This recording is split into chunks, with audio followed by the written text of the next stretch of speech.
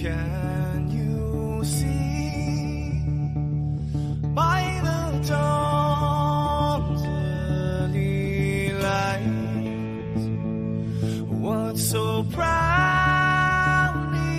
we hailed at the twilight's last gleaming, whose broad stripes and bright stars through the perilous fights. Oh, the ramparts we watched were so gallantly streaming, and the rocket treadless, the bombs bursting in air, gave proof through the night that our flag was still there. Oh, say, just that star-spangled banner, yeah, wave for the land under the free, and the home of the brave.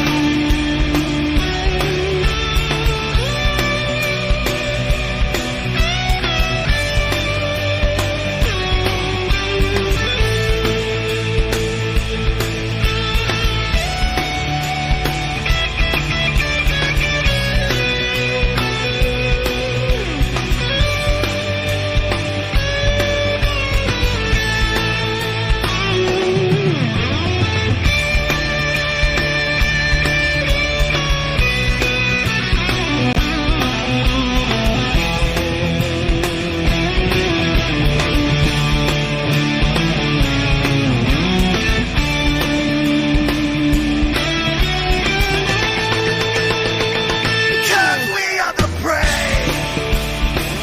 Yes, we are the brave. We'll fight you in the name of the brave. We are the U.S. of A. For those unaware, that flag is still there. It's our future to save. Stand of the brave, the U.S. of A. Oh, say, just that star-spangled banner, yeah, wave for the land of the free, and the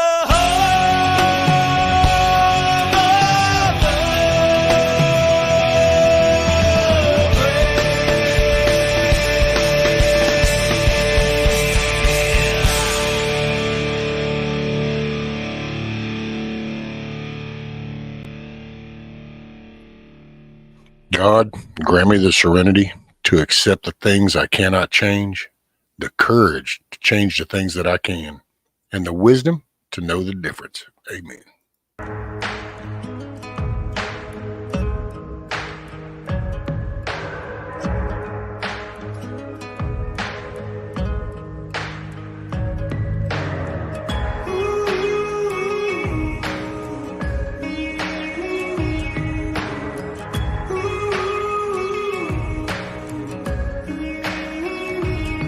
Well, I was born on the banks of the Sabine River, not far from the Texas line. I ain't got much, but I'm damn proud of this double wide off in the pines.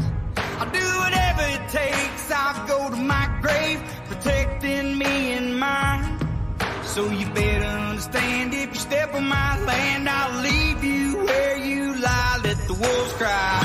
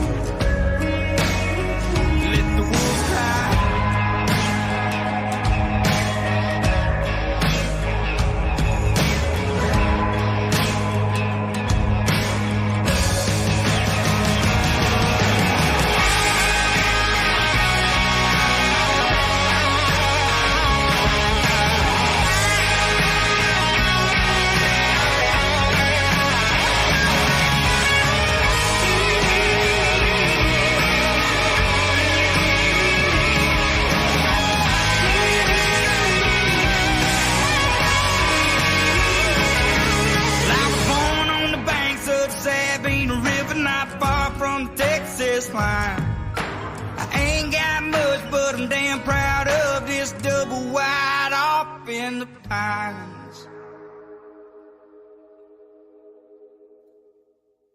Hey, morning, everybody. Let's see. Scat Pack in the house. Mrs. Meadow. Sandy P. Coffee first. I think I seen Fetty in here. What's up, Fetty? Morning, everybody. Now I can say morning to Garrett. I don't think Garrett's probably still here. Garrett was just trying to cut Scat Pack off. But okay, I'm here, man. Ooh-wee.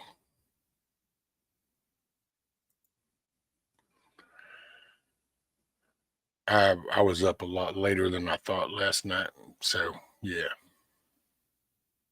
But we're going to knock this shit out this morning. Just got to wait for sunrise. Figured I'd shoot the shit with y'all for, I don't know, about an hour. And then I'll be making the move outside. And, well, then y'all can just hang out while I dig a hole. Dig a hole. So what's up, everybody? Did y'all have a good night last night? Did you have a good time wherever you went, whatever you did?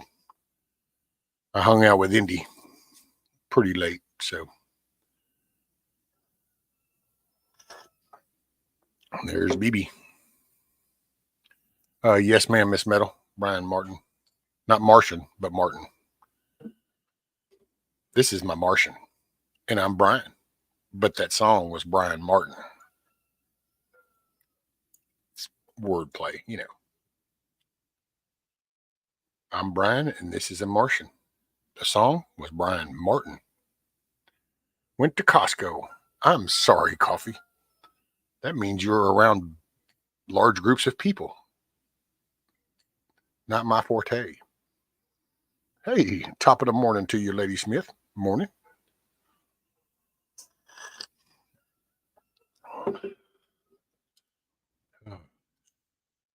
My little dude over here, he been tried to crow a couple of times a while ago. Did this little gurgling sound. He's kind of cool. Yes, I don't do large crowds if I can help it. Yeah, yeah. Man, you know, it's like I said, I try to like people, but people usually ruin it. It's just one of them weird things.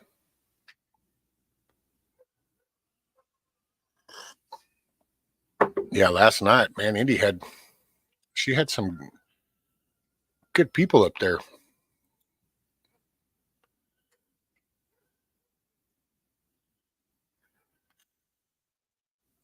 Ooh, man.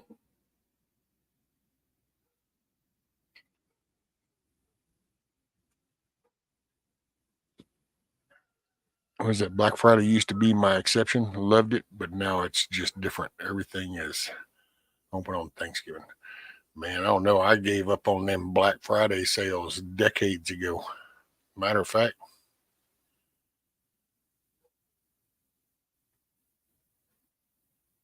holy shit.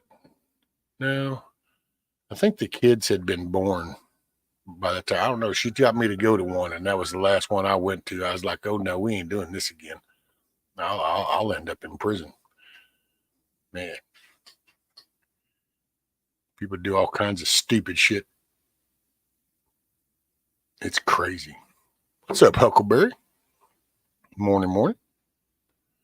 Dusty Country Roads. Morning.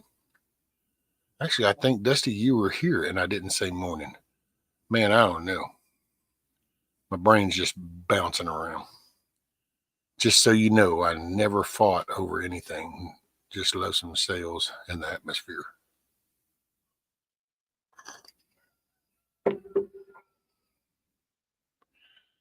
Yeah, see, for me, man, it was just opposite. Did one of them special things. She wanted to go get some entertainment center or something that was on sale. And man, we went in there and it was like, oh no, these people are done gone cray cray. Pushing, shoving, grabbing shit out of people's hand. I'm like, oh no, y'all got to back up. I ain't going there with all that shiznit. Never did a special shopping day. Then again, not much of a shopper. Yeah, did that shit, man. I don't know. Yeah, I couldn't even imagine going nowadays, especially in them cities. Oh, hell no. You ain't fixing to get me boxed up inside of people when they get to acting stupid. Hell, you can even, these people go crazy just cuz.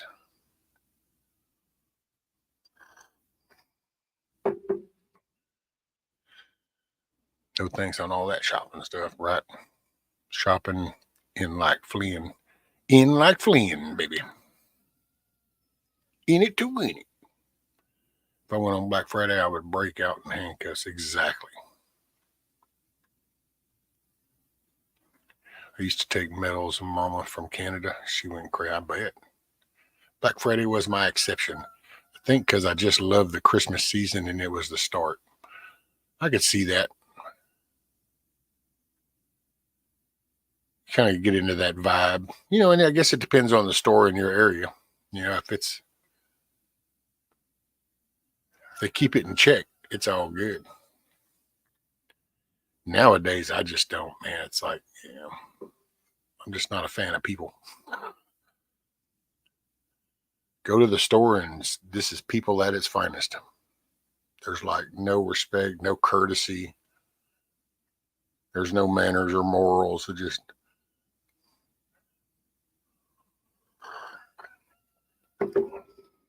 full greed and gluttony on full display. I hate shopping in crowds. Amen. Well, see, now the missus loves shopping and shit. Although I don't think she likes it too much anymore. It's people changed it. Lady Smith, my sister too. I'd just soon stay home.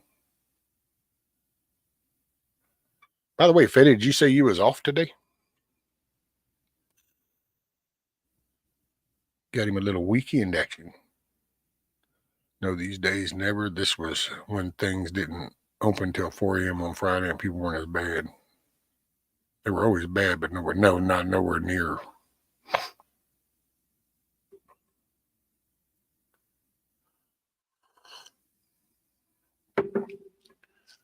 Yeah, I gotta say, these current events have me second guessing everything, kind of looking back, going, yeah, I could see where that went all wrong.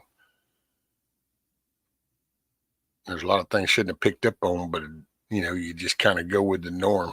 Then hindsight's 2020, so you look back and you go, yeah, that might not have been the best thing to do, but here we are. So you roll with it. Oh man. Hey, do y'all got some coffee? You got your tea? Got your soda water? Right. Yeah, there you go, Fetty.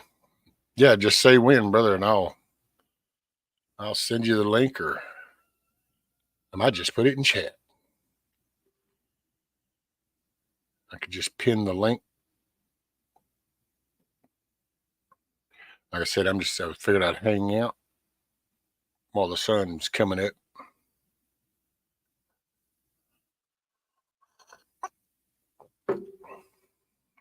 And then I just hang out, shoot the shit with people while I'm digging a hole.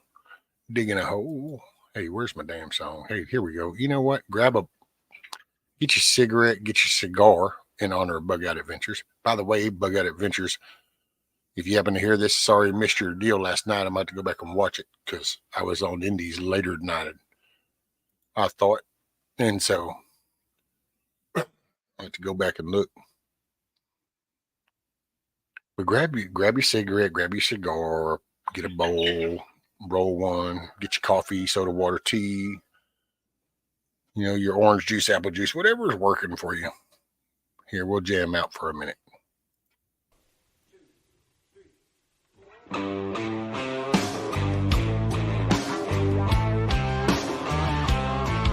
That's it. A la natural, Betty.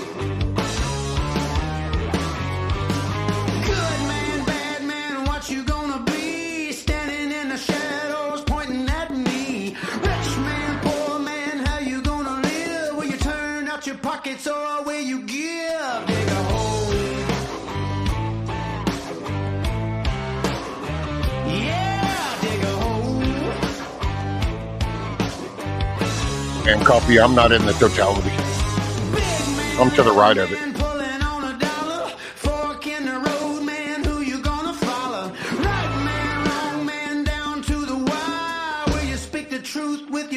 To the fire, dig a hole.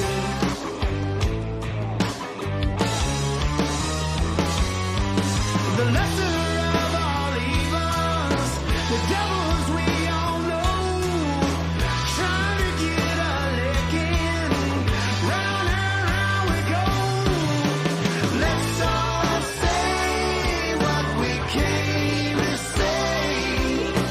Ain't enough time for the games we play. Let's all sing like it's a brand new thing. One more time till they say, yeah, dig a hole. I'm not going to go anywhere to watch it, coffee. I'll just look and see what shows from this angle. Seen him before. What's up, Eric? Left man, right man, is it your turn? Are you gonna stand back and watch it all burn? I ain't much, just a simple country child. Give me an inch and I'll take a country mile. Dig a hole. Hey, what's up, Pilgrim Morning?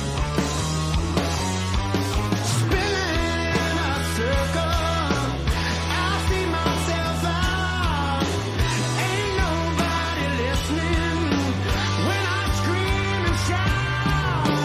Let's all say what we came to say. Ain't enough time for the games we play. Let's all sing like it's a brand new thing. One more time till they say, yeah, dig a hole.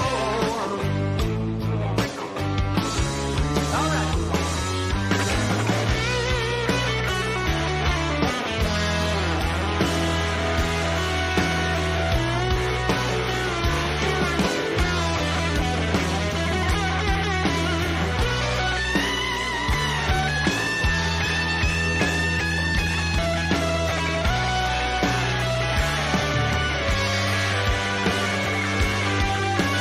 Let's all say what we came to say. Ain't enough time for the games we play.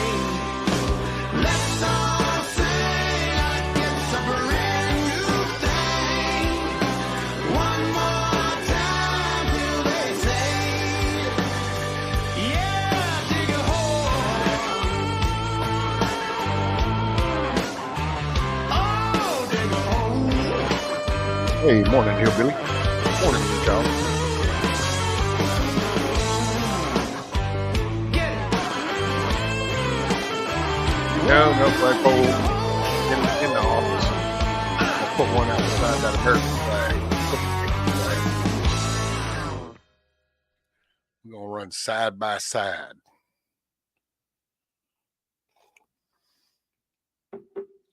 Which, I don't know, most people might not be aware of that, but Texas, being an individual country before we joined the Union, maintained the rights to fly our flag equal to the U.S. flag.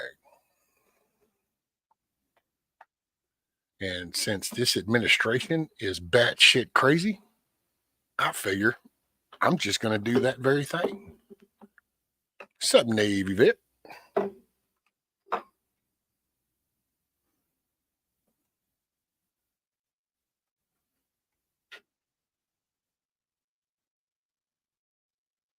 So, yep, hear him? Did you hear that?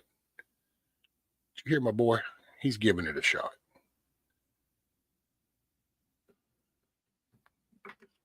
My boy's trying to give it a shot. I don't know if y'all heard that. But there you go. Little old youngin' gets an A for effort. I think Texas should offer land to people who are willing to come down there and help for a year.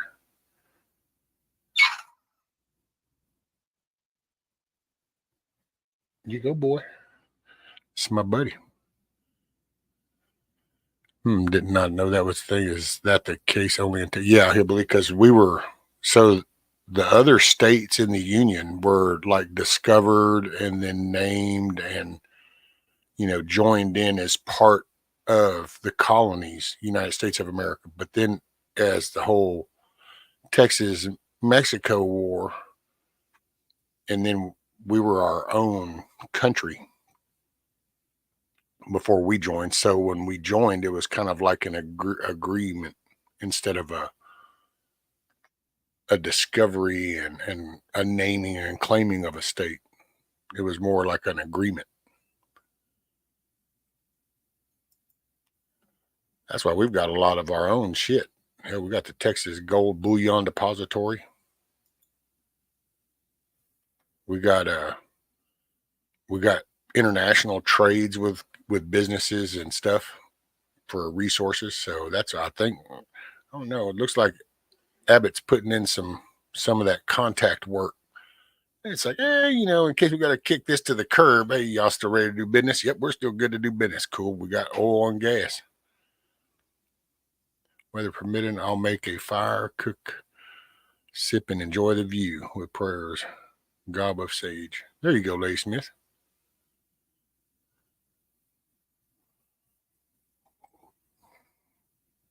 Don't you wish you were still your own? Oh, yeah, coffee. Kind of nice at this point. Come up with Mrs. Rescue.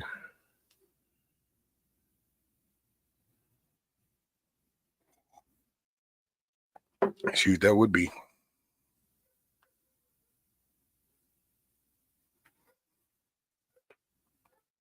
Hey, the more you know, like this old after school special, right?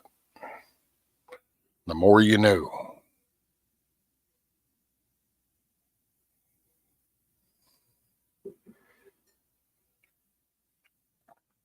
Have a chill time. Shoot, that would be, yeah.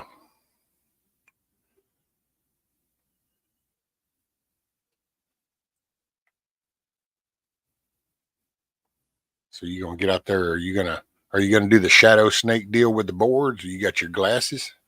You gonna view it?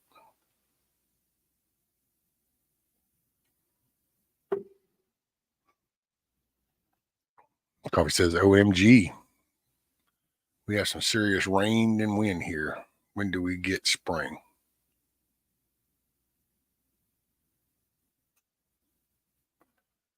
It's green as all get out there.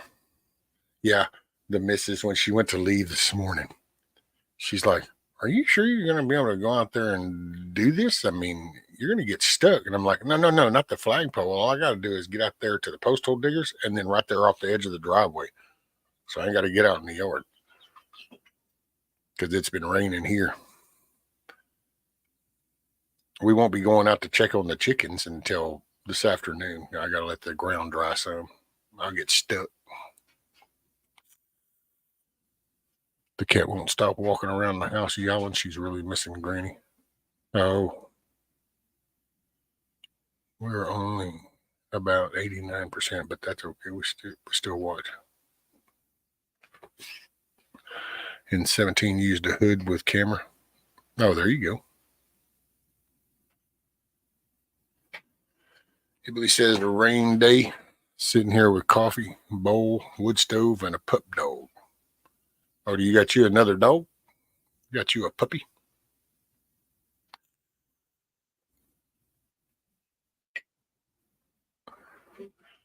Hell, Mrs. Meadow done got frustrated with her puppy.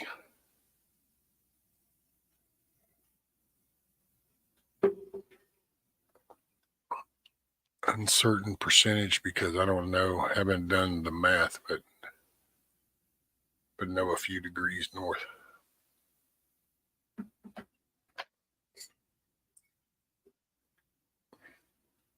Dang, that was quick. No traffic early this morning.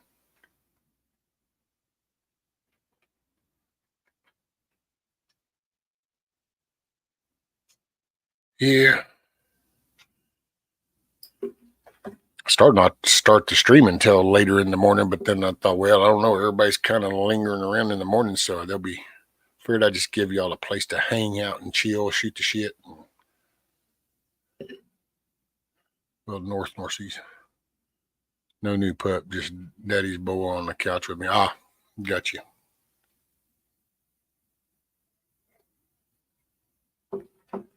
Rudy's all curled up in that bed. He don't even stir till it's just still too cool. What are we at? I think we're at like 50. What are we at? 52 degrees. Seeing for Rudy, buddy, it's like, oh my God, hell no. So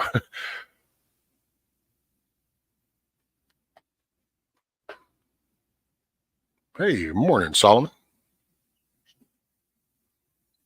Good morning. It's too close to siesta.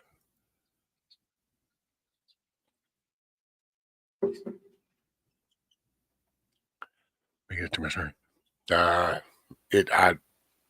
I doubt that, hillbilly. One, her schedule now, her off days are on Mondays and Tuesdays. Stupid shit. She's got some applications in, so it just depends on what happens.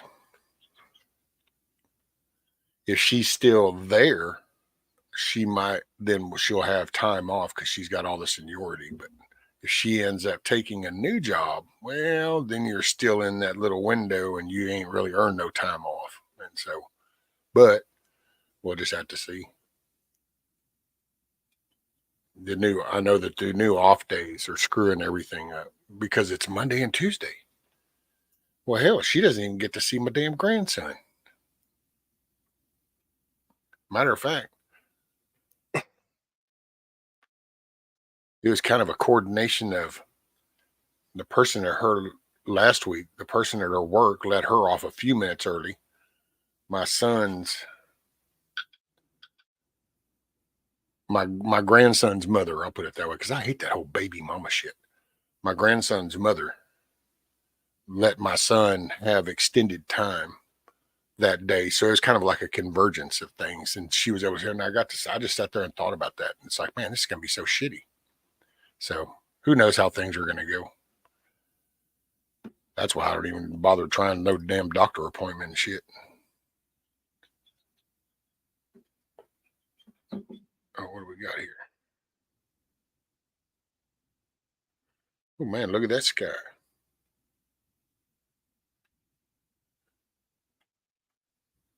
Damn, Lady Smith, I think that's probably about the best green screen I've ever seen. I'm just picking. I don't even know why I decided to do that, but I did. I guess them people cracked me up. Nice, pretty dark sky. I started to go outside. I just got no control over music and shit that way. So that's why I thought I'd sit in here for an hour or something. 52 degrees, that's a heat wave, right?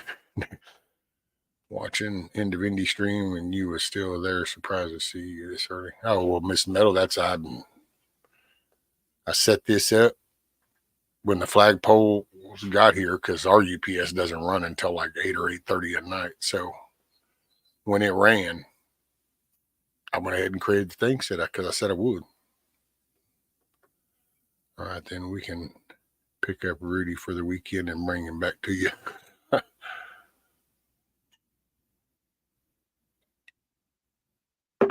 Oh, Rudy Roo.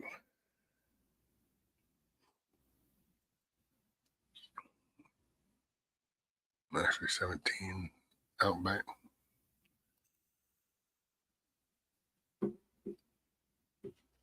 And he's such a Riri.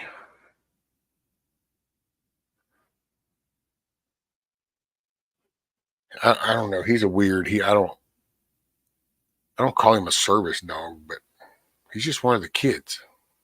He's just one of the better kids because he listens.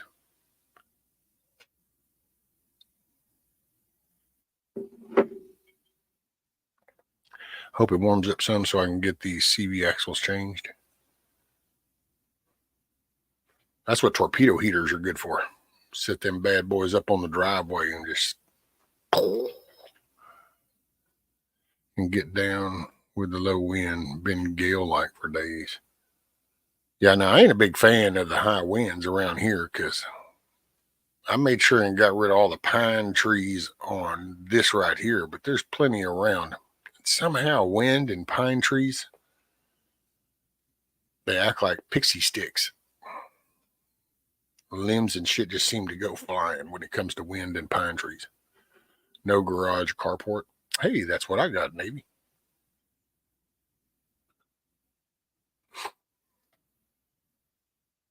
"50-foot maples and ash." There you go.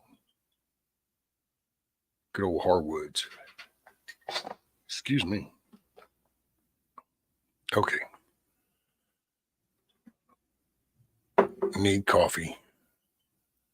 I know I got something back here. Let's see.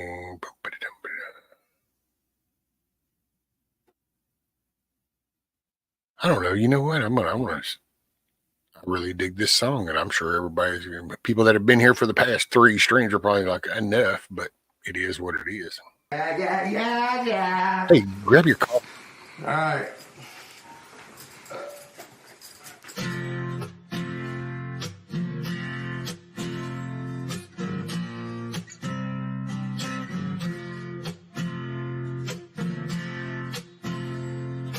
Give me one reason to stay, and I'll turn right back around. Give me one reason to stay, and I'll turn right back around. Said I don't wanna leave you lonely. You gotta make me change my mind. Baby, I got your number. Oh, and I know that you got mine. You know that I called you too many times. So look at here. You can call me, baby. Call me anytime. You got to call me. I said, give me one reason to stay, and I'll turn right back around. You can see me turning. Give me one reason to stay, and I'll turn right back around. Hey, morning, deplorable. Said I don't wanna leave you lonely. You gotta make me change my mind. I don't want no one to squeeze me, and I take away my life. I don't want no one to squeeze me, and I take away my life. I just want someone to hold me, oh, and rock me through the night. With this youthful heart can love you, and give you what you need. With this youthful heart can love you, and give you what you need. But I'm too old to go chasing you around, wasting my precious energy. Oh, come on. Give me one reason to stay, and I'll turn right back around. You can see me turning. Give me one reason to stay, and I'll turn right back around. You can see me turning. Said I don't wanna leave you lonely. You gotta make me change my mind. Oh, one more. Said I don't wanna leave you lonely. You gotta make me change my mind.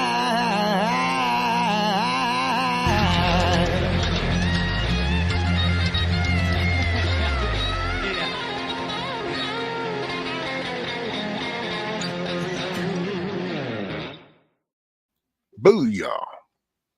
I don't know, man. There's just, that's got just, it's, sometimes you hear those little songs and they just kind of, it's just got that little vibe.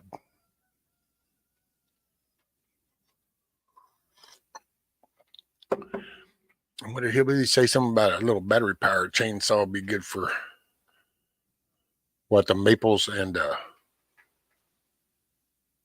was it maples and ash? And yeah, pine very soft and brittle. It'll splinter it. Lighter pine is really good to start fires, though. Holy crap, 50-foot fruit trees? That's the shiznit there, buddy.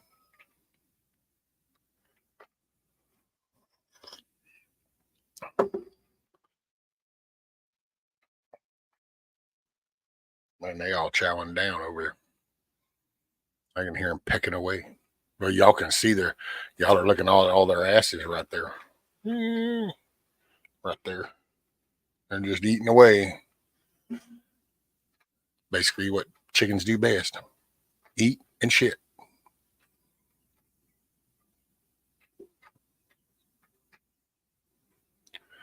Ooh, man.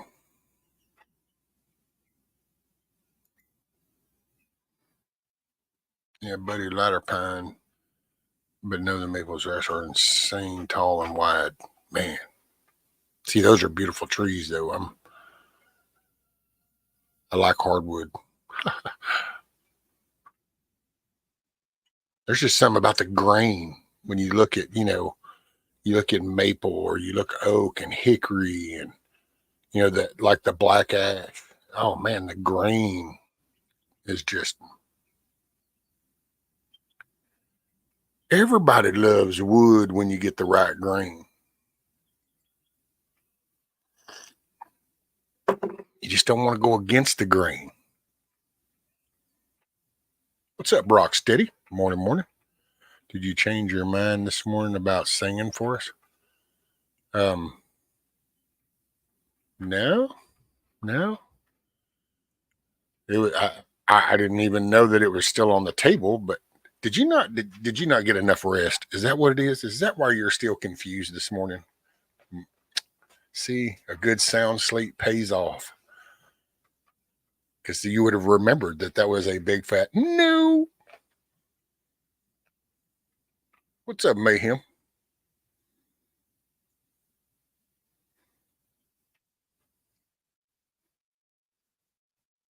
Hey Smith, there's some reviews on YouTube on a Cobalt 80-volt battery chainsaw from Lowe's. They're a bit pricey, but the reviews also we're good.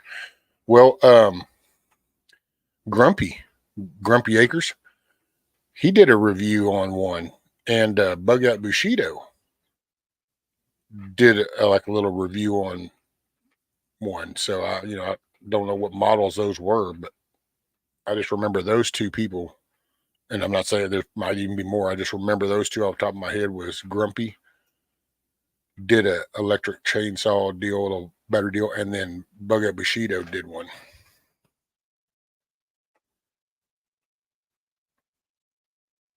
And anybody that wants to come up, you can come up. It's fine with me. I mean, I'm going to sit in here. We're going to talk for maybe, I don't know, about 30 more minutes before I move outside. That doesn't mean anybody can't be up here when I move outside, but just respect, man. That's all it is. Just common sense and respect.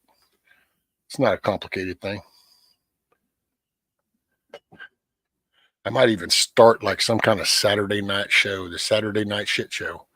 And we can just see if people could actually get up here and have a conversation without getting pissy. Rescue, you want to see my uniform? Ooh, man, I see that mayhem. That is just one of them open-ended questions because, you would think right off the top of your head that somebody would go, well, sure, man, what does that uniform look like? But then again, that could backfire. So, yeah, as long as it's not going to expose any body parts, it would be cool to see the uniform as long as it's actually, Yeah,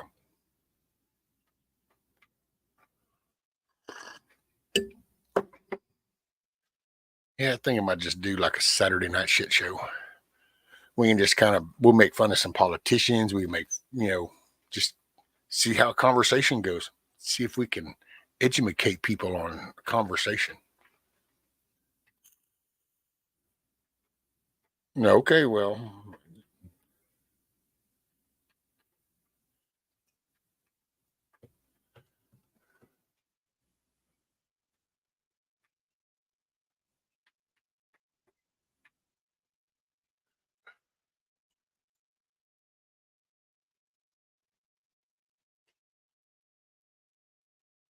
hubby is up making my quiet time noisy. I'll talk to y'all later. Make it a great day. Coffee, make it a great day. Keep your head on a swivel. Make it a good day. Enjoy the day.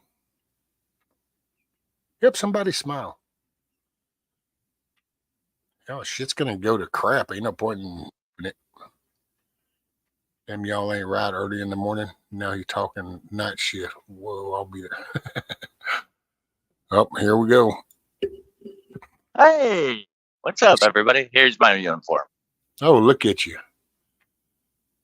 Damn, that almost looks like some kind of like officer in the Singapore Army or something. No, I don't know if you guys can see it. There you go. Got your little shield, which you got the cross. Yep. Yeah, search and rescue. There it goes. I noticed how Mayhem made sure he had all the stars on his collar. You notice that? Oh, well, yeah, because I'm the chief. Come on now. It's like, yeah, look. Yeah, I'm all decked out, bro. Yeah, the 4 gold stars right there on each collar cost more than the whole shirt and everything else. But oh yeah, oh no, actually, that was we used to fuck the with shirt was expensive. We used to fuck with some of the people like that around back in the day. Because when you think about it, it's a setup job, dude. It's a setup. You're a captain, or you're like the assistant battalion chief or something. Guess what? All you mofos wear white shirts with all of the bling bling on it, and it always looks funny because it's kind of like when you look at Millie. Look at Millie, and you go, somehow, dude, I don't see you throwing down, but boy, you sure are decorated out like a Christmas tree. Yeah, I've got my assistant chief's uniform in the back. It's too dark to show you, but he's got 4 silver stars. There you go. Hell yeah, man. I saw your let's see. The one was the lady was, or was that I see. I better, my brain skips, and if I say something wrong, I'll be like, wait a minute, I don't know. Okay, so there was, I'm going to retract that, and I'll start off with, there was a person in your video that was using one of the hand saw deals and was sitting down, and boy, it looked like was kind of struggling, but was working it. So yeah, that's one of my volunteers. After the training, let's see, that video we had 15 people, to include the 5. Yeah, to include Backwoods, who's part of our organization. So 5, and then the other 9 were just people come to training. We finally opened up our training to the public, because, and then that's another way that we do our recruiting and getting volunteers or members. Because the volunteers and the members are different. Members are actually locked in. Volunteers aren't. They can come and go as they please, and they're not so given wait a minute, uniforms. that sounds kind of Gestapo like. Then think about that. Did y'all just hear that? So if you're a member, you don't get to leave. There's no choice. No. You have sacrificed your soul to the mayhem hell. But if you're a volunteer, you can come and go as you please. Yes. Now, if that isn't a membership recruitment statement, I don't know what is. Become a member and never get to leave, or volunteer and come and go as you please. Yes. No, that came out wrong. I want to be a member. I don't want no choices. No, that came out wrong. But no, like our members actually get true uniforms. The volunteers, whenever they show up, they get issued it, and then at the end of the event, whether it's a search and rescue operation or it's training, they have to give the uniform back. That way, That way we don't have a whole bunch of people running around the state with our uniforms and not apart. Like they are apart, but we found out that it's best to try to keep as much uniform as you can. We've had some people that are like, oh yeah, thanks for the uniform, and then they never show up to training Yeah. in like a year. Well, that's that actually happens with a lot of fire departments too. Yeah. Everybody wants a woo-woo light and a little box on the dash and some bubble gums, and they go, yay! And it's like, well, Yeah. wait a minute. Do you even know how to run this shit? Do you even know what to Yeah. do? Right. Navy vet said, anyone else see where a guy was arrested in California for eating leg from a victim of a fatality train accident? They even have him on video chewing on the leg. Lord help us. No, I haven't seen it. I would say just, and I'm not saying this about that one, so don't come at me, bro. But you gotta watch, man. Isn't that weird timing though? About the time Haiti's going to shit, and the kind of the stories from there are the cannibalism, and then now you'll see release these. Oh, look at this video, and you kind of go, oh man, I don't know, is that an AI generated or? I mean, either way it goes, all I can say is I guess I don't think too much about it because, dude, you come at me with some weird shit like that, and you won't. We'll have more oxygen after that encounter. I can put it that way. There'll be just a tad little bit more oxygen in the atmosphere because there'll be less absorbing. So it's not, but damn, what a trip. Because it is, when I saw that, I thought, wait, isn't that a convenience of like all the stories coming out of the Mr. Barbecue over there and what they're doing over there. And then all of a sudden it's like, by the way, look, we're going to install some fear because you're going to want to be scared of these cannibalism. You're going to want to be scared, and you're going to want your governor to bring in the National Guard. You're going to want him to come and protect you. Or could it be like how like whenever you go out and you buy your first vehicle, and you're like, oh man, this is awesome. I'm the only one with this. Because you never notice that vehicle out on the road until you buy it yourself. And they're like, oh, there's one, there's one, there's one, there's one. Maybe it's like that. Maybe we don't notice it until it's brought to the forefront. And then now all of a sudden we start noticing all these videos and weird stuff going on. Well, and it could be John Schneider, good old Dukes of Hazzard dude. See, I remember a few years back, he actually did a little video about that, a short little video, and he was going, people don't realize how easy they can be led. And he actually brings up like a red Ford truck. He said, you would have never thought a red Ford truck unless I tell you about a red Ford truck. And then now you're going to go see more red Ford trucks than you've seen before. You're going to think because you never thought about it is why. When you're thinking about it, then it becomes observant. If you're not thinking about it, shit will go right by you without you noticing. And I was like, damn, it kind of does that way. And me and the missus have joked about it ever since. We got a little thing. My son drove for TMC for a little while. And so it became a thing every time we would see a flatbed and be like, and you notice the little feature and be like, yep, TMC. And then, of course, then they get close enough. You see the logo on the door and shit. Yeah. Right. Then you go, wow, I didn't realize there was so many. And we would laugh and go, there was something about that. You go to buy a Ford truck, all of a sudden you start seeing more Fords. You're like, damn, I didn't know there were so many Fords on the road. They've always been there. You just weren't interested in one at the time. Morning, Savage. You know what I haven't seen in a while, though? Savage said you look like MacArthur. Oh. I haven't seen Volkswagen Beetles in a while.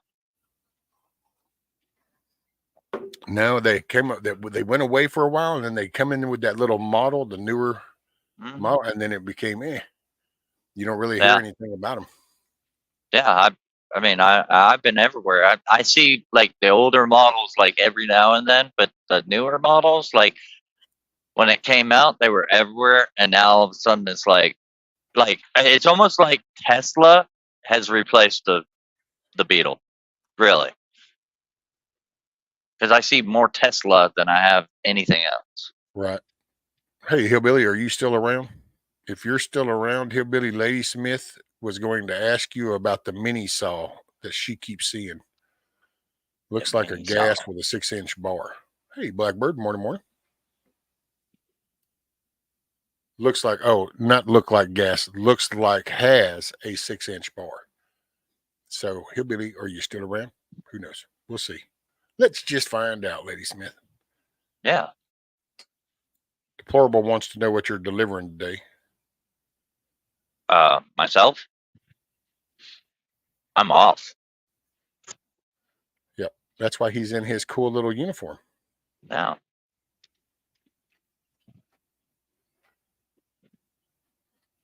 Yep. I'm in my personal vehicle because look, you can see out the back. There's no bed. That's a hell of a green screen. Yeah, that is one heck of a green screen.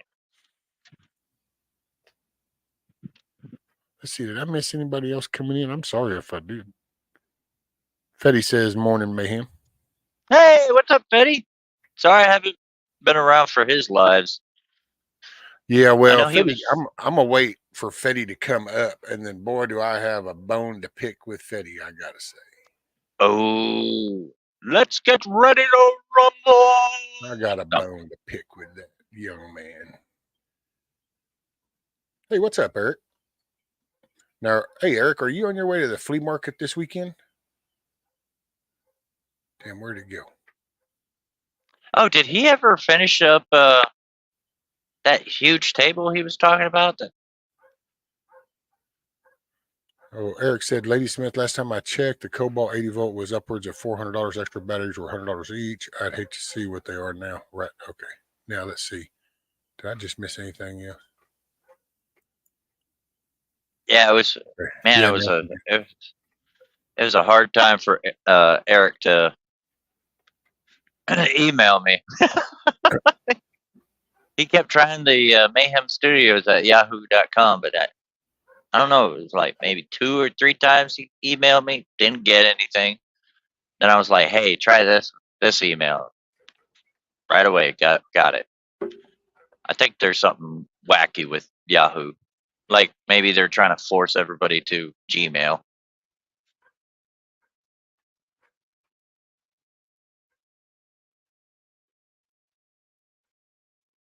Yeah, I was sorry, I'm trying to see what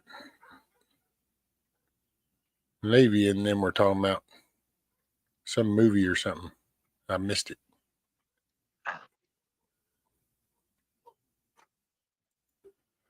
Okay, Eric says, skipping the flea market today. Weather was too unpredictable going tomorrow. Right on. I need to get another phone holder for my SUV. Savage says, Pilgrim, hey bud, time to fire it up. I can't hardly hold down coffee. So perfect time to fire it up.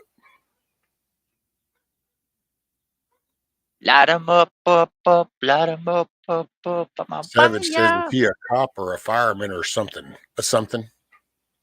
A something. I mean, I'm if a those are the something. 3 options, then it would be a something. It's not. He's not a cop. He's not a fireman. He's a something. So, search and rescue. Search and rescue. Yep. Privately owned. 501c3. Another Amber Alert here where the suspect's name appears to be Mexican. Probably for the best and good morning. So good morning, good day, good afternoon, good evening, wherever it's working for you. And Lady Smith, I don't guess Hillbilly's listening. That's not.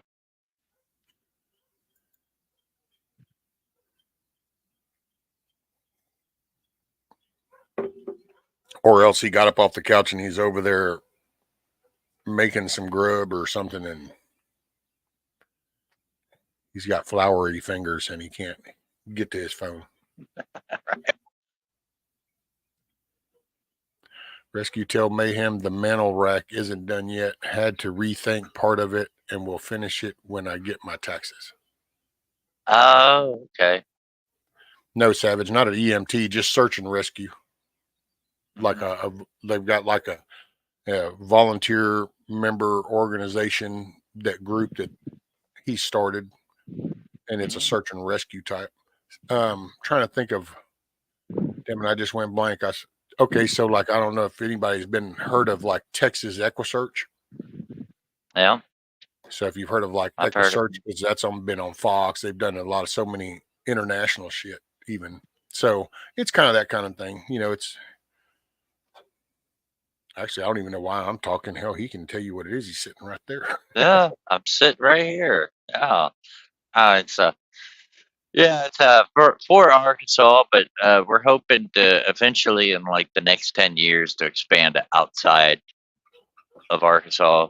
Kind of put kind of like a national, but right now we're focused on search and rescue in Arkansas because we have the Ozarks, part of the Ozarks, which are also in Kansas and Missouri. We have the Arkansas River Valley, and we have the Ouachita Mountains. And a lot of people, if you look at the spelling of Ouachita, it doesn't look like Ouachita. It looks like Quachita because it's spelled with a Q, but it's pronounced Ouachita. And that's more in the northwest, northeast area of Arkansas. And then we have the lowlands and the highland swamps, which is northeast Arkansas is the highland swamps, and southeast is the lowland swamps. So we don't like we don't get too much in that area because a lot of people come up from Texas and come down from Missouri and Kansas and Oklahoma to go to the Ozarks, the Ouachita, and the Arkansas River Valley. No, you And said that Butler County in Ohio near Cincinnati is putting out warnings about the illegals and telling people to arm up. oh, I think there's spots all around that are starting to pop up with that because you got these main players you always see, but these little people that have been doing these little towns and counties, they see it, they watch the same stuff and go, oh no. Sorry, go ahead. yeah. Oh, no, you're fine. And we formed about a year ago because I think it was around this time.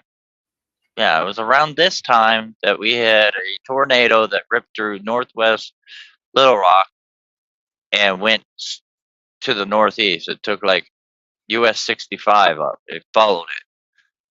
And I mean, we were going to go to Little Rock and help out.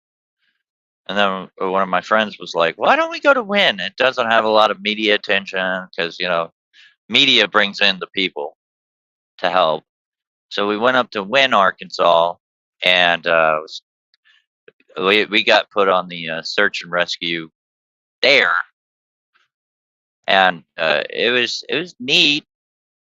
It was neat.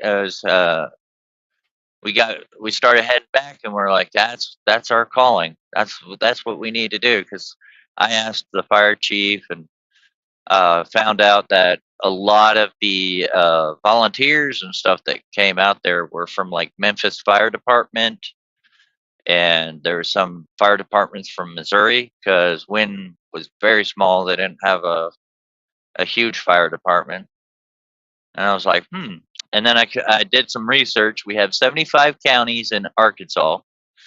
12 of them used to have search and rescue, but because of budgeting, they had to shut down. And then after that tornado, there's 2 counties that started back up again. And More so interesting. we helped those 2 counties. And then we try to service all of Arkansas instead of just, little areas because the way I did it was I divided the state in half, and I have a northwest district, I have a northeast district, southwest, and a southeast district. And each one of those, hopefully, we have a northwest district chief now. We're looking for a northwest district assistant chief, and all we need is just the northeast, southeast, and the southwest to get involved. So we're slowly. It's been like a year. We're doing pretty good. We're slowly growing. We're getting funding. Some. There you go. And that Well, it takes time to that build up. yeah, yeah. So and right now I'm going to go do some training, and we're going to last month we did wilderness survival training, basically bushcrafting, how to start a fire with what little you have, uh, how to make a snare trap, how to get hydration, stuff like that. So this time we're doing first aid. So everybody that's coming out is going to get CPR and AED certified, and also learn how to, you know, make splints and how to treat wounds and stuff like that that they may come across out in the wilderness. Hell yeah. Yep. And if you guys want to see that training after it's done, because I'm going to film it, you guys can go subscribe to our channel. It's Special Tactics Aid and Rescue There you on go. YouTube. By the way, Lady Smith, I couldn't decipher. So what was the WYMFA? Me no sabe. Me no sabe nada. What? Yes, he WY? was saying the solar dance hype is code for, and then it's Oh, WYMFA people. uh, So I was oh, kind of going, okay, what would that equate to? Shit coming to a fan near you. Wet fire WYMFA. starting a bonus. Wet fire. Wait, oh wait, no, I don't think that was answering me. Hey, what's up, Hutch? I don't know, man. Chat moved, and then all of a sudden I scrolled, and there was like shit. Oh, watch your MF arse. Gotcha. Here we go. I would have See, never. you I you would have can never never be too deciphered old to that. learn something. Yeah. I was trying to think of what it could be. Well, see, and I just overlooked that. That was a man. That's just become a part of day-to-day life since I was pretty much 16, 15 years old. Crazy environments. Americans have a right to news and stuff from other countries. Well, yeah, there's the interwebs.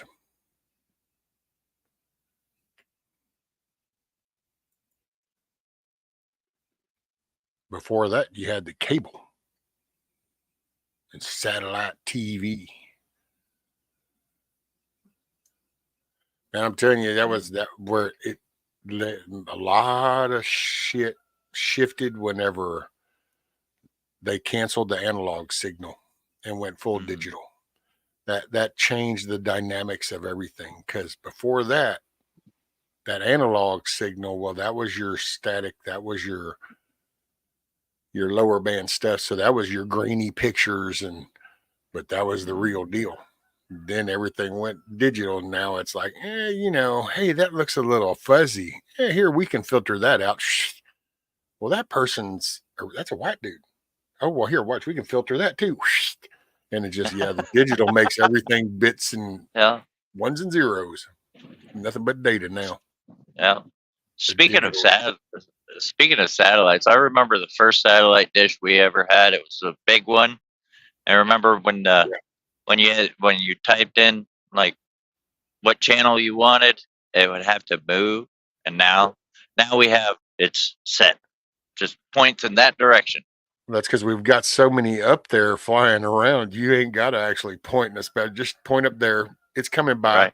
It's gonna kick you over to the next one as you're rotating. Yeah. Man, it's just, I gotta say, it's pretty impressive when you watch the Elon Musk shit, dude. The Starlink launches. I've showed them a couple of times here. When you watch, those are badass. I gotta say, they look cool as shit, dude. It launches up, gets up, and breaks off, and becomes a train that just starts all in a chain. And then as they're needed, they literally break off and go. One shoots off over this way. One will shoot off over this way. I think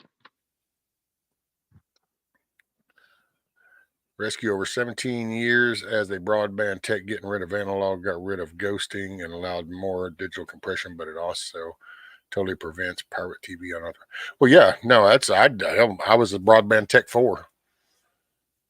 You know, I was basically a head end tech whenever I left, and yeah, that's why I talked about it before. I remember doing the digital conversion, and hell, we always looked at it as in this is an improvement. This makes it easier. It's like, oh, great, man, we don't have to find all this shit, man, because analog was touchy. So it's one of those things though when you kind of zoom out. Well, for an offer of easement and comfortability, we gave up analog signals. You know, yeah, this will be easier. It's easier to maintain. And it's like, oof. I wish we would have just kept both. But see, you don't really catch the importance of that until after the effect. But then that's how most things when they take your shit. Cluttered, even savage. Close. Earth orbit is crowded. Oh boy, howdy. I showed that one day on a stream. You know, there's that hole. None of that's really there. And it's like, I don't know, man. When you look at all these satellites flying around, that looks like one big dust bowl around us because there's so much shit flying around up there. But it's out of sight, out of mind. And see, it's like kind of like looking out over the ocean. Once the boats get so far out, you don't see them no more. That don't mean that there ain't 500 boats sitting out there. You just can't see them. That's all. Well, that's how the space is around us. There's so much shit up there. You scroll up, you can go to Starlink site, see all the satellites over. Yeah, Scat Pack. Yeah. Hutch says, yep, 10-foot black beast with the holes in it. The 90s. That's it. Them big old dishes. Yeah, happy birthday. They were huge. Turning 1. Yes, ma'am. Kiss off. Thank you very much. Yeah, little man's birthday's tomorrow afternoon. Oh, nice. Little man. Getting older. I'm hitting his 1 year mark. Well, actually, he was 1 year 2 days ago, technically, but for us, his party is Sunday. Sunday. Yeah. Gotta bury that face in that cake. Man, yeah. He got a smash cake on the day. His mama did him a smash cake, and see here, just so y'all, everybody that calls me an asshole and said, just know you're not alone. There's other people that feel the same way. So the line is there. Just feel comfortable. You're not alone. So I was the guy. I'm always the guy. So I looked at it and I was like, that's really cute and shit. And it looks fun as I'll get out. I just hope that they don't do that anymore. And she's like, wow, well, that is fun. And I go, okay, yeah, but here's the problem. You're going to do this for this kid. And here, when you do this about the second or third time, well, then there's going to be the days that aren't the birthdays. And what you going to do when homeboy's in the high chair and he chunks your macaroni and cheese? All of a sudden, now he's in trouble. So how is he supposed to know that, well, this is a birthday smash cake? Well, we explain it. What? To a 1-year-old or a 2-year-old or 3-year-old? You didn't explain shit, homie. Yeah. That's going in one ear and out the other. They're going to do it again. They're like, so that was fun. That was me. I mean, it would look, he looked like he had a blast. I just was like, okay, but now look, don't make that, because they do that, dude. And then you go, what are you going to do? Right. So you're going to tell him it's okay right now, but at that age, they don't distinguish the difference. Now all of a sudden he's supposed to keep his mac and cheese on the plate, and it's like, I don't know, man. It was kind of fun smashing that cake. Can I smash this too? Hey, these little pancakes, can I? Bam! Hey, look, that shit flies too, like that cake did. Because when you think about it, of the innocence of the child, dude, you're putting this in, you're going here, and they're smacking that, and they're kind of starting to giggle because everybody else is laughing because this is cute and it's funny, and then he's getting to eat the cake and stuff. But then that day is over. So what do you do now? Homeboy still had fun doing that. Yeah. Chicken, come on down to Southwest Oklahoma. It'll be 110 soon enough. Cloudy today, but still a solid 75. Still kind of winter here.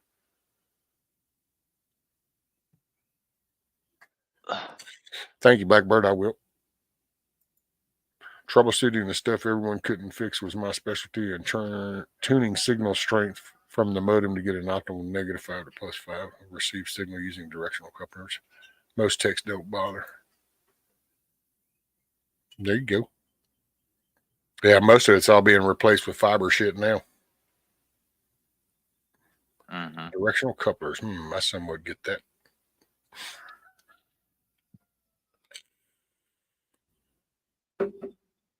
Yep. Been bit many times.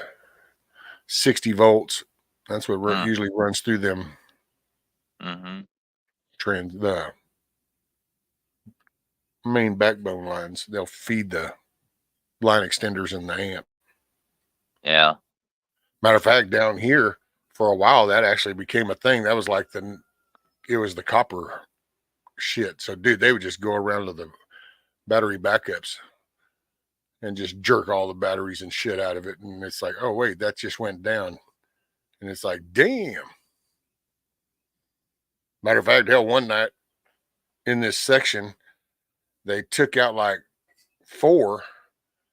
And while talking to the law enforcement in this one spot, describing these things that are all gone and stuff, in the middle of that conversation, just 500 yards from them, they did it right there on a pole. And it was like, holy shit, man, they just jacked the one where y'all are sitting there talking. They just jacked that one right over there and went around this curve, another curve, and bam, sure enough, it was like, damn.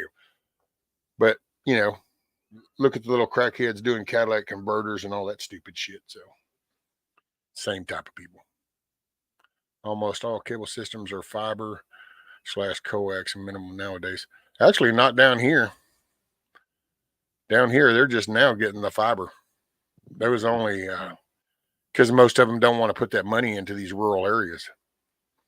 We had so many places I'd go do all the mapping out, do all the drawings and everything. And what they do is they poll that area on how many people will sign up for all the features that they're offering. And they take that cost of the amount of subscribers that they'll get, and they see what the time frame is going to be before they can get their money back out of the investment of building that area or upgrading that area. And so if the subscribers aren't high enough to where they're getting enough monthly subscriptions to get their back end cost, you know, in 10 years or whatever, then they won't do it. You'll just sit here like, hell, we still suck with. We're just now one of the phone company, the competition is the one bringing in fiber now.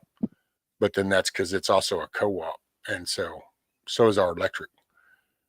This is where your small little county areas and stuff, these co-ops have decided that, you know, it's time to start covering our ass. So they're doing their own. But yeah, deplorable chicken hand. Nope. Been back in Okie land 12 years now. Haven't seen a single tornado yet. Tornado Alley moved about 500 miles east along with the magnetic North Pole. Look to Mississippi. Well, I gotta hop off here. I'm pulling up to our training facility. Right on. So, look at you in the woods. Yep. Well, cool deal, brother. Be safe. Yeah. All right. Make it a good day. All right. Educate some people. I will. Appreciate you, brother. Thanks, man. All right. Later. Later, buddy. And mayhem out the door. Going to educate people on some search and rescue tactics. And this is why Booney Life is cableless. Yep. It's not cost effective for them. That's why I personally think that the power companies, if you can get power, then you should be able to get internet, because you can run the internet through the power lines. So, but you know how it goes. This is 2024. You talk about common sense things. It never fits into the puzzle, because this is a clusterfuck puzzle of gluttony and greed, and it's all about the dollar.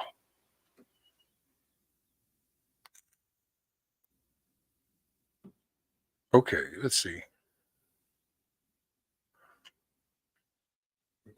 Either.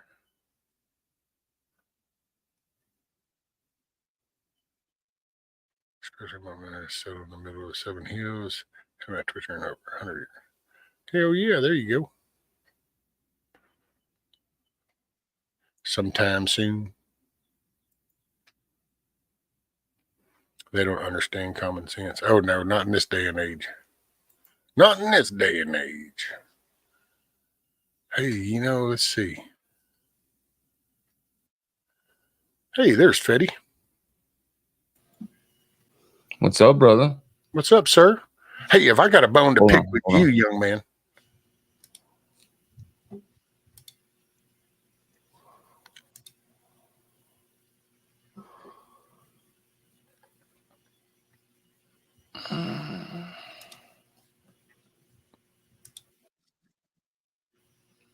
Talk. You got it? Is that better? Yep. Can you hear me? Yep. Cool. Sounds good. How you doing, brother? Oh, man, hey, I woke up, so make another day of it. Yes, sir, man. Yes, sir.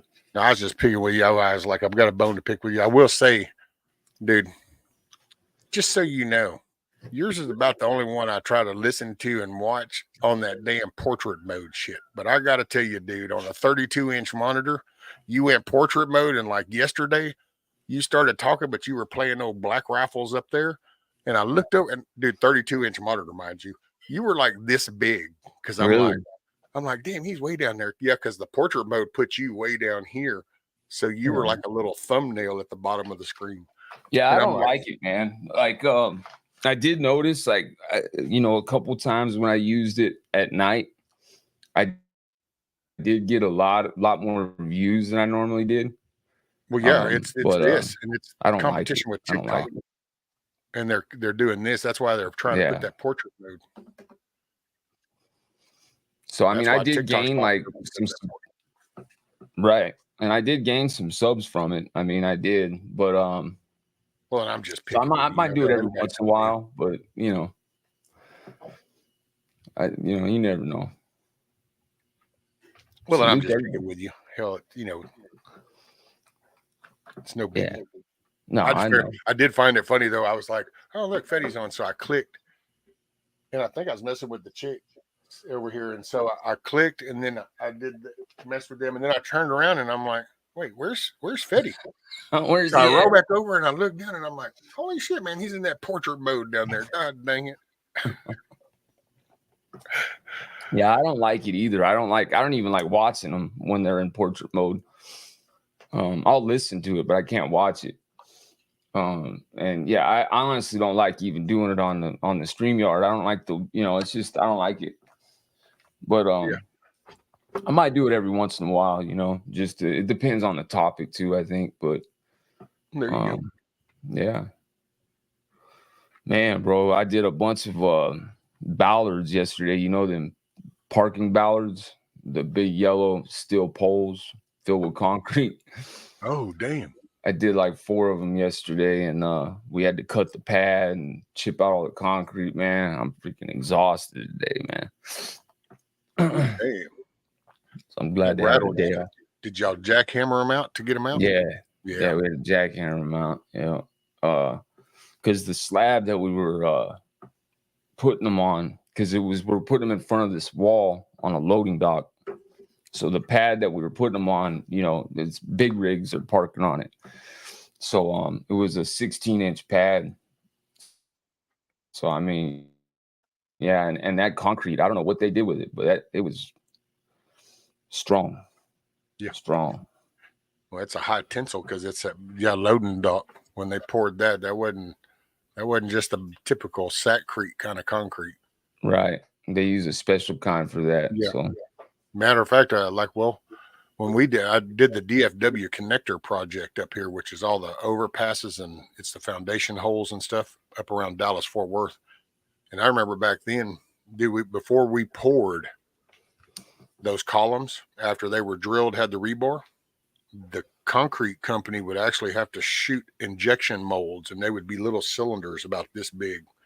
And they got to go to the testing lab, and they literally will sit there and they will slowly compress those, and they come up with their shatter rating to see if the tensile strength of that concrete is strong enough. Right. And if it doesn't pass, then you ain't pouring that for this foundation leg. That's what goes wrong in some of these places. People skated by shit, and then 10, 15 years later, all of a sudden that bridge starts to collapse, and you're like, hey, what caused that? Oh, that's because somebody skated by on some of that cheap ass concrete when they poured it or something. Yeah, no, definitely, for sure. Yeah, man. Hey, man, you see what happened in Russia and all that, man? It's crazy. Dude, you know what? Hey, you know what? I'm just going to say it. I got to say, there has been hypothetically saying, I'll put it this way, hypothetically, there has been some talk that maybe, I don't know, a 3-letter agency that ends with the letter A might have actually had something to do with that instigation over there, you know, to provoke this World War III even more. Yeah, I mean it's I think they're just it's a last fucking ditch effort, fucking pedal to the metal, and don't give two shits anymore. They're just like screw it. That's Dude, what I think now at this that's point. what I mean that's the only thing I can think. Dude, that's exactly well, that's where they're at in November. You've got the SWAT team outside. They've got your shit surrounded.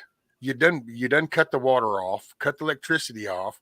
You've been asking for a pizza and it ain't happening. You know the shit's fixing to go down. You're just not sure exactly where and exactly to what level. And Right. that's where I think we're at. Yeah, I November, dude. agree. In November, we're either there's a why.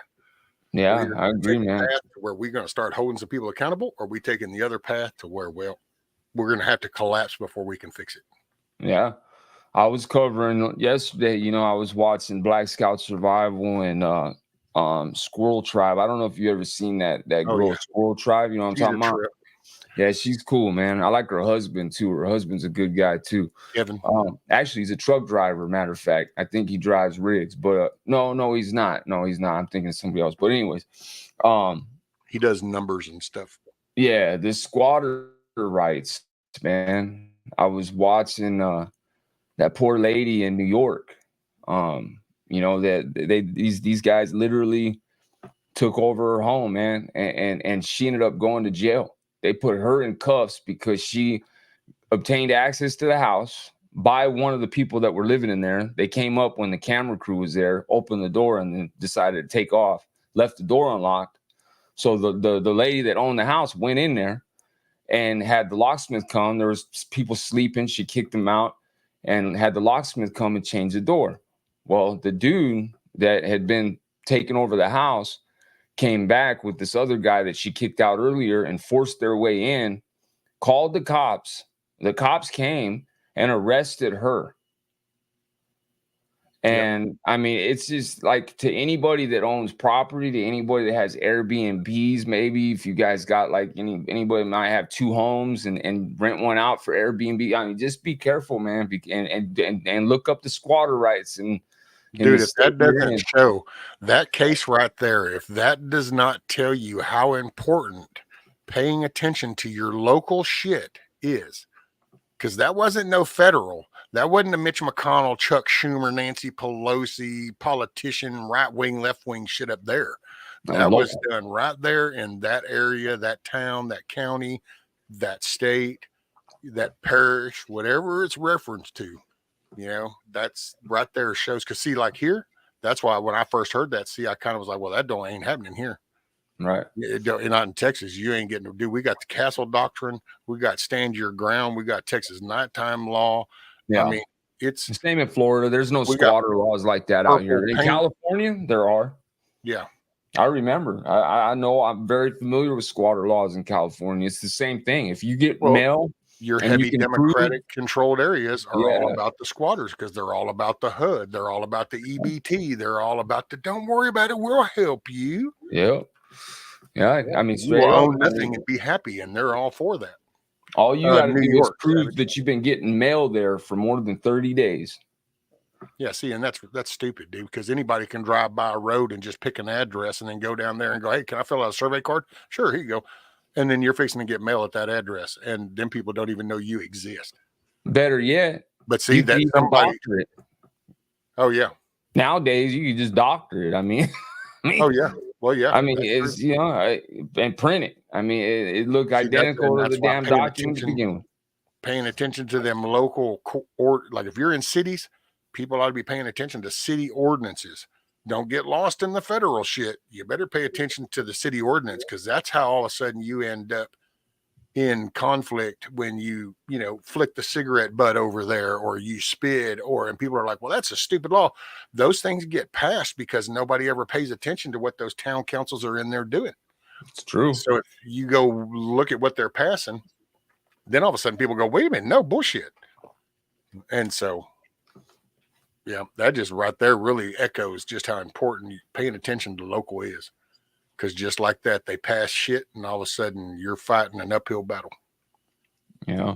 I mean, it's gotten to the point now where they have actually vigilante crews that are going around and like getting these people out of these houses. Some of them have been arrested doing it. I saw some of that but footage. they have been doing it, you know, and I mean, Well, it's that's, going you to know come what? down to I'm not one to crazy promote bad behavior, stuff but if I it will continues to go this way.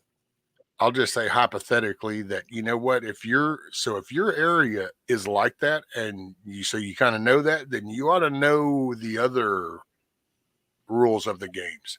So sometimes you kind of maybe, I don't know. I hate to encourage stepping outside the lawful side, but sometimes you kind of got to gray that area a little bit so that you can kind of correct the shit. So yeah.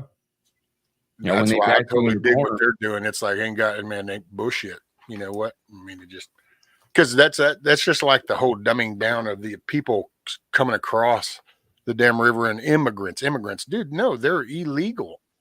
They're illegals, and we can call them aliens because they're from some other country, but they're illegals. It's no different than the dude crawling through your flipping ass window. Right. It's dumbed down to all this political bullshit, but it really comes down to the fact that it's you.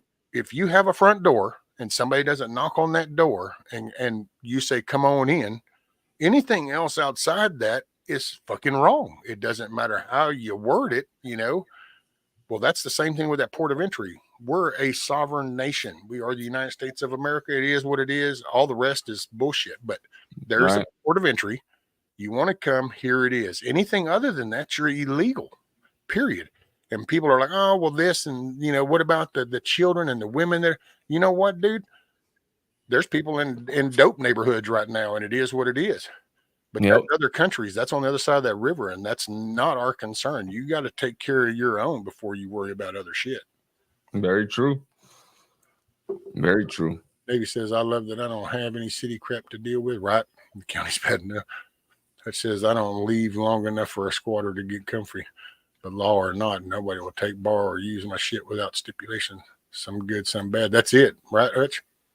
Yeah. Yeah, man. I mean, that's just, that's one of the reasons why, we moved, to Florida in 2019. I saw what was coming down, the pike, man. I saw it. I didn't want to be in California. I'm not trying to be over there right now. And I definitely don't want to be there when shit hits the fan.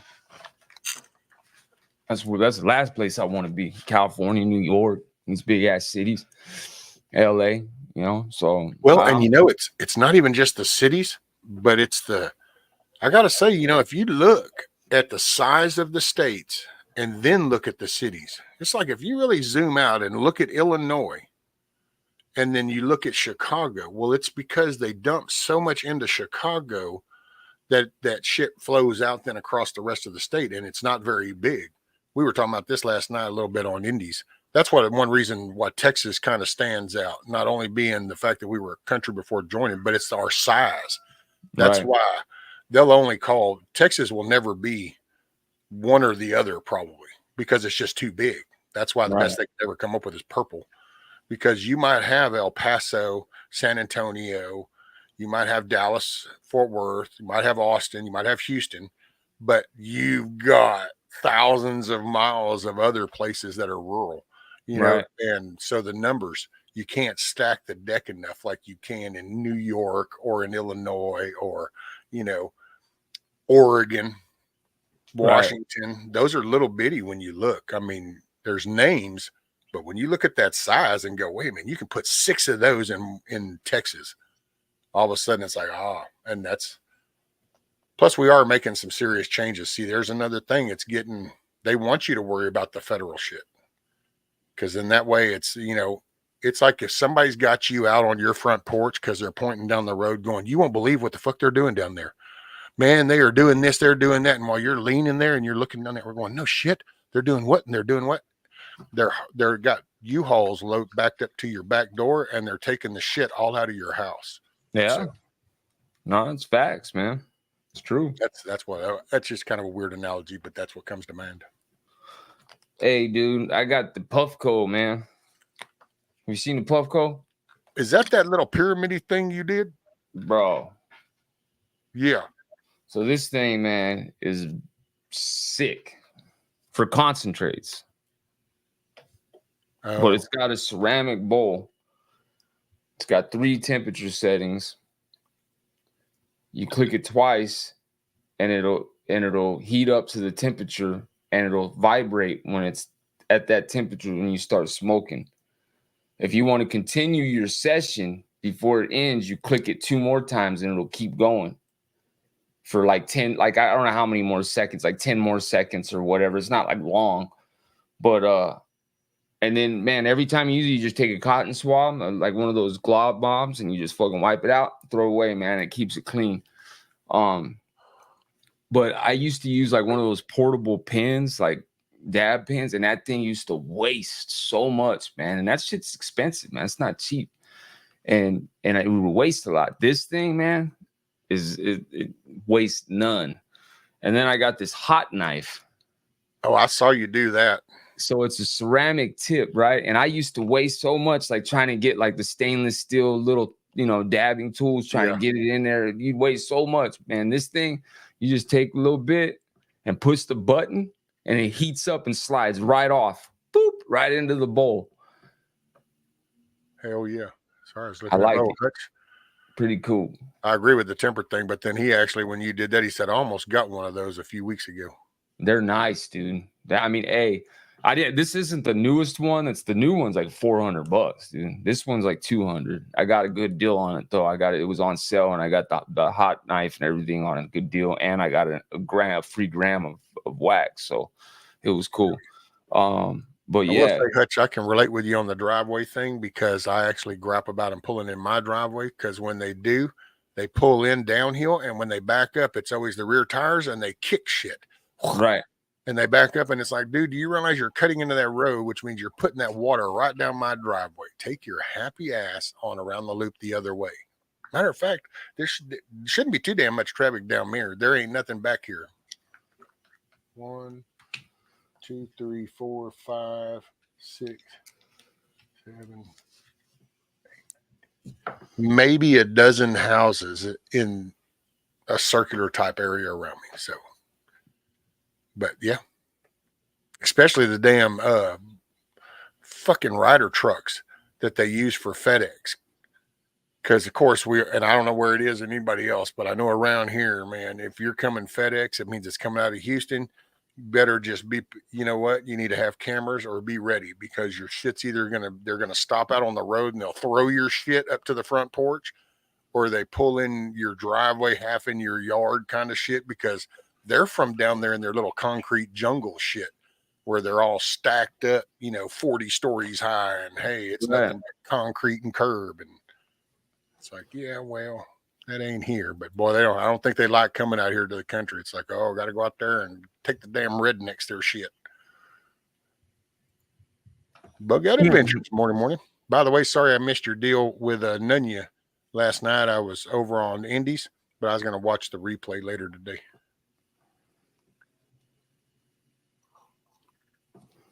Hey, what is if anybody wants to come up, I think it link's pinned up top. What's that channel about, Nunya? Nunya, Texas, on the back 20. Oh no, I'm thinking of another channel. Never mind. 2 different channels. Yeah, that'd be a prepper. As if if you did the category kind of thing, you'd say a prepper. Okay, cool. Yeah, no, different channel. There's another channel. They a short called Nunya. That said, city people do not know how to navigate gravel. No, they do not. Hey, I'm from the city, and I know how to navigate gravel. But I'm a different kind of city boy. Well, see, but you're not really a city person. See, you were in the city, but at one point you said, "Oh, hell no," and you said, "Ooh." Yeah. And I've been in the trades for a long time, and I understand, you know what I mean? Like, so that's taught me a lot over the years and stuff. And but yeah. I love it out here in Florida, man. I love the South. I do. I love it out here, man. A little bit different over there, huh? Whole different world, but I love it. What's I up, enjoy Anti? it. Oh, by the way, reading his little thing, he says, yo, this is how you squat at rescues. Yo, what this chat needs is more squatters, and write the Cluckin Alamo as your address and get something mailed here. Check this out.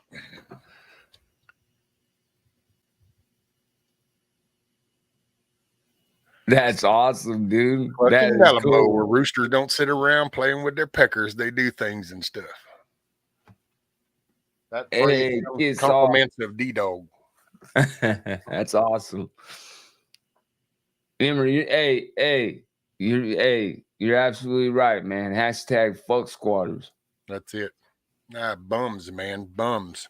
Sorry, I'm not trying to insult people. I'm just calling a characterization of the person. No, They're lazy and you're a bum and you're a thief. Sad. If you're going to take something that you did not work for, that somebody hasn't voluntarily given you, you're a fucking thief. If I don't care if it's a damn envelope or if it's a damn pack of ramen noodles or if it's somebody's house, you're a thief. Absolutely. I agree, man.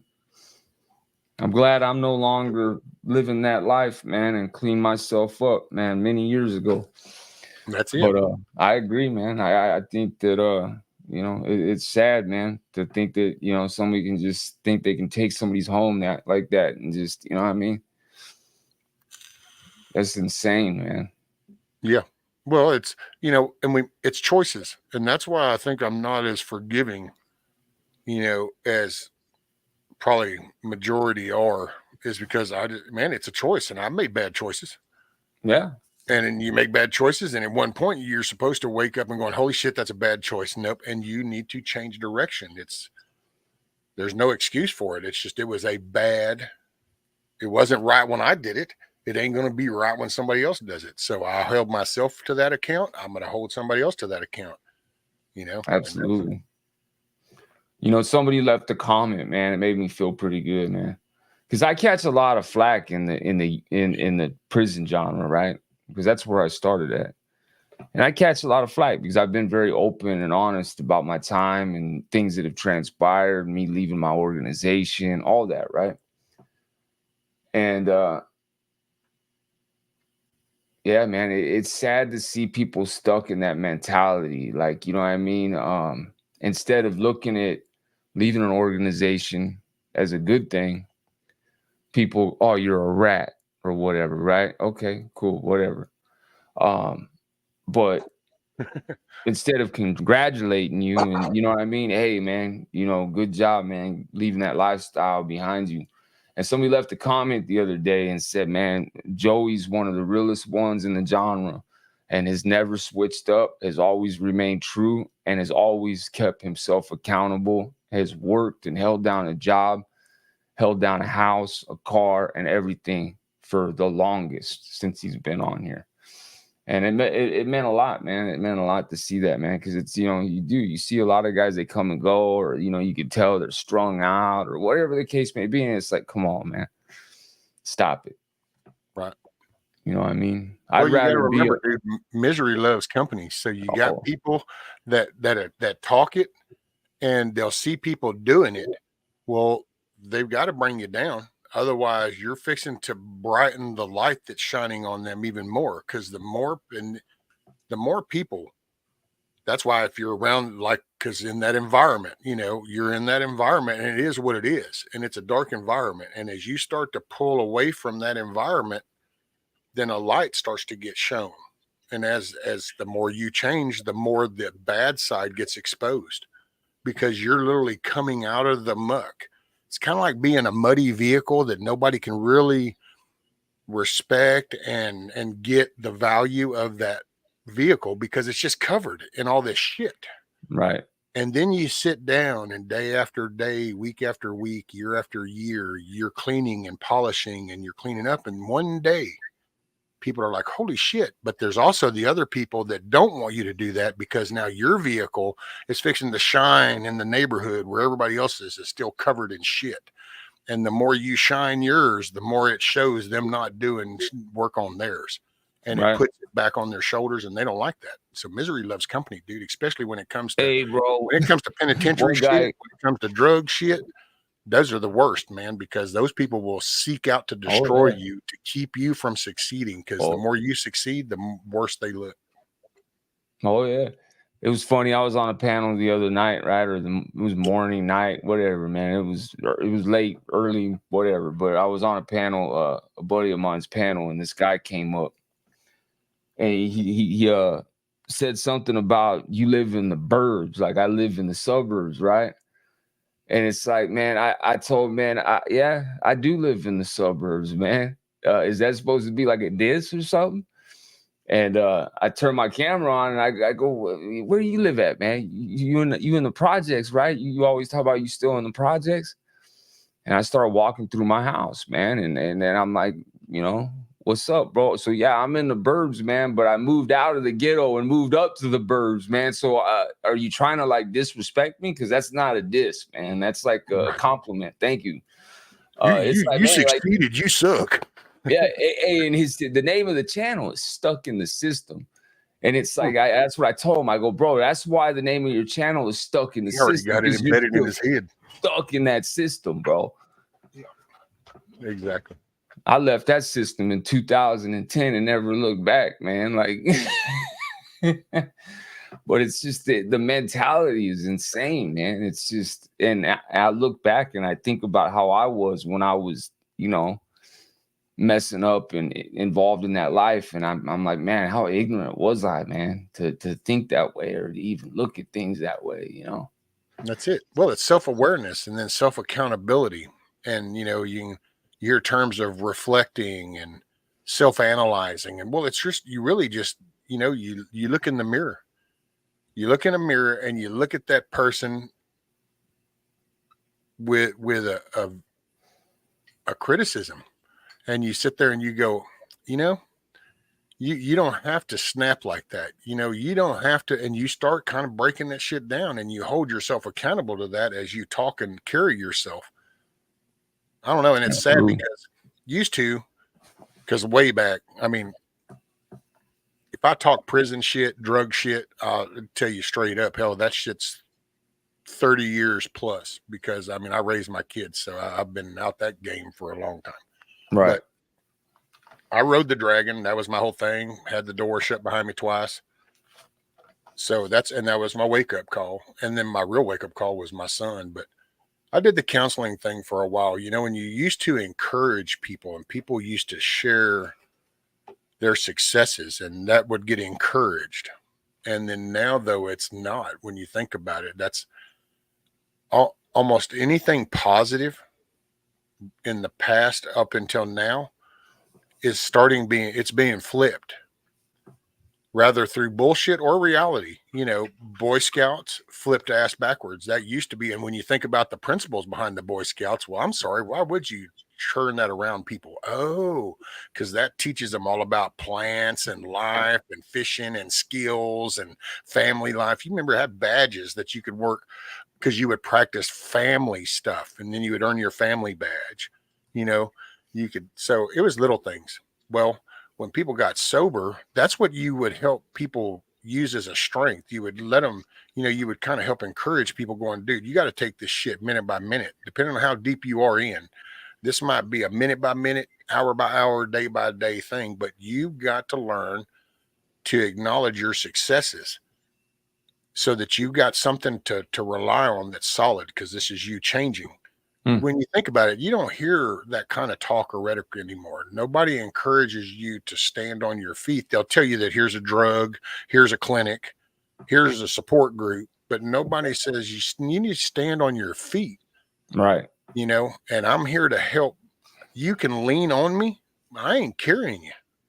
Well, we've gone into carry stage. Yeah, no, it's true. My mind. What's up, Devil Dog Pepper? And Morning Blue, shocked. Anybody I've missed, good morning, good day, good afternoon, good evening, wherever it works for you. Yeah, we got people watching all over the world, man. It's crazy sometimes. Yep. Oh, man. By the way, hey, since you said that, because, oh, shit, man. See, I went just blank. All over the world. Yeah, no, there's an individual that some people, they know who I'm talking about. He was over in Greenland. Daniel. Yeah, Daniel. Has anybody heard from Daniel? And another person was Dana, barefoot in Alaska. I hadn't seen her in a little bit. And then there was somebody else that Hoot Owl Holler hadn't seen them. Anyway, it's the random shit that pops in. I got drain damage. I got excuses. No, yeah, dude. That's cool you're thinking about him like that, man. There used to be honor among thieves, rules, acknowledgement of success, praise for getting out. Now the person who wants to kill you is trying to convince you to stay a piece of shit. Exactly, Hutch. Yeah.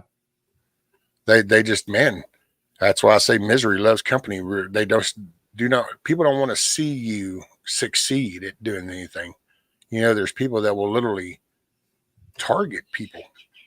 Man, and especially coming out of that particular group. That's why that's why they try to do that hype, you know. No, you can't. Bullshit, dude. You know what? You kick bad shit to the curb. You don't linger around it. When you're done, you're done. There you go. Thank you, Daniel J. Broberg.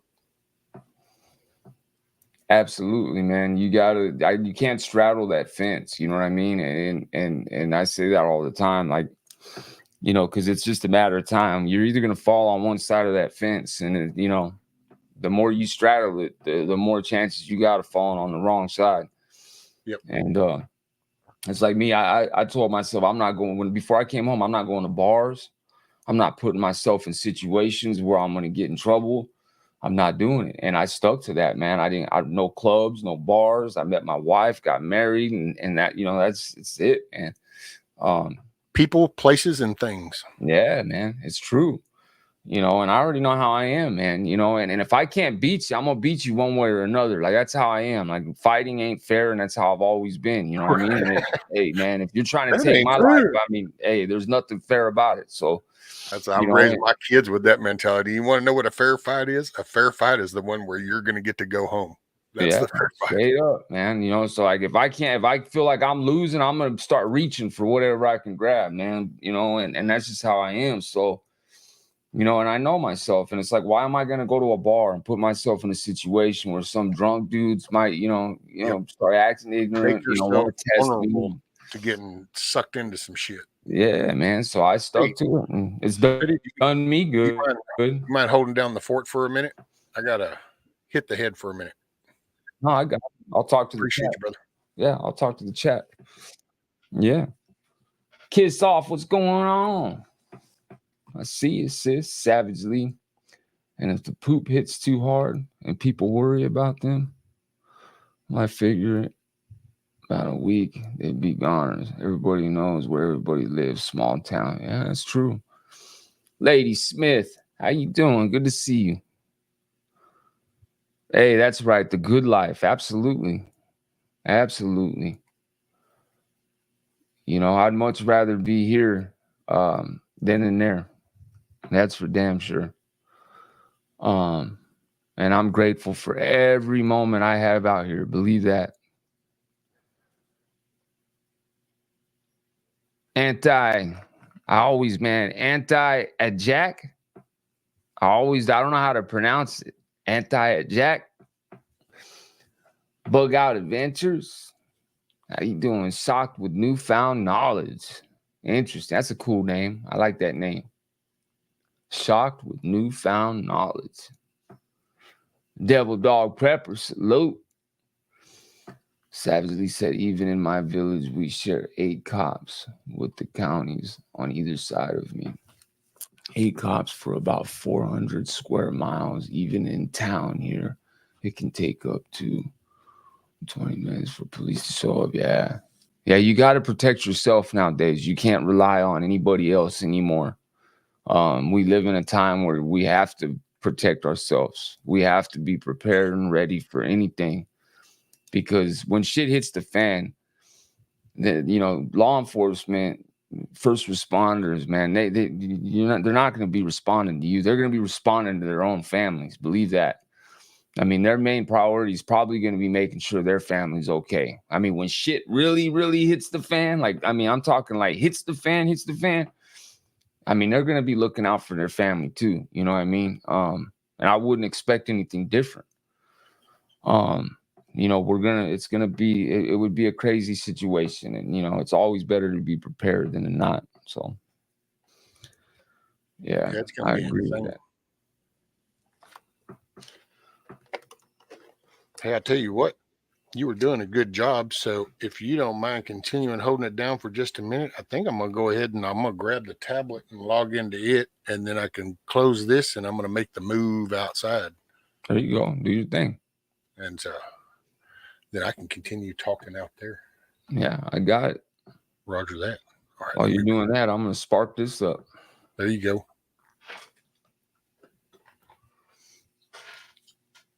Moonchild. And I'm going to give you guys an interesting piece of information about the name of my channel. So, because we were just talking about names. Free from fetters grows. So, for those that know, a fetter is something that binds you. It's something that confines you.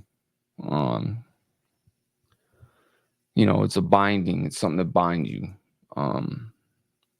I look at a fetter as something that keeps you from reaching your full potential. Something that's keeping you from being a better person, a better man. So yeah, I used to always refer to prison as Fetters Grove. As I looked at it as a grove of fetters. Everybody has different fetters. Some may be the same, different reasons, different things in life that brought them to that point, whatever the case may be. But they were fettered. We were all fettered. So when I ended up making my channel about 6 or 7 years ago, I named it Free from Fetters Grove, because I am no longer bonded by those fetters. But I like that, shocked with newfound knowledge.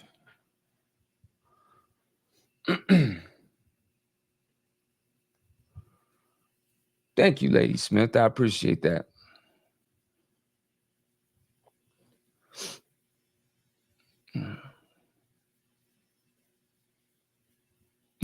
Kiss off. Yeah, I couldn't believe it, man, watching those squatters and everything, man, in New York and the way they treated that poor lady. It's sad, man. It really is. And it's heartbreaking to know. But hey, you know, more than likely, she probably voted those people in that put those laws in place. Those very laws that were putting her in handcuffs, she probably voted those politicians into office. That's just the facts, probably, you know, and It's all shits and giggles until somebody giggles and shits, and then it's like, oh damn. yeah, very true, man. You know, it's crazy. Blackbird, how you doing? I see you. So, you know, now she wants to complain. Well, you should have thought about that before you voted them people into office, man. You know, you can't vote people in that are going to enact these crazy progressive leftist laws that are eventually lead to turning on the people and protecting those criminals and you know, the people that are out there ruining this country. I mean, I don't know.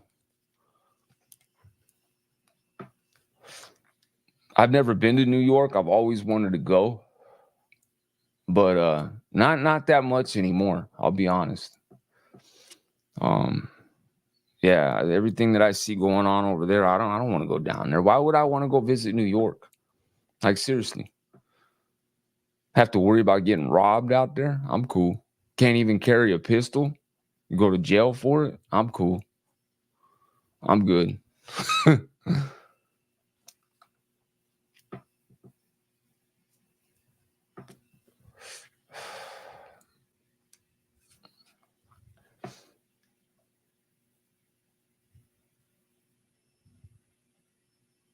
Ukraine and its patrons are the main stakeholders in the terrorist attack on mass. Consul head of Russian Defense Committee. Wow. So they're pushing Ukraine, huh? Navy vet. Doesn't surprise me. Well, you know what that's going to do, right? We all know what that's going to do. Whatever, whoever did it, it's going to escalate all this shit immensely, greatly. We already know that. So, yeah, I'm not looking forward to seeing how all this is going to play out, man.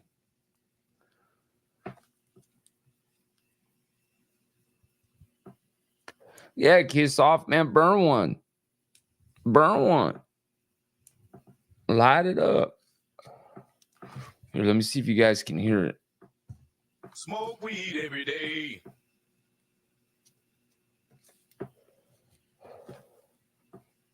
At the tone, Pacific Standard Time will be 4:20 exactly.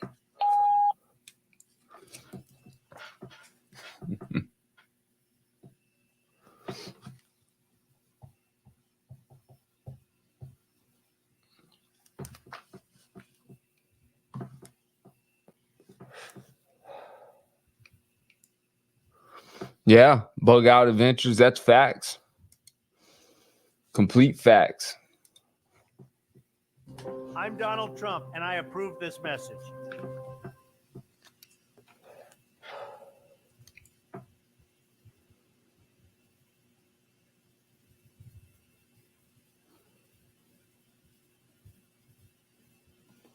Yeah, man. I've been keeping an eye on what's going on in Ukraine, man. And I got to say, what I'm seeing in the media, what they're telling us, and what I'm seeing in real time are two different things.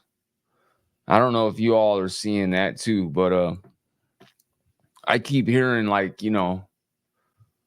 Ukraine's winning and this and that. Nah, that's not what I'm seeing in real time, though. I'm seeing a country that's being destroyed. That's what I'm seeing. I don't see a country that's winning. Everything I'm watching, on all these different podcasts and platforms that, are getting footage and sharing military footage and data and stuff, it's not looking good. Just saying.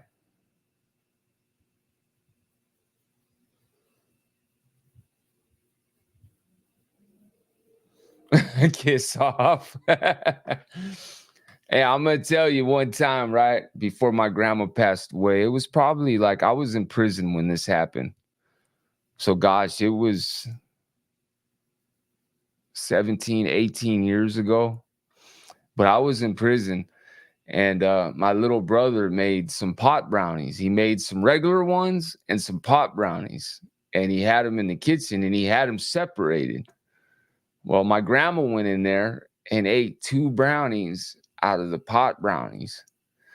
And she had no idea that there was, and hey, she got fucked up bad. My little brother had to sit there and rub her hair and her feet and like try to get her to relax and calm down. He thought she was gonna have to take her to the ER for sure. But yeah, she ended up calming down and actually had a good time, actually. But it was funny when she told me the story. I was like, man, what are you doing? Be careful. Told my little bro, what are you doing, dude? Put the pot brownies in your bedroom. Don't leave them in the kitchen. Yeah, grandma was on one, boy. Poor Nan. Yeah, she wasn't a smoker either. She didn't smoke cigarettes. Her whole life, she smoked 1 cigarette. She took like 2 puffs off a cigarette when she was a teenager and never smoked again. And she didn't smoke pot. And she drank, when she was younger, but that was, she wasn't like, she didn't take pills or nothing like that. So yeah, she ate them 2 brownies, and best believe, man, they tore her up.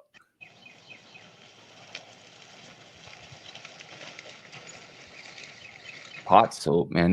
Pot soap. I think they might make some type of soap with THC or hemp in it. To be honest with you, wouldn't doubt it.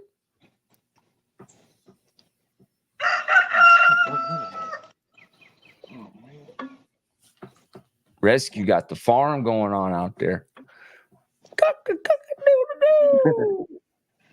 Hey, what's up, A to Z?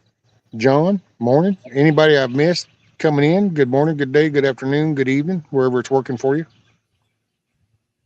Appreciate you being here. Give me just a minute. I left something inside. Let me see. There's where the American one is, and right next to it's fixing to be another flag pole with a Texas flag on it, running side by side. All right, I'll be right back. Go ahead, brother. I got it. By the way, anybody wants to come up, the link is at the top. You're more welcome to come up, shoot the shit. Hey, morning, Met. Right, Savage. Uno momento. Por favor. John McGill, man, it is. It's all good in the groves. Absolutely, man. All good in the groves, man. Navy vet. I took care of my grandmother for 11 years so she didn't have to go into a nursing home. That's right. Never drank, smoked, did any drugs. Her faith was very strong. Absolutely. My grandmother was a stalwart Irish woman. There's one of my favorite pictures of her right there. And that's Smith & Wesson 9mm long barrel revolver in that holster that she's got on. But yeah, she raised me since I was 2. She was my mother, my father, and my grandmother rolled up in one. And I lost her to a massive heart attack in 2018, unfortunately. But I talked to her every day since I came home from prison. Every day, every morning on my way to work, I would talk to her on the phone. Yeah, really deep relationship with my grandmother, very close. Cigarettes and smoking, kiss off, yeah. Yeah, the weed, especially today, it's a little strong. It's a little potent. I can understand why people have a hard time with it nowadays. It's not like back in the day where it was a little weaker. Got a hold of spicy can't. Ooh, all he could do was laugh. I bet.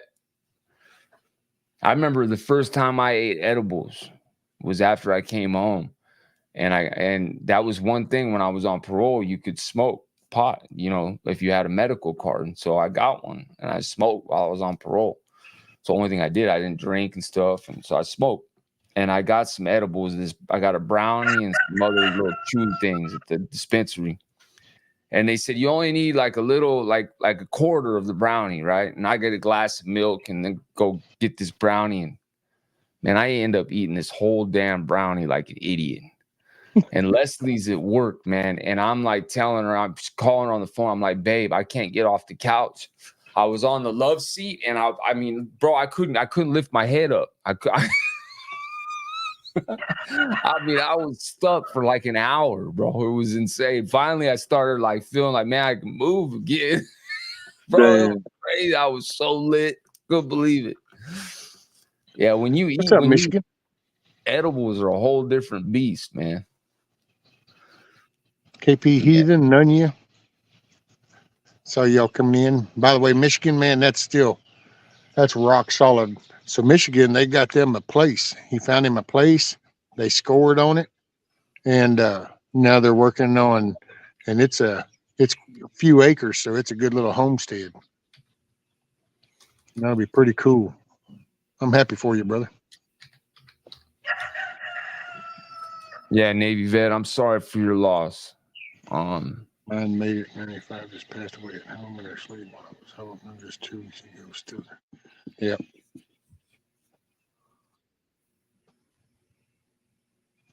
Yeah, it's hard. It's hard to go through.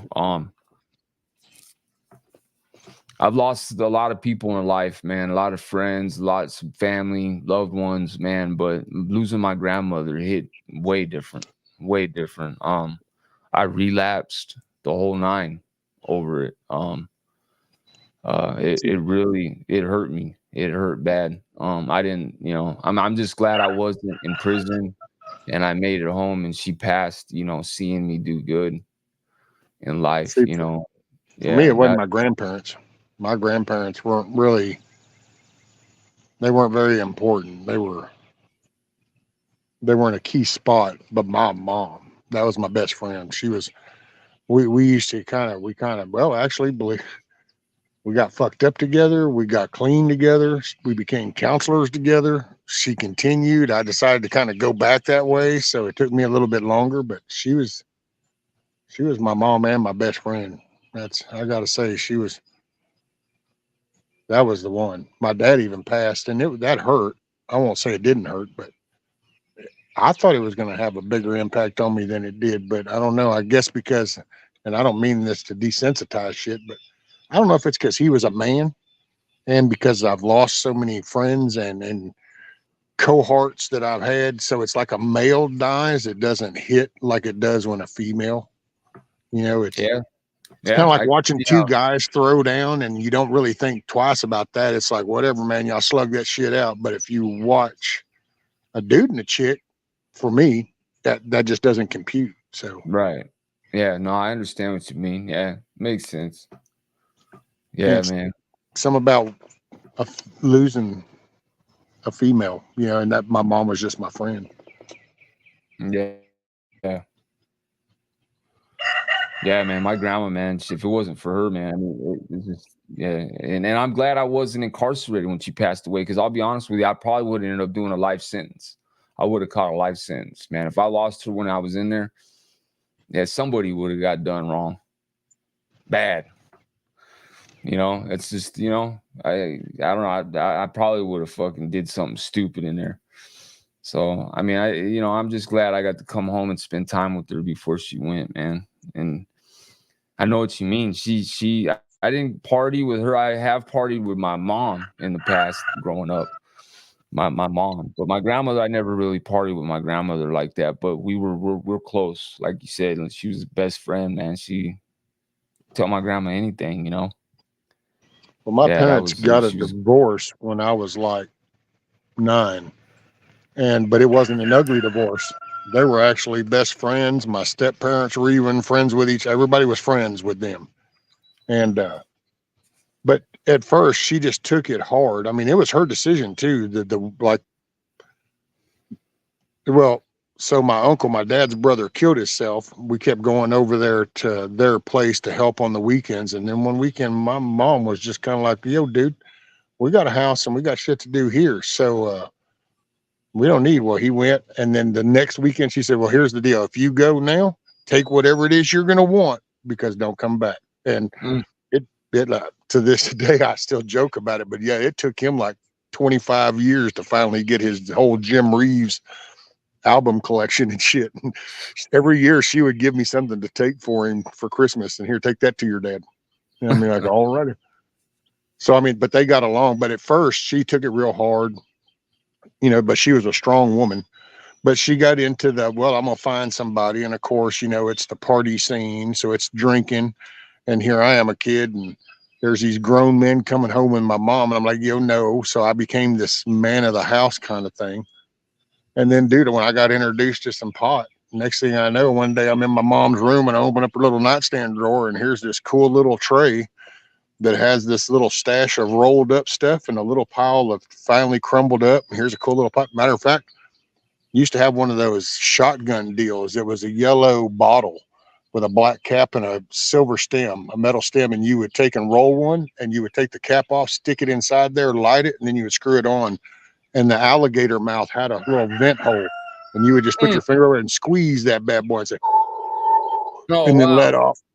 Yeah, and do that. And I remember grabbing that, and then after that, dude, and she'd be like, dude, well, you need to stay out of my stuff. She would never really say it. And then see, you knew that you had it on the go then. It's like, oh, you're not wanting to really acknowledge what I'm jacking from you. So, okay. So I just kept, and that's how it started. Then one day we went and got cleaned up. Hell, dude, I got sober one time with Frank Beard, the drummer for ZZ Top. Really? Yep. You can probably feel free to go back in old archives, but there's a program called Palmer Drug Abuse Program out of Houston. And we had a big sit-in all weekend in the Astro Hall. And Frank Beard was from ZZ Top was getting clean. And he come down and we hung out for the weekend. doing these big groups, and we would sit around and talk with groups of people, and then they would move and another group would come in, but we spent the whole weekend. That's cool. Yeah, life would have been, but that's another thing. I kind of overcame that hurdle. I used to reflect back, going, man, if I'd have just got my shit together sooner. But you know what? Well, you just kind of, at one point, I've decided that what all I've been through is what got me to where I'm at, made me the person strong enough to go through that. Not that I chose, hey, let me do this, but it made me a strong person. So I don't recommend it for anybody, but sometimes if you make it to a point in life, you kind of got to remind yourself that, all your bad, shitty events, if you're a good person, those are the things that helped you become a good person. Yeah, no, very true, man. And I think about that all the time. Like, I wouldn't want to change anything, because if I change something, I might not be here with my wife today. You know what I mean? I might not be sitting here talking to you today. You know what I mean? So, everything happens for a reason, man. And I believe that, man. I believe that I had to go through the things I went through. If I wouldn't have, I wouldn't have learned the lessons that I learned, like you said, and I wouldn't be the man I am today. So that's it. Yeah, absolutely. there was a time you used to sit around and laugh, going, man, if I could go back to being 17 and know then what I know now. And, it was the same thing. One day I realized, going, no, wait, fuck that. Because then I wouldn't have my kids. So I guess if I got to pick a time to go back to, it'd be right after my daughter was born. That way I've got both of my kids here. Now, let me go back to that part in time, knowing then what I know now. Okay, now we could adapt with that. But, Right. because you go too far back, and yeah, man. You appreciate more. Yep. My first time Absolutely. smoking, I never got high. Well, that sucks. Yeah, you got janked with the parsley shit or something. Right. Give me 1 second. I'm turn my camera off for a minute. Roger that.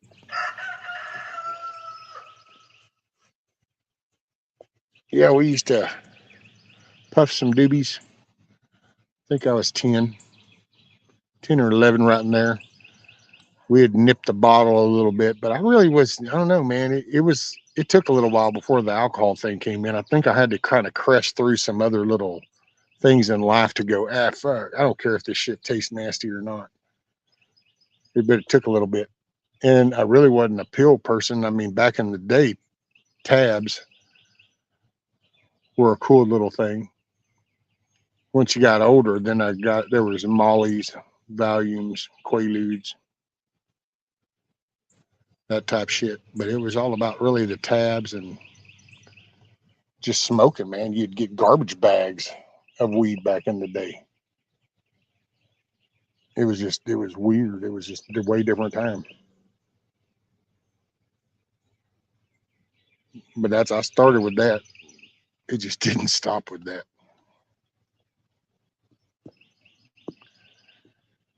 Good decisions come from experience. Experience comes from making better. That's it. It's learning. Maybe it's learning. You learn from your mistakes. I've heard on more than one occasion you're supposed to be dead. Always been hard to kill. I've broken some hearts. Right, Savage. I remember an occasion when that's what the paramedic said was you were gone, and I just remember chuckling, going, "When you gonna figure it out, it ain't always up to you." Rescue. I think I just sent over a little pic of the property. I'm not an artist, but that's kind of what we're working with. I'll get better pics for next time. I don't mind if you share it. Okay, let me grab my phone. Michigan.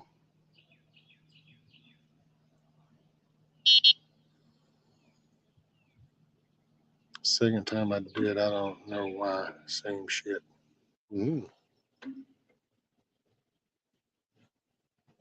I tried to drink myself stiff for a spell, never really did drugs. Gotcha. Different times are right. Give me 1 second. I'm gonna grab my phone. Let me see. Yes, sir. There's some sun shining on the porch. Airplane staring all outside my grill, dog. Dang, I gotta dig a hole. Don't make me put you in that hole, Rudy.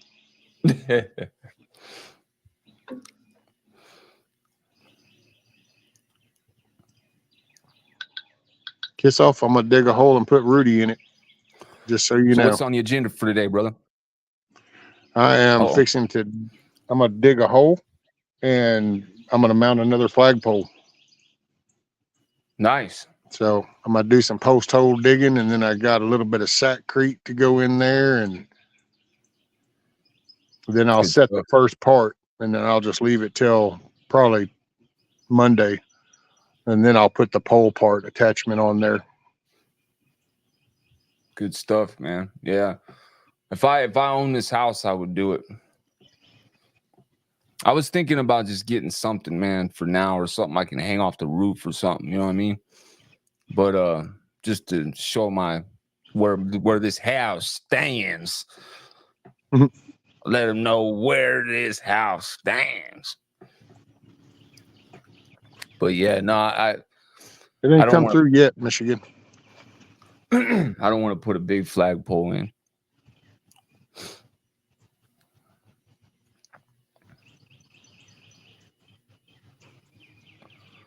Yeah, man. I got to do some work around the house today. A couple things. Yeah, shocked. Rudy. You got the question mark. Is the question mark as in, was I going to put Rudy in the hole? Or was it Rudy as in, who is Rudy, question mark? Just out of curiosity. My wife ex-alcohol drug herself. And unfortunately, she's here with us today, 5 years sober. There you go, Michigan. Who is Rudy? Really? Okay, well, here we go. There's Rudy.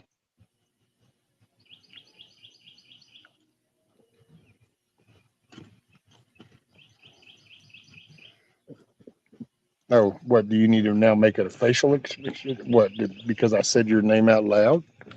So here, that's Rudy. Look, this people right here, that lady wanted to know. Yeah, I think that's a lady. She wanted to know who you were. Look over here, this way. So there you go. This is Rudy Roo. Rudy Roo, howdy do, Rudy Roo. Howdy do, howdy do. This is my Rudy the Ree. All right, you gotta have to get down. I can't dig with you right here. You're like all up in my grill, dog. Why y'all up in my grill? Why you in my grill, dog?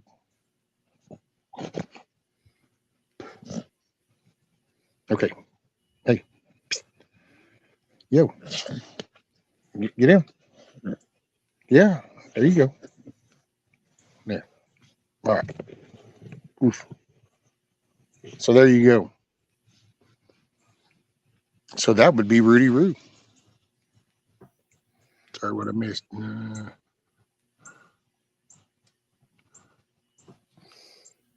All right, y'all make it a great day. Got grandson's football games to attend. Right on, Bug Out Adventures. Good stuff. Hell yeah. Good stuff. Yeah, I wanted to come up and say hi to Mayhem, man. He left before I got a chance to. What uniform was he wearing? That was his he's got a search and rescue organization. Cool. And that was he was going to their meetup, so that was his uniform. Very cool. Okay, there it is, Michigan. There it came in.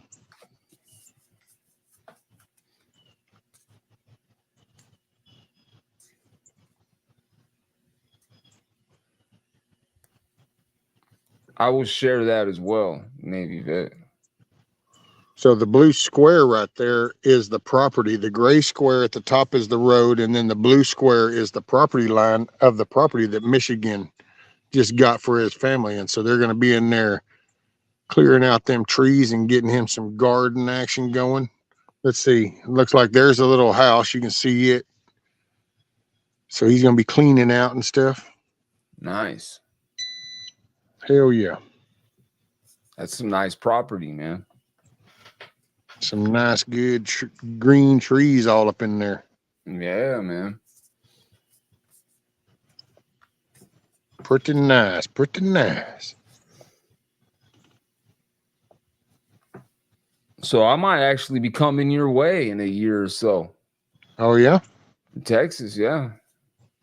As in moving or visitation? Moving. Oh.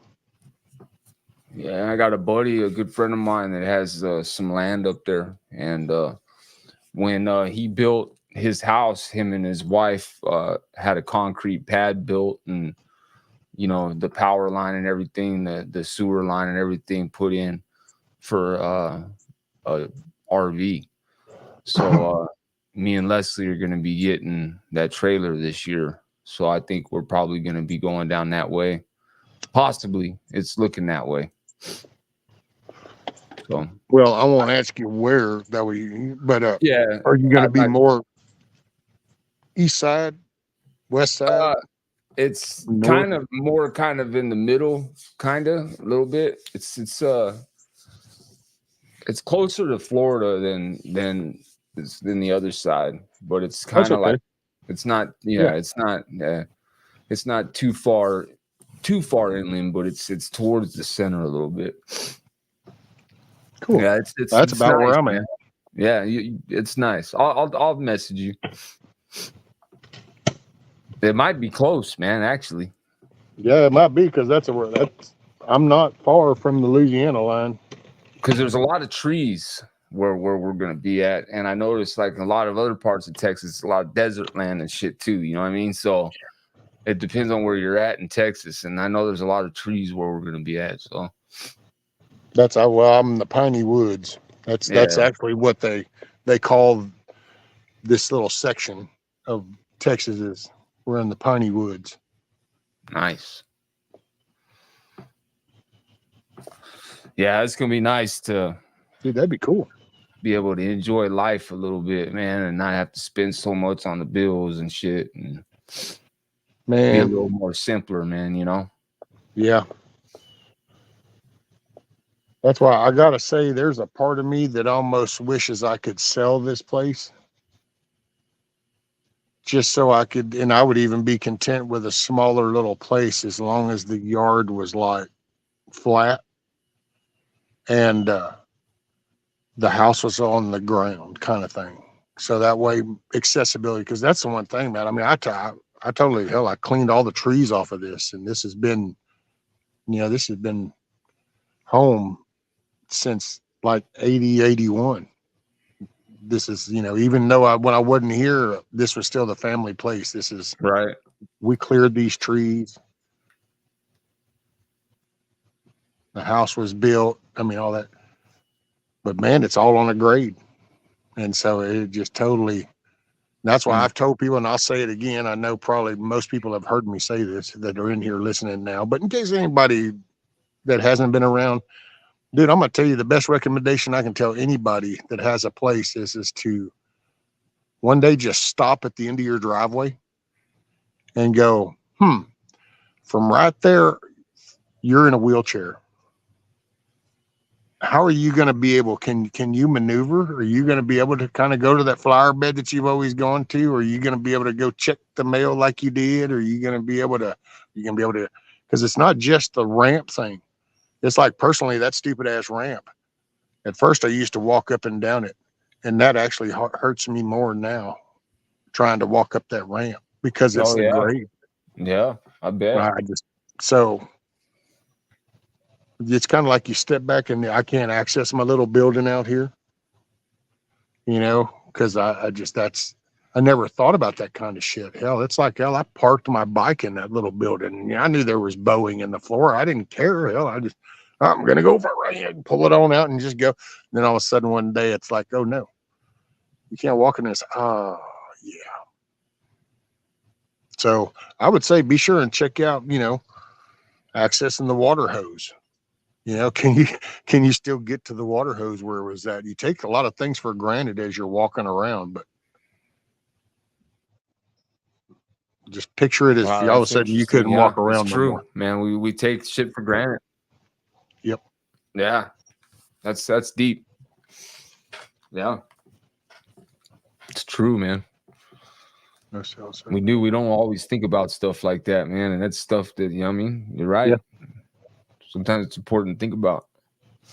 Well, you got to slow down sometimes. That's what I wish I had done, is kind of realize that, okay, there something could come up when all of a sudden you can't do. Then what? And it's kind of like, I will say, if, you know, prepping, planning, you know, that's the one thing I definitely failed at, because I never took into account. Not that I'm trying to sound like some badass. It's not that. It's just you really don't. I never thought in terms of if I can. I guess I had just tended to my shit for so long that it's just, oh, this will just be every day. And then all of a sudden one day it wasn't, and you realize, and it's like, holy shit. Okay. Right. Yeah. So it's been that fight ever since. It's like coming out today. I mean, I'm only limited to where I can go in the yard, otherwise I'll get stuck. Well, that's funny. That never happened before, you know. 40 years here, never had to worry about that. And all of a sudden, what do now? Man. Yeah, it's yeah, I'll never forget when I freaking hurt my back, man, and pinched the sciatic nerve, and I had to go in and get the test done on my back and everything, found out all the compression, and man, I that shit scared me, brother. When I couldn't walk, bro, like, dude, I was at work and I was in pain. I was wearing my back brace and everything. I mean, severe pain, but I was still trying to go to work. And that day, bro, it just happened to be a house that had fucking, I mean, grades everywhere. The driveway was uphill, fucking going to the backyard was uphill. And I was working for a painting company at the time, man. And bro, my legs gave out. I couldn't walk, bro. Like, I mean, it hurt so bad, and it kept cramping up and stiffening up and locking up. And I was like, oh my God, man. I'm thinking, man, what's going on? So I finally went to the ER, and they did a bunch of tests, and I got a bunch of my vertebrae and shit are all compressed and shit deteriorating and all this shit. But yeah, man, I mean, you don't think about that stuff, you know, until later on, you know, until it hits you and you're like, fuck. You know, but I was thinking about it like, damn, man, it's scary when you think about that shit. When something like that happens and you're like, man, am I going to be able to work? What's going on, man? You don't even know. Yeah. Well, see, I always came back. It's hell. I met my wife. When I met the missus, she was actually a physical therapist aide back then. And we've been together over 30 years. Right. We met because I had a piece of header pipe hit me and pinned me down in a rut. And matter of fact, here's the ironic part. It was building the penitentiary unit. That's the new death row over here. So I was literally building that out there. And so all the water mains and all the mains that are underneath before the building's actually there, well, I had a man lift that was carrying some pipe, and I was going across, and all of a sudden I heard, oh God, well, this pipe, he rocked. And when he did, it rolled off of there and it smacked me and pinned me backwards. I had to go do therapy for, I don't know, shit, man. Well, to get up walking around and moving was a good 8 months, I think it was. Every day of the week, I would go to therapy. And that's how I met her. So, I mean, I've been screwed, but I've always bounced back. Hell, I got ran over on my bike. And they put me on life flight, and the paramedic, they thought I was dead.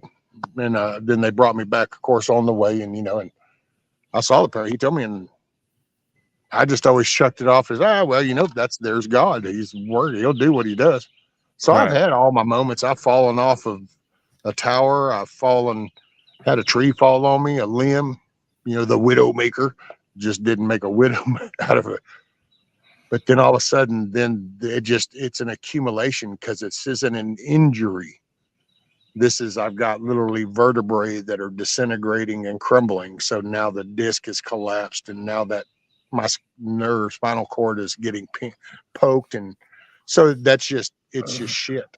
So it's not the same. It's like, I don't know, you fuck yourself up, then you heal up. It's like getting sick. You feel like shit, fine, you ride it out, snot, sweat it all out, and then you're better. Well, it's like when this first started, I kept waiting, going, okay, so let's see. I think if I just, and it's like, oh, no, dude. The more you keep trying to get up and do more, this is getting a lot worse. And that's how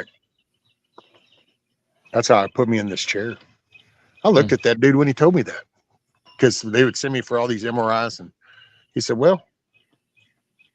you need to look at getting a chair. I said, a chair? He said, yeah.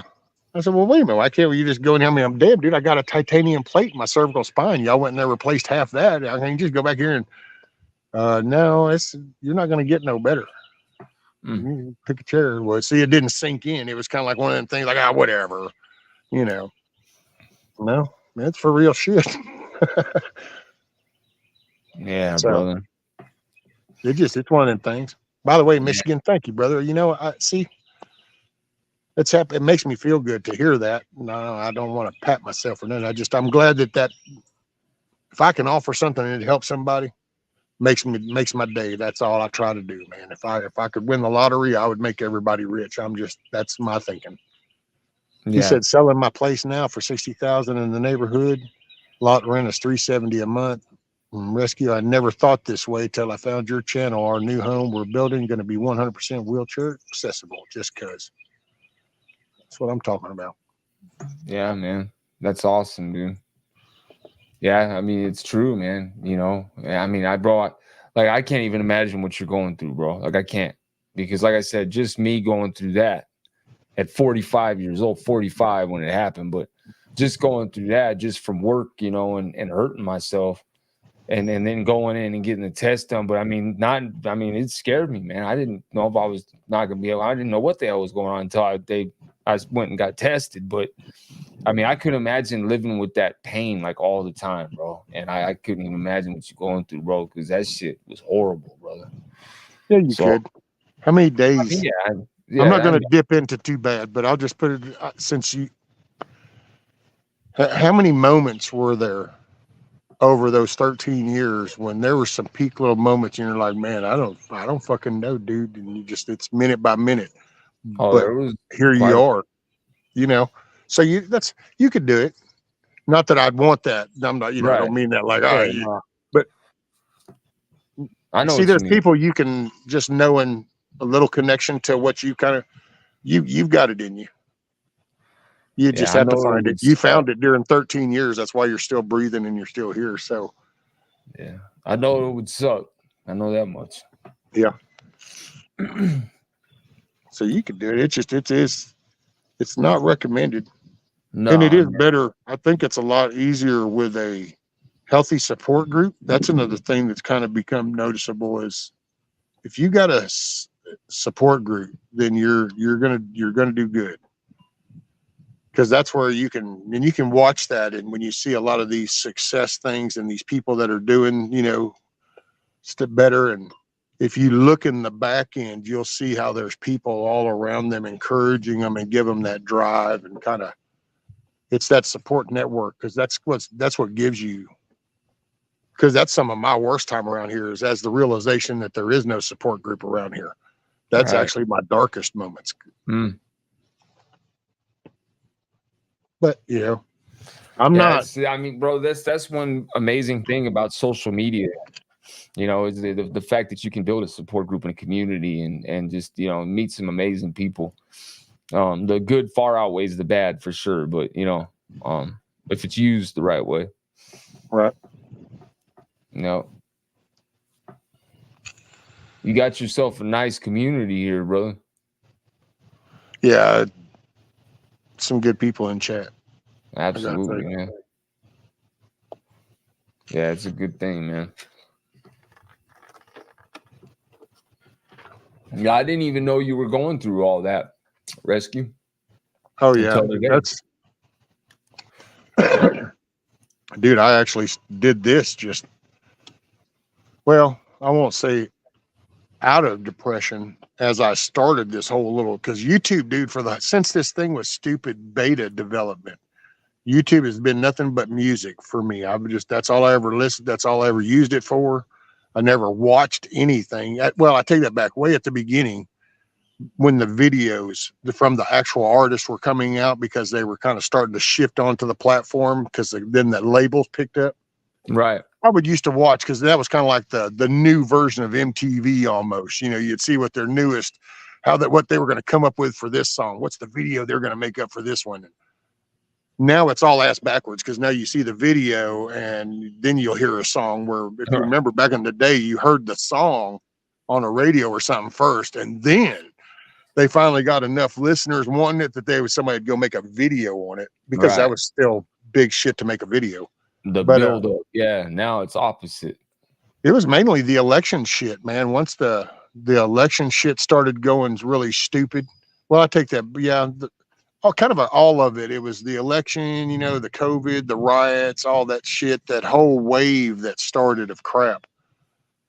I'd say 15, 16, Trump coming down the escalator and they all freaking out. And that's what kind of got my attention on the TV. So I started looking more, and I actually came across Indy.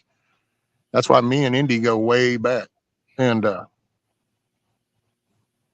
as I started that, I was really in depression. I just didn't know it then. I was mad because I was caught in the anger of what I was seeing, because, down here, we didn't have nobody burn no fucking buildings down here.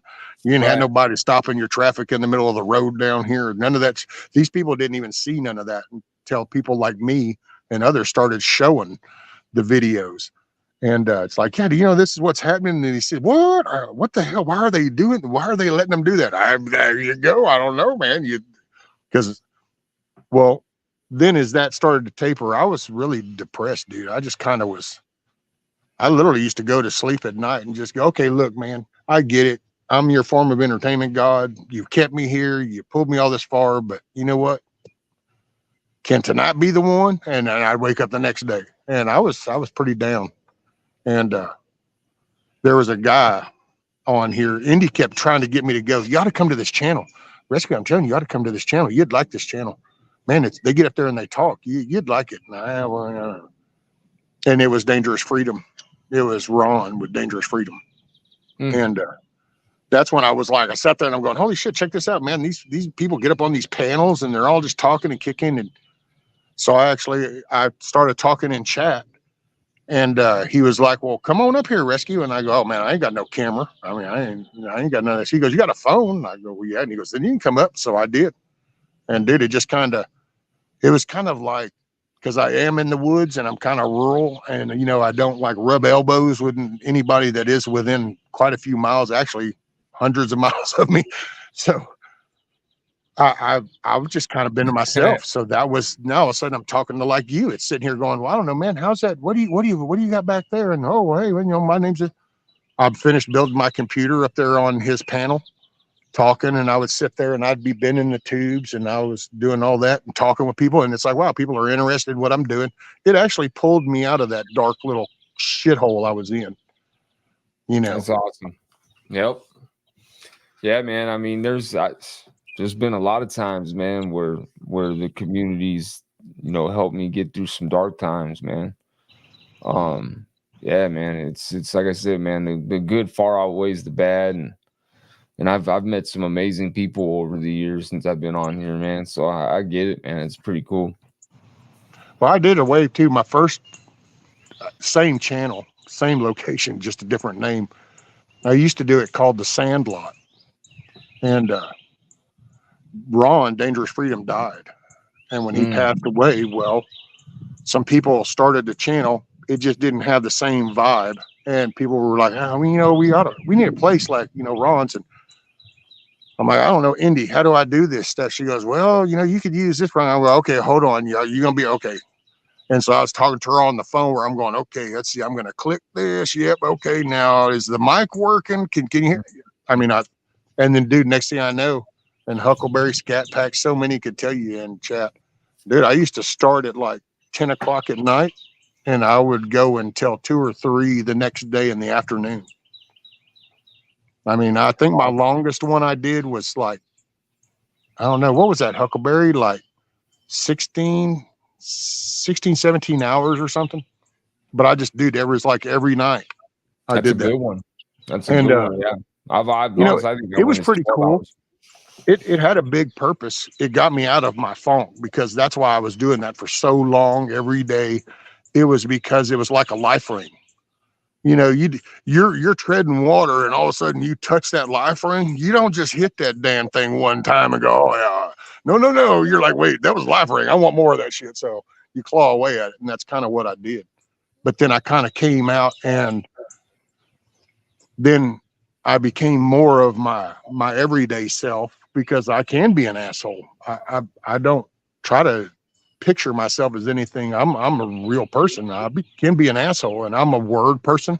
So I don't like the word verbiage. I don't like the word game. I don't like the subtle insults. I'm sorry that if you're not smart enough to really be able to research this stuff, but if you would see, no, dude, you know what? You might as well just come right out and say, yo, you're a dumbass. I mean, the fancy rhetoric didn't mean nothing.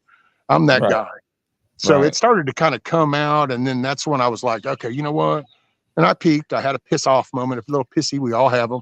People can deny it, but we all know it happens. We all stomp the foot. We all bang the wall. We already popped the cup.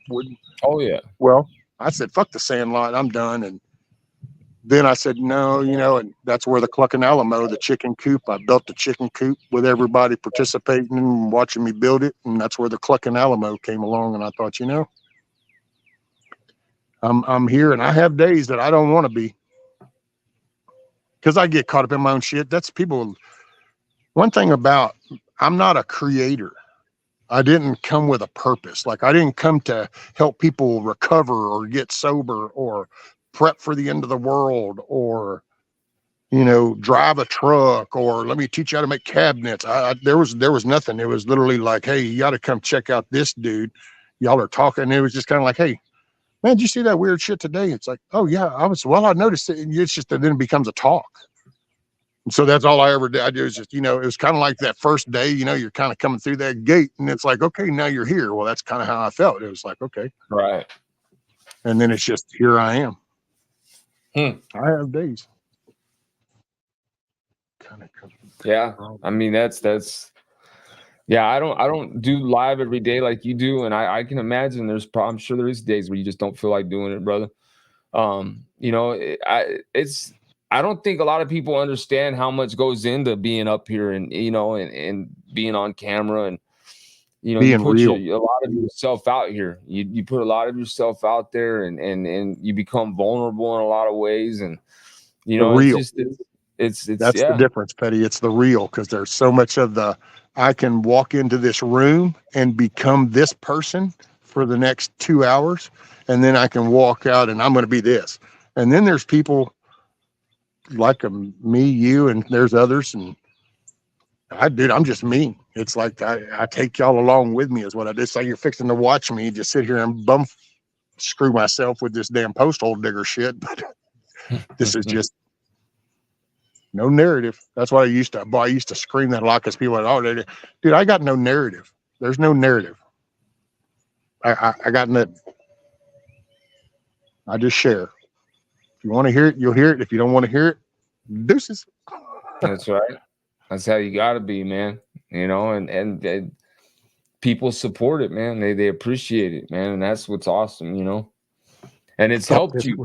It's helped you, and I'm sure you've helped a lot of people, just like that individual was talking about how they're building their house up to, thinking about that because of you.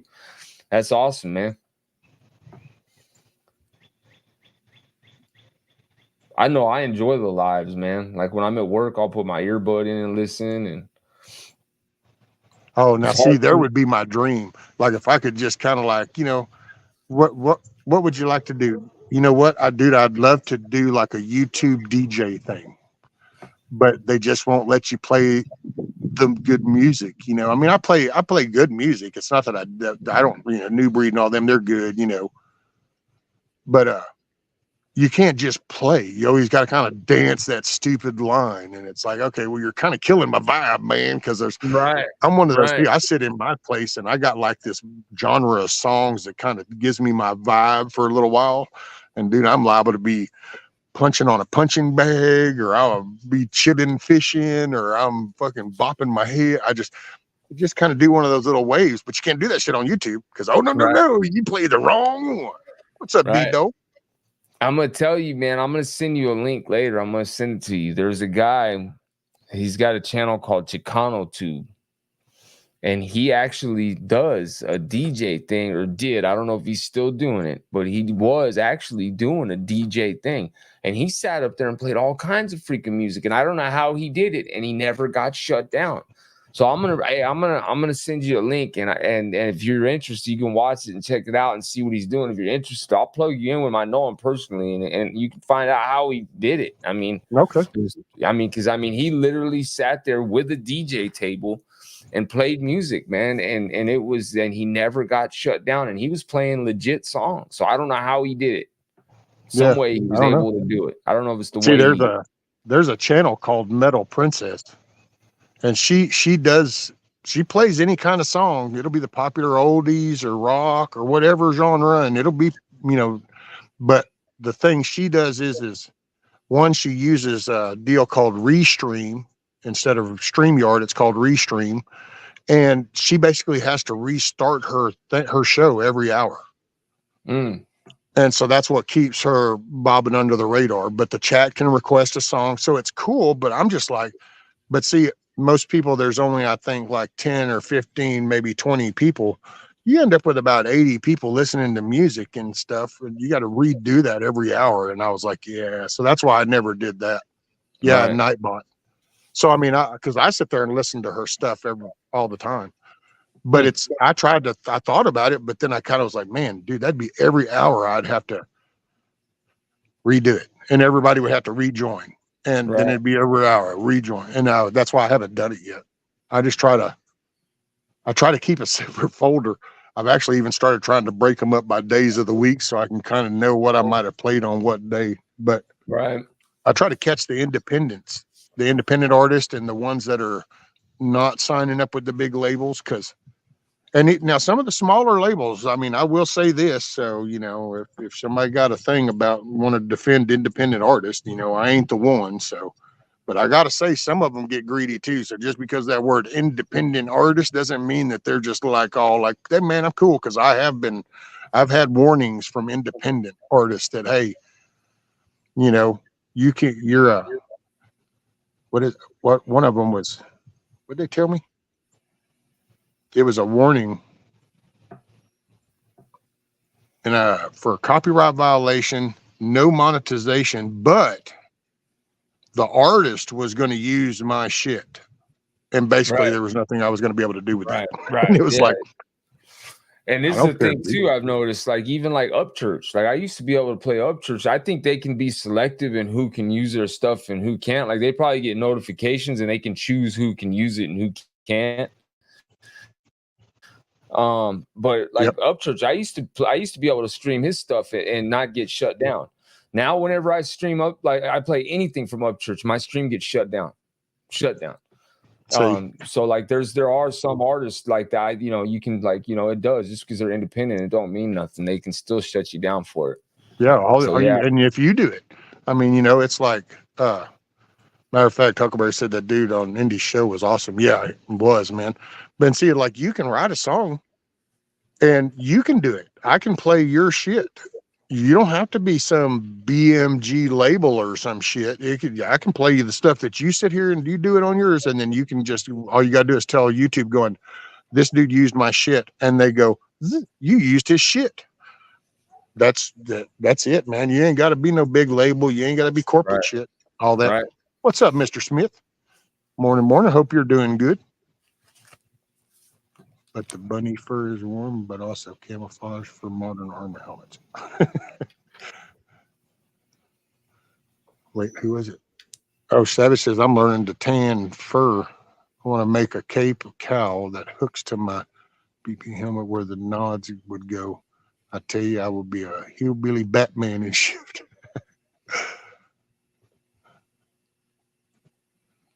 You'll be, what do they call that? A windy goon? Kind of like the jackalope.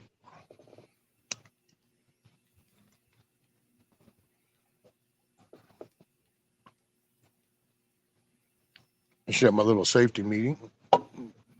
D-Dog, if you want to come up, if anybody wants to come up, the link is pinned.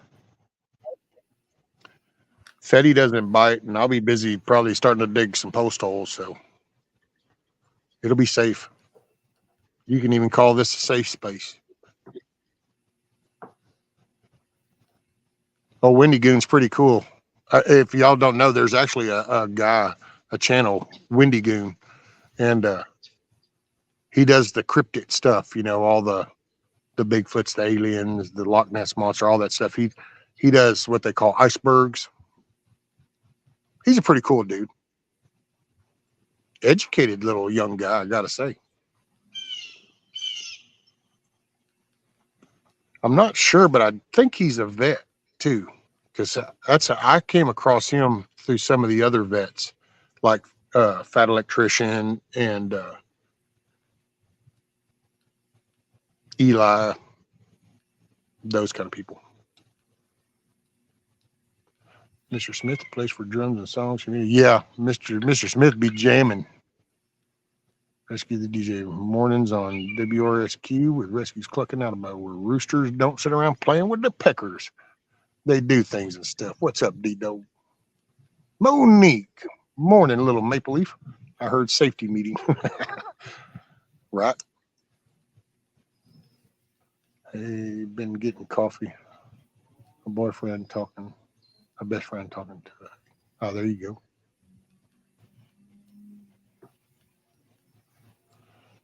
I watched some cryptids. Oh, there you go. Thank you, Kiss Off.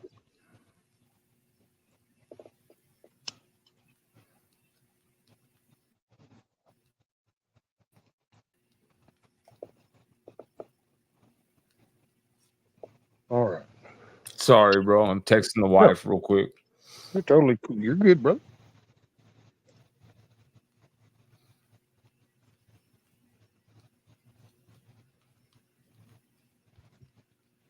Oh, okay.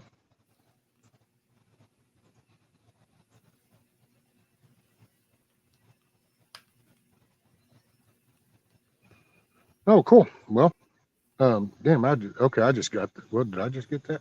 Yeah. I think that just went off. Well, cool.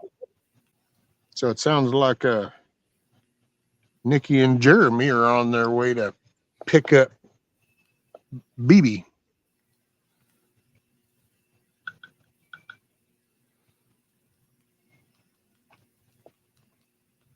Hey, if I sit here and screw off on this little post hole thing, maybe whenever I just put off about an hour and a half, and then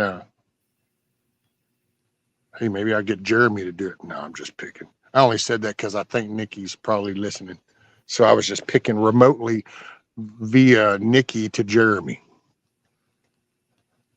It's almost like taking a ham radio and skip.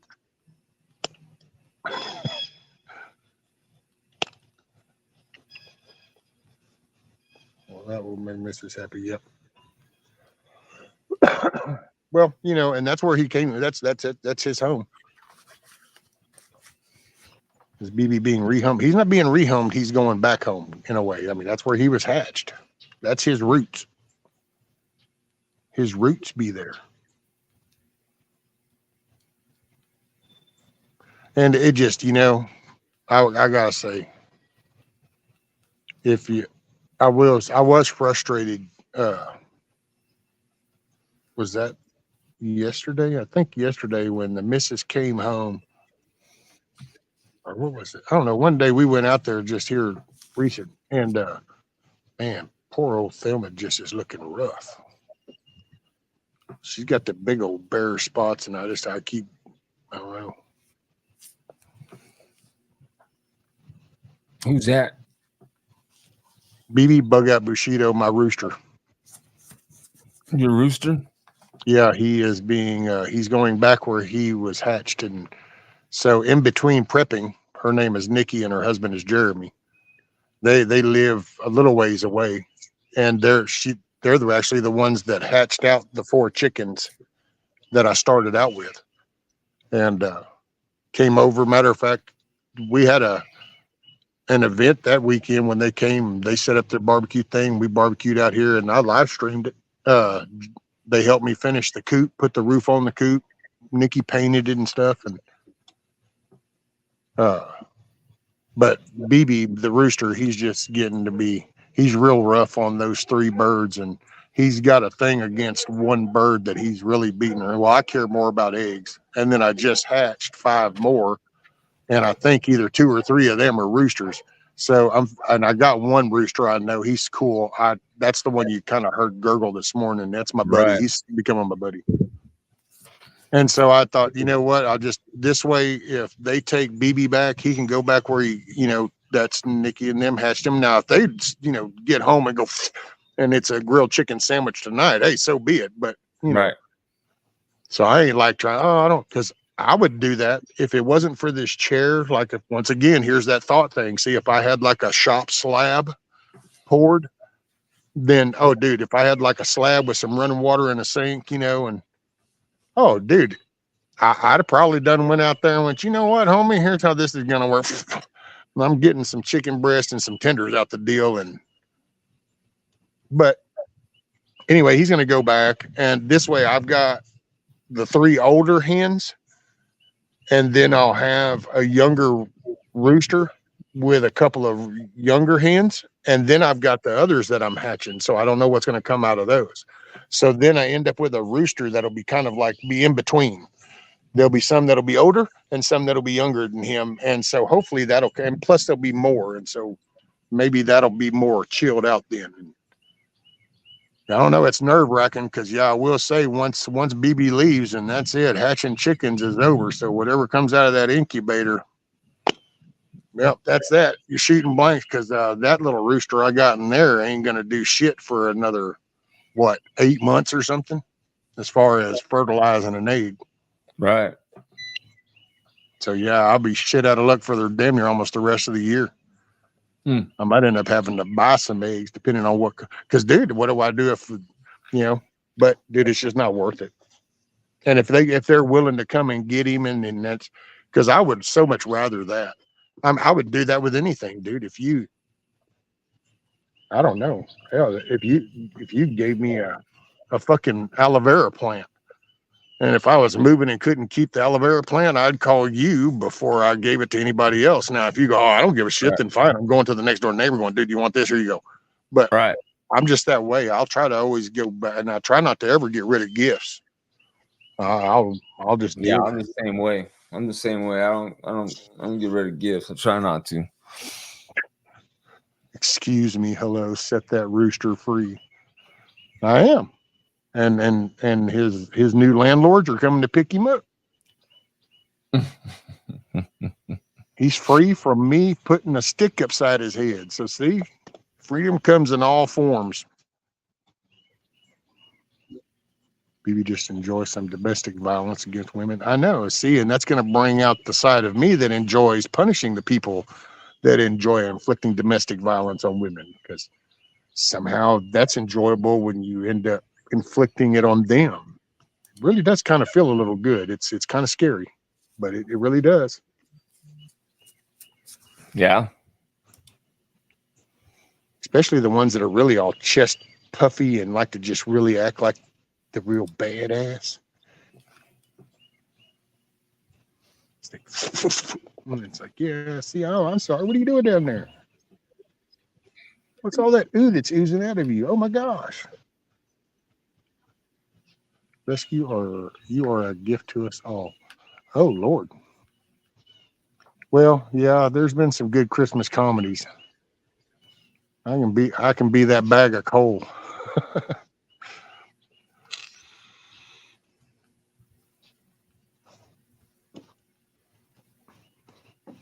All right, what are we gonna do? You only charge it in school. Inflicting what to feel good? You don't inflict. A male should not inflict pain on a female to make himself feel good. I just don't agree. I mean, do you, boo. Just please not in front of me because I'm going to react. It is what it is. PTSD or whatever. I don't know what you want to call it. I'm going to react. So it's the rooster's fault. You got all the roosters. No, it's the rooster's fault for being a dick.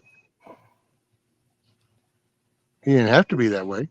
He chose his path. He's going out surviving. I would say it's a win-win. I mean,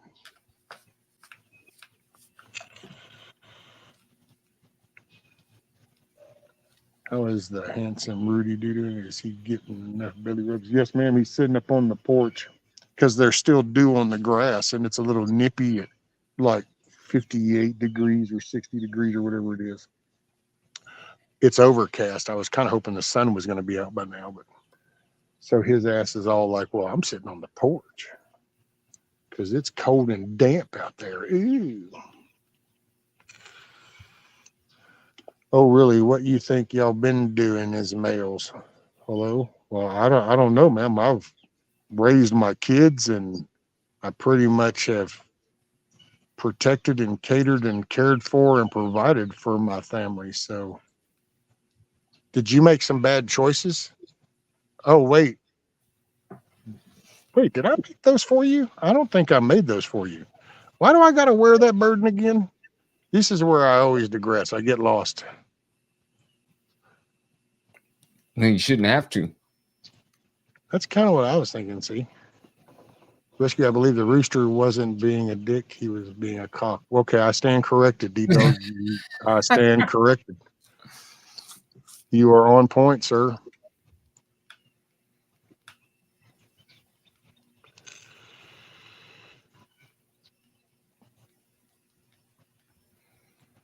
I would like to let my chickens free range, but I know something would kill them probably pretty quick. Hawks, owls, cats, dogs, mean little kids, who knows? But they wouldn't make it too far. Oh, I know. Man, that was last night? No. Yeah. No, yesterday morning. Yeah, it was yesterday morning. Dude, it was so wild. She went to leave and I come to the door with her right there. And then I kind of like bump outside the door and I'm right there at the beginning of the ramp usually when she leaves, just kind of make sure, because you never know, I worry about a damn dog or a damn hog or a coyote or something that could be right on the other side of her car if she goes to get in it. So I just try to be there. Anyway, dude, she come out and I'm right behind her. And all of a sudden it was in that early in the morning, it's so dead quiet. And you could hear I bet you that owl was probably a good size one. He just had a good deep woo, woo, woo. And I was like, holy shit, dude.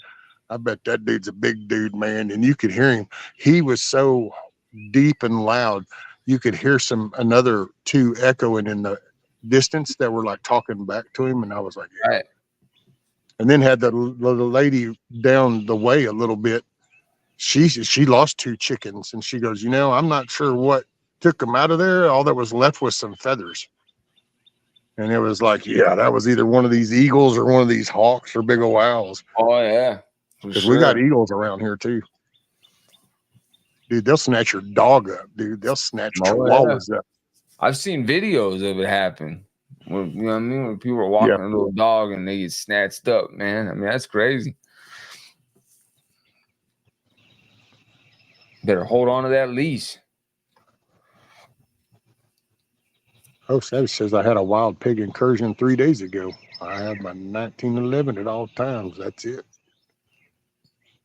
Man, down around here, you got them hogs that's why it's fair game down here. You can just hunt them damn things anytime, any time of the day, any day. It doesn't make a shit. Feel free to get you some bacon rides out there and shoot. Oh, yeah. Dude, the little bird rides are badass. I was watching something on there. That's crazy. It's cool. Well, they're so evasive, you know what I mean? We're starting to get a lot of them out here in Florida. I mean, we're starting to get a lot of them out here now too. So,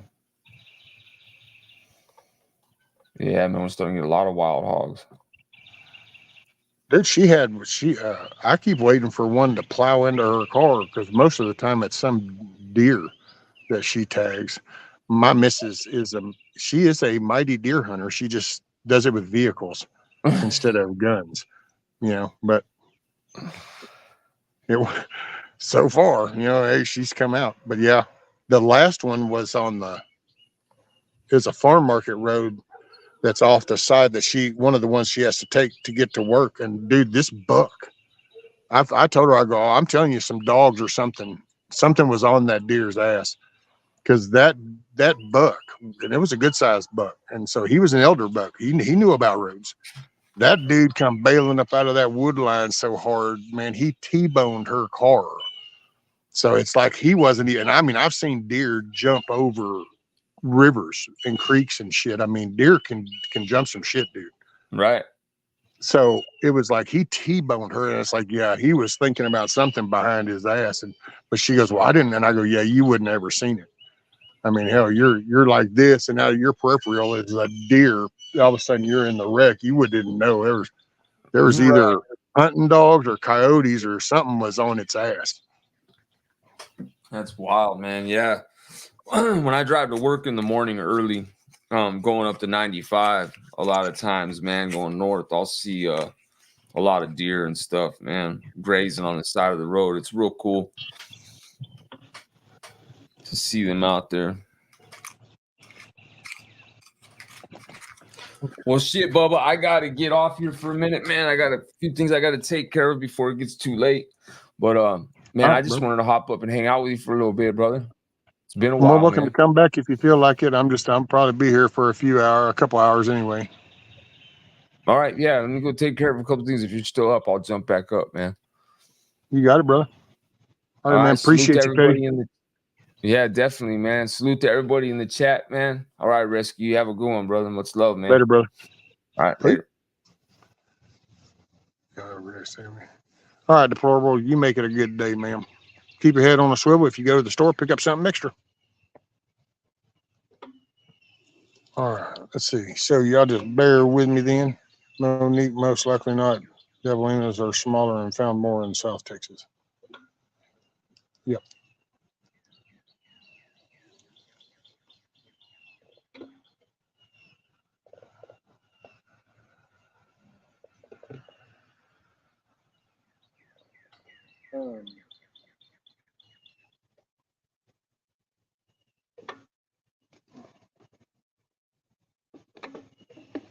I thought I had my gloves. Thought I had my gloves. Yeah. All right, sorry guys. I'm gonna relocate you a little bit.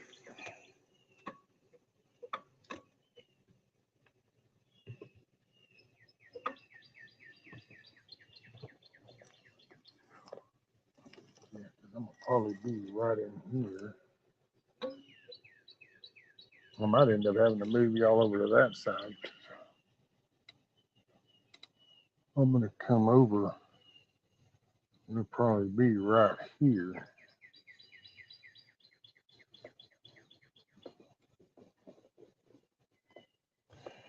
Okay. Hey, Tiger. Morning. Nikki and them are on their way over. Tiger. They're going to pick up BB.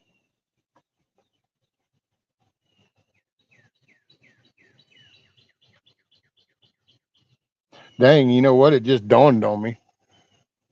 I'm such a retard. Oh, well. Maybe one day it'll still pay off. I just built that coop for no reason. What a moron.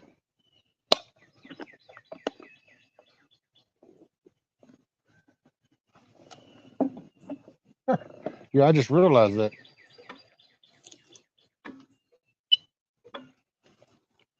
I actually just realized, hell, I built that coop for really no reason. Because with BB leaving, then I'll just have the hens, and then these will be in that other coop. So there won't be anything in this coop. So I pretty much just made that damn thing for nothing. Yeah. I I don't know. I mean, I ain't gonna sell it to nobody or nothing, so I ain't fixing to put it up for sale because that would be. That wasn't built for anybody else. That would be. I would address that totally different that way. What is it? You're gonna paint the new coop, right? I don't know what's gonna happen at this point. You gotta paint those new cribs you're building. I expect things to match it. Make it a rabbit hutch. Yeah, I guess I could. I would have to. I guess I'll have to put. I would have to put the wiring on the floor then.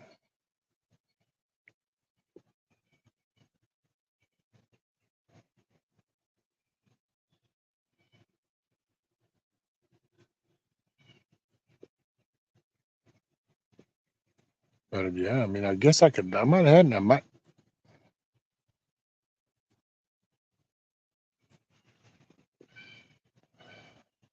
Too many safety meetings. Right over. Well, I just, see now what it is I just kind of went ahead and because I did get to thinking about that, and that's what bothered. I'm now. I don't care, man. Call it whatever. I did. I got to thinking about, man. You know what? If I put him in that, and then I was thinking, well, you know what? I can get some like foghorn leghorns and put those in there. And just have like a small 4 little. That way they don't really all intermingle, but I don't know. Rescue, you can always use that coop for new chicks, get them used to being behind bars. What D-Dog says the other coop can be for transitioning the little birds to grow big enough to move into the big coop. Yeah, I guess I could do that. But see, should I put that, would it, okay, because the original plan was going to be to take the little chicks and take that cage and put it inside the coop so they would be all right there together to get ready. If I put them in this one, should I put this one then beside the other one so that way they see each other? You know? Now we'll go pager.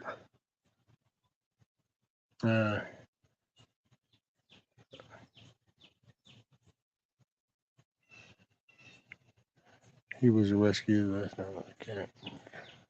We're getting bunnies. We need a cow. Oh my God. Save the chickens, eat bunny. Man. Oh, you probably got a thing against Peter Cottontail, don't you, deplorable? I see what's happening.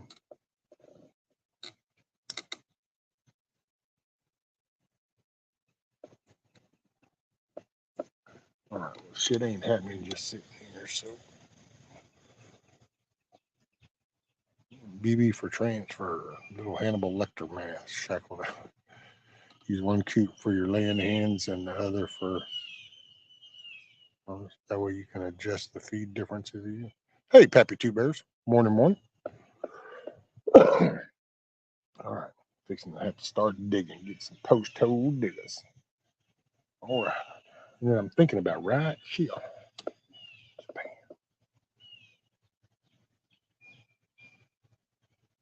That should be enough flag difference. That flag shouldn't touch. This flag shouldn't touch the pole. If I go that way, well, I really ought to go that way to be safe.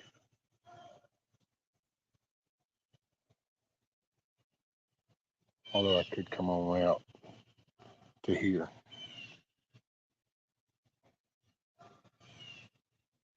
No, I'm going to go back that way. So I'll just relocate those chairs.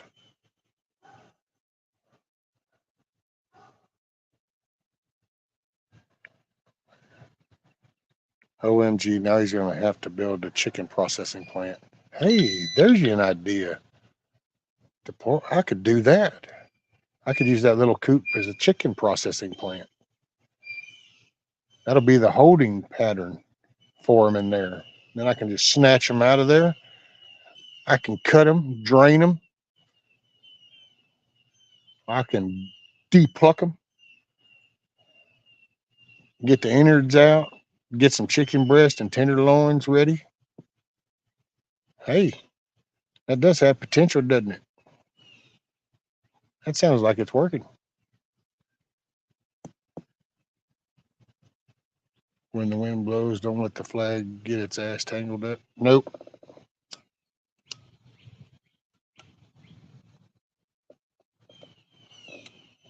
Okay. I'm going to relocate that shit over there.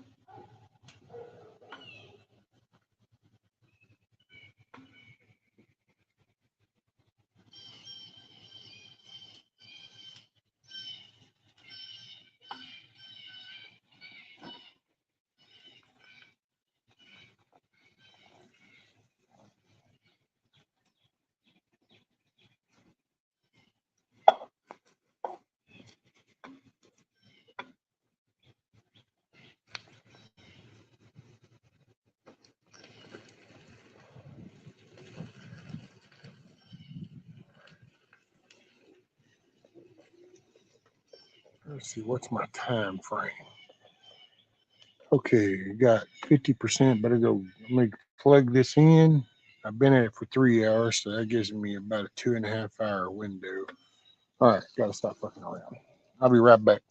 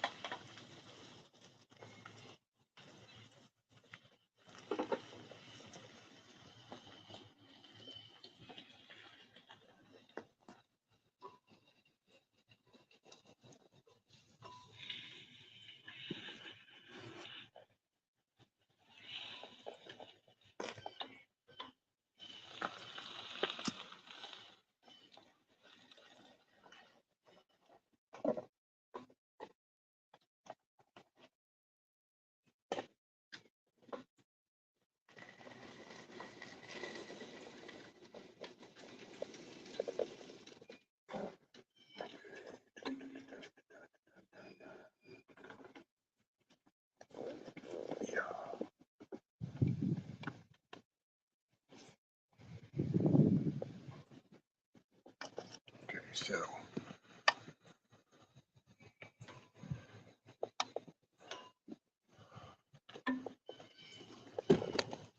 I'm gonna have to put some music on. I'm just bear with me if y'all want to.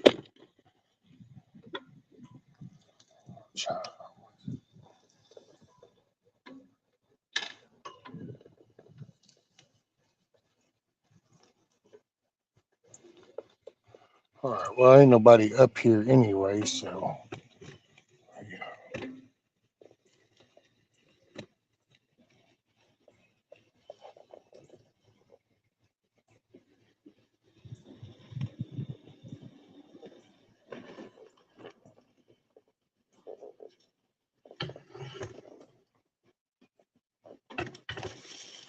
Sorry, I forgot to turn the camera off, so I'm sure that's all.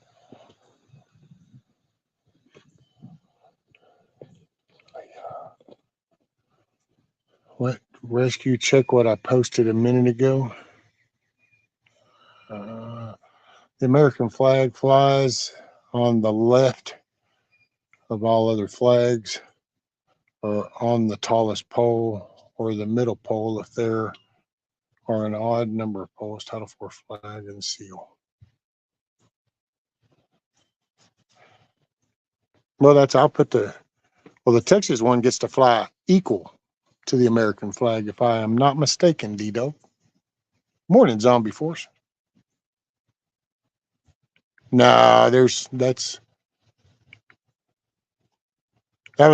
just a fun conversation, Zombie Force.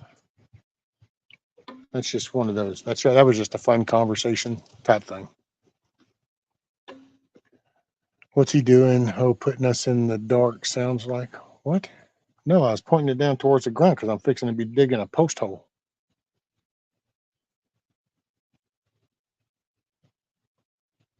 I guess D-Dog heard me. I don't know. All right, let's see if I loosen this. I can take this here. Oh, shit. Too far, too far. Hold on. Man, what did I just do? Okay. There we go.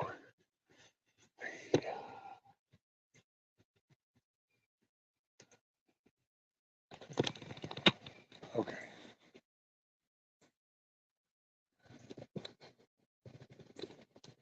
Did you happen to catch what I said, D-Dog?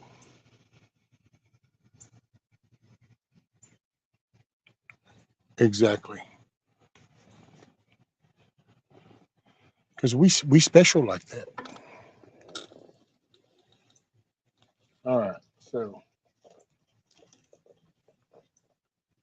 all right. Bear with me. I got to get my name. Go lay down. Go chill. Unless you're gonna dig the damn hole, you might as well just go chill out, Rudy. I'm fine. Everything is fine. Damn, he starts stressing as bad as she does.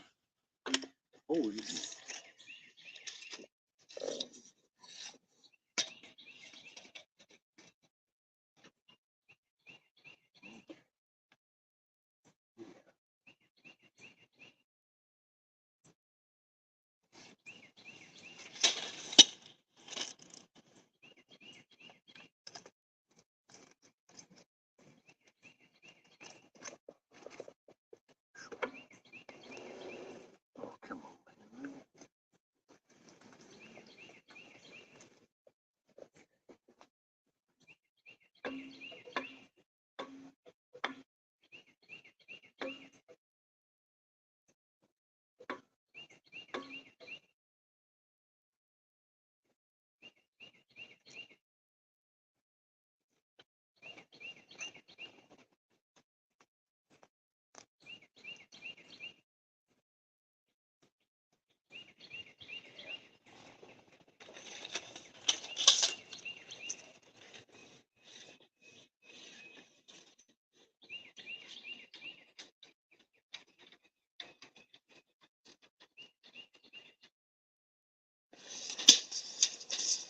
Oh, I'm sorry. I'm gonna get some music going. That way y'all don't have to just sit here and listen.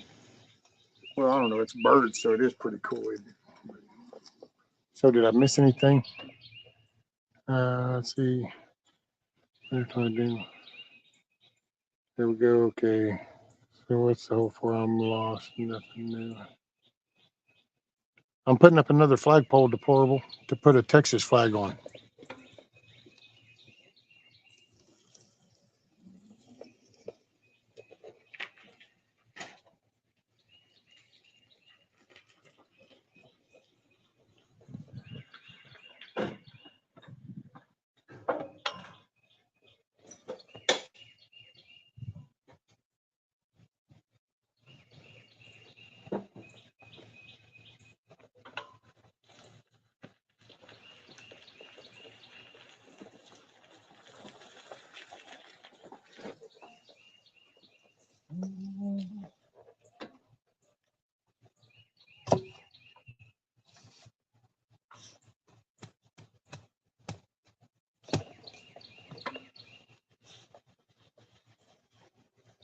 All right, let me get this thing. You know what?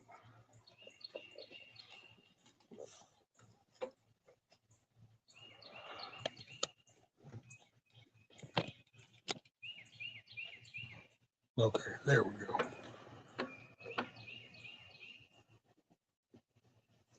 All right, what do I got? Anything? Nothing? Okay, cool. All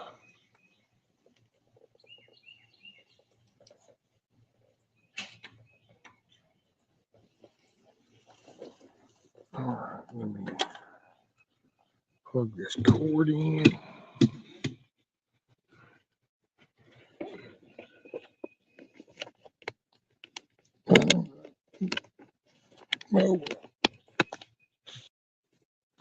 One flag during Washington's command flag today, probably the 30-star American flag tomorrow.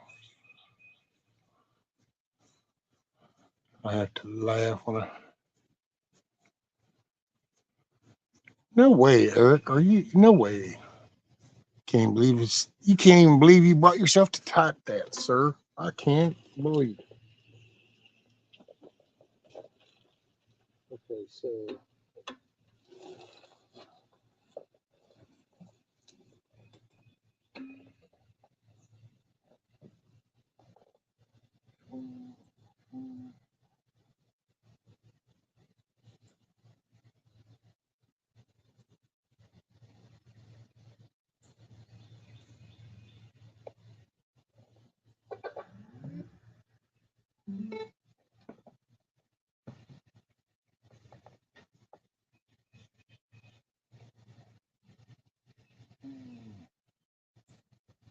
No way.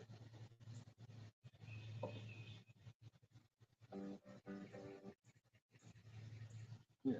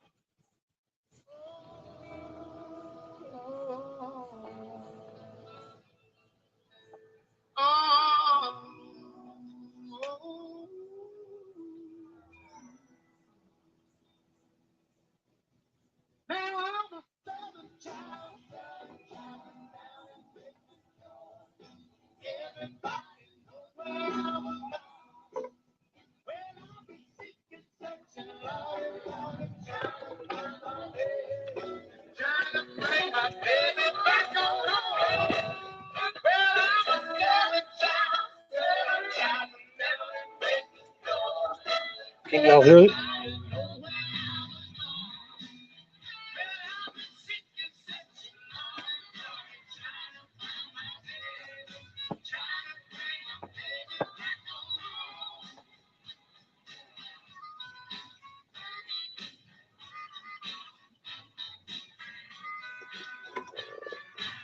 Thank you.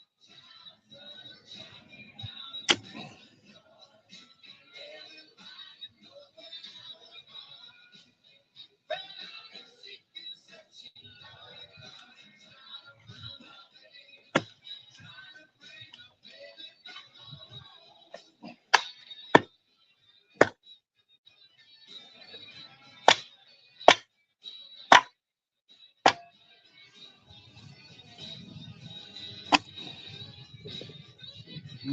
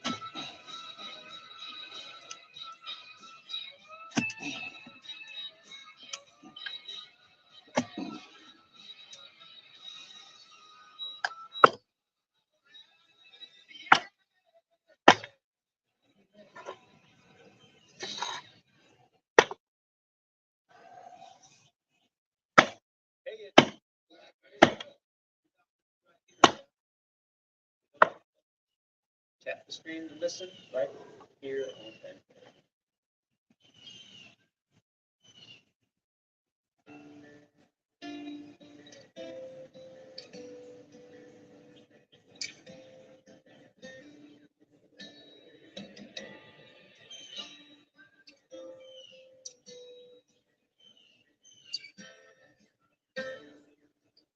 He rode in from the west with an eye for $1 to make.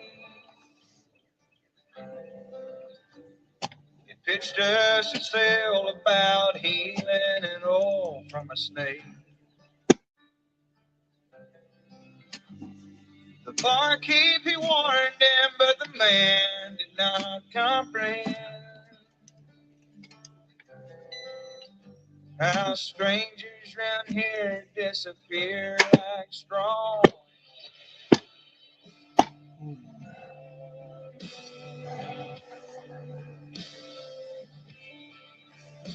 Two young mother loved when she met him in some northern town. He treated her good till the sun and the whiskey went down. Did the bruise on her face test the patience all of her kids? It's funny they play that song when we were talking about that a while ago. Or do strangers round here just feel like straw?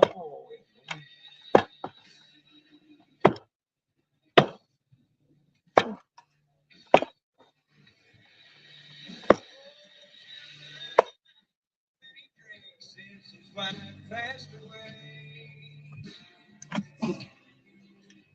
but he's good to the kids and the crops that he sells are fair trade.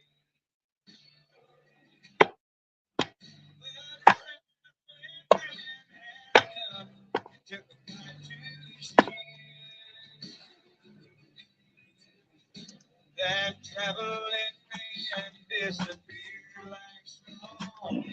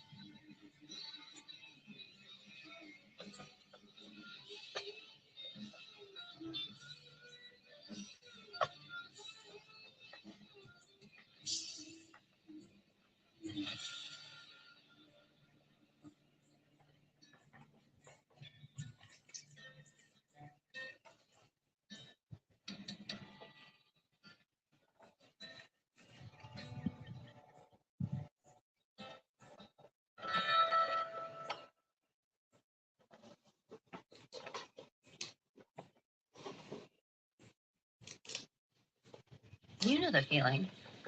A nice hot bath at the end of a really long day. But why wait till the end of the day when you could be on all day long? Is your favorite music ad-free with unlimited skips and replays? Is listening offline for when you really need to unplug? Is the power of Pandora Plus. Tap now to try it for 1 month free. My first rifle was a 243. Papa gave Daddy and Daddy gave to me. And they taught me how to shoot with a steady hand. I guess that's something you don't understand. Now I grew up on a prison farm, sneaking post shot from a mason job. Used to go fishing out Pickle Creek down. But I guess that's something you don't understand. And Grandma was in the kitchen, Papa was doing his just picking on some. And then we and I was raised in this land. I guess that's something you don't understand. And I still fly that southern flag, whistling Dixieland and New Brag. And I know all the words except for man. I guess that's something you don't understand. Pledge my allegiance the original way. Say Merry Christmas, not Happy Holidays. I can't change my ways, I know who I am. I guess that's something you don't understand. Grandma's in the kitchen, Papa's done passed on. Sit down on the front porch, just picking on the sun. There's blood on the table. We won't be here.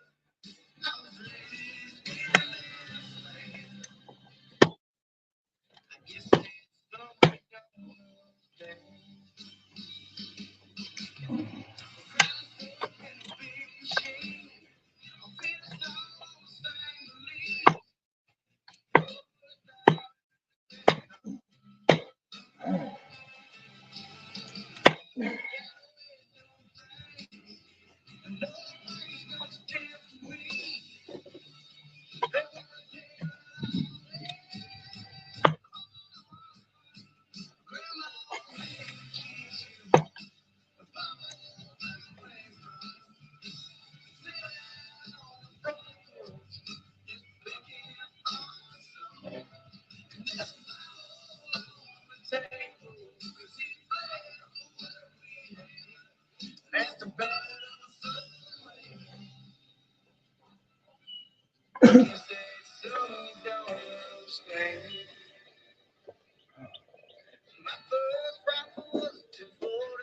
Mine was a 30-30.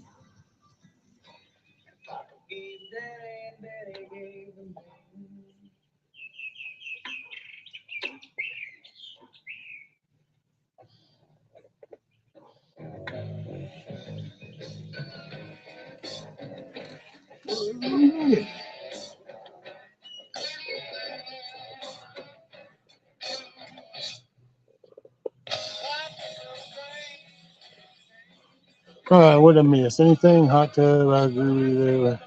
And some bone fine cigar. Okay, somebody got the right idea. Yep, give me back my bullets. Safety brake. Anybody wants to come up, the link should be pinned. They're back where they belong.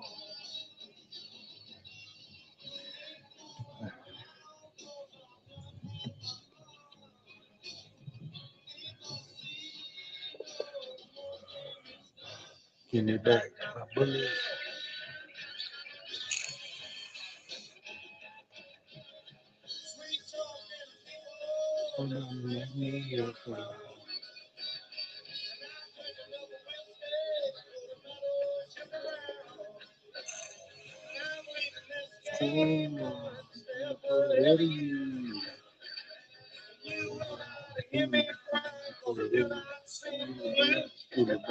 bullets. What's up, Cherokee Survival? What's up, brother?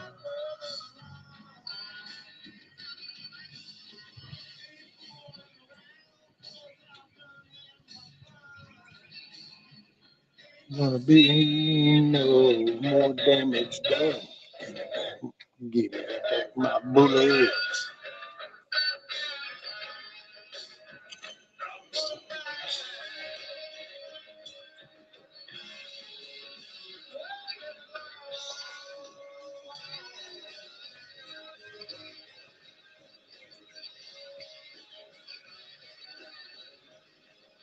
Yeah, matter of fact, now I'll get my little cart.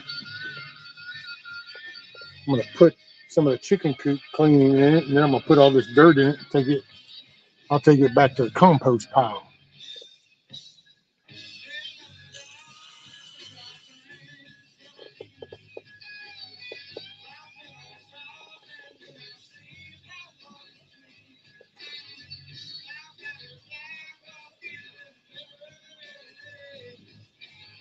So many free hot tubs on Marketplace right now. Time to snatch one up. Shit, I wish.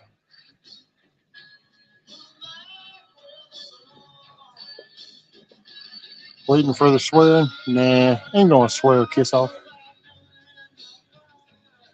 I know that clay some mofo shit right there, but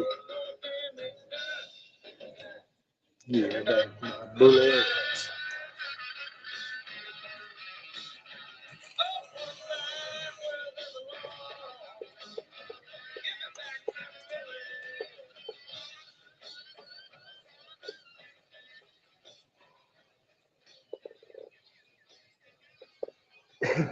Yeah, we have to figure out which one is the bottom one, and then I'll put that tube in. Watch your step. Wow. And then I'll take some Satcrete and start sprinkling it around there. It's the perfect place to stream horror movies. What movie is that? I haven't pressed play yet. AT&T Fiber with All-Fi covers your whole house, even your really, really creepy attic turned home theater. If you don't ask, just keep on working. Hot tub, out of the question, bathtubs too. Like a gazillionaire. Oh, I know. Limited availability. Coverage may require extenders at additional charge. Kroger always gives you savings and rewards No until bathtub for lower me. than low prices. And Hot tub would have been nice. I wish. you can enjoy I mean, we got rid of the one that with used to be digital back there. coupons. Plus, you can earn fuel points. Wish now had it just kept. But Kroger, fresh for life is full of shoulda, coulda, woulda. Restrictions apply. Choose from a great selection of digital coupons and use them up to 5 times in one transaction. Check our app. Be right back. Be talking a line of schmack.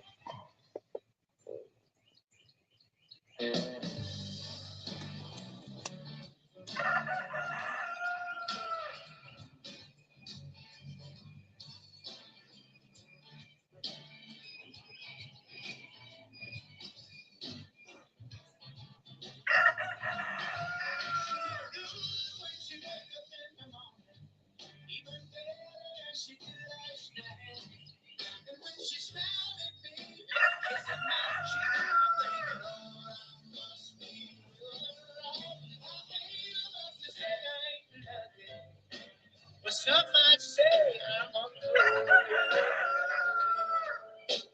Chances are I'm doing fine so far, 'cause the mama even said I'm cool.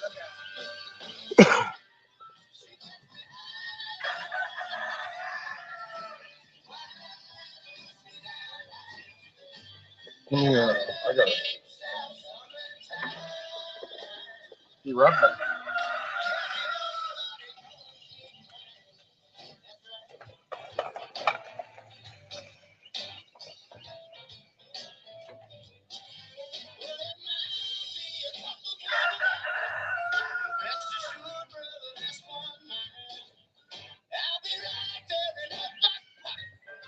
She got my name tattooed where the sun don't shine. Stop you looking when she walked in with me. I don't blame you, she's a hell of a girl. I know how you feel. It ain't no big deal. I'm the luckiest man in the world. She gets me why she died harder than the deep south summertime. Yes, everybody knows she's mine. That's right.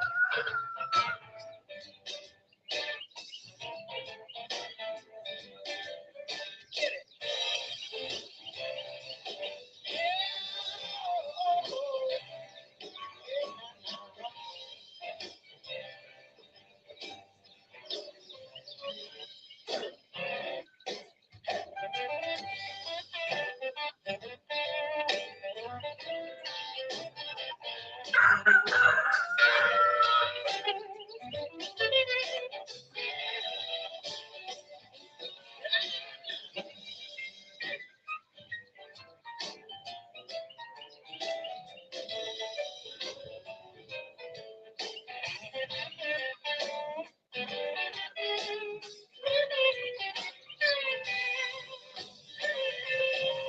She gets me high and why harder than the deep south summertime. Yeah, everybody knows she's mine. She gets me high and Georgia pine. Harder than the deep south summertime. Say everybody. You know everybody. Seem like everybody. Everybody knows she's mine.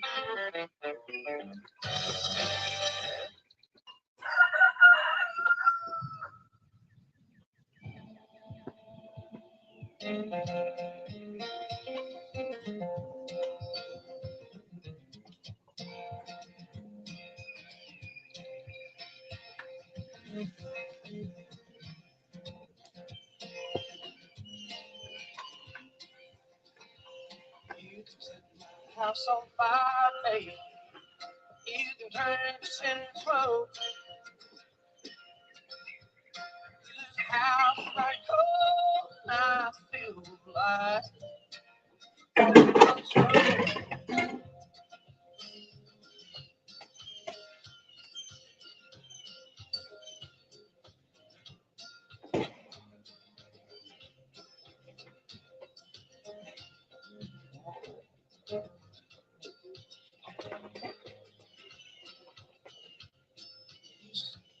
somewhere.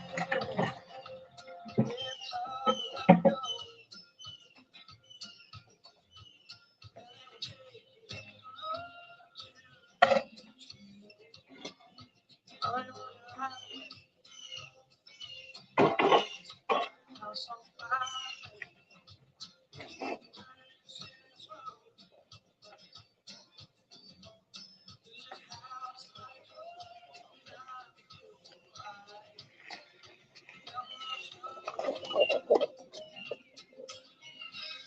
All right. Well, that was an Uber failure. So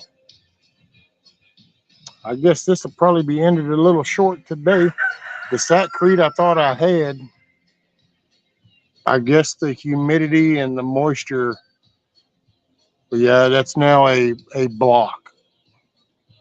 So that shit ain't gonna really crumble up and set well for this flagpole. Hell, this one here rocks pretty good. So yeah, I don't know. I'll try to get one this afternoon when she gets off. I don't know. It might be tomorrow. I don't know. Just have to see. Yeah.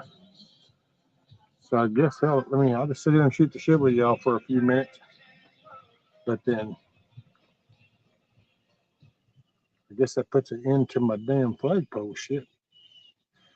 Oh well, that's another Uber failure of mine. I should have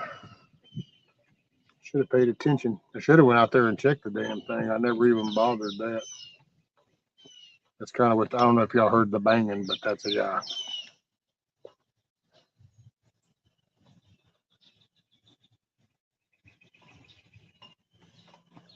Yeah, that's what happened, Rabbit, I do believe.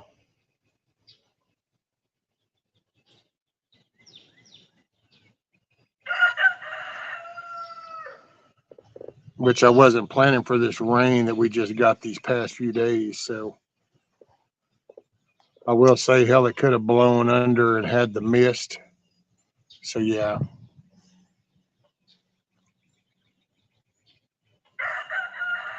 I basically dropped the ball. I mean, hell, that's it. I dropped the ball, and that moisture, you know how that moist goes. Moist is a trigger for so much shit. Apparently, it triggered my satcrete. My satcrete got moist, and it stiffened up.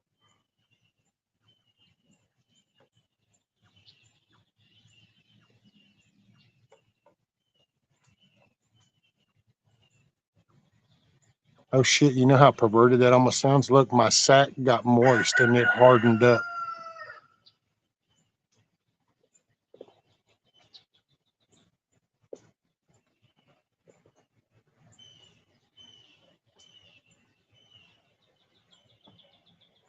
Not a failure, just a setback. Yeah, buddy.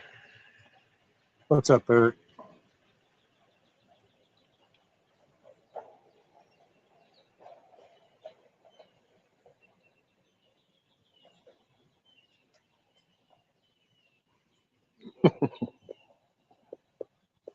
I had to wait for the chat to catch.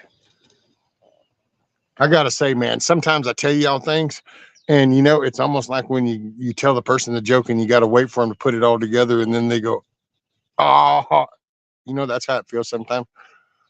I think I say some pretty funny shit sometimes, and then I have to wait to get the reaction. Oh, the despair, the despair.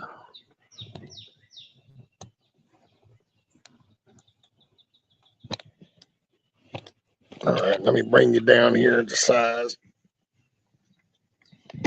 Oh shit. Okay, we don't know what's happening. Hold on, might have to cut this off a moment. Fix it now. Oh yeah. Yeah, let's just break that wide open. That sounds like a fucking plan.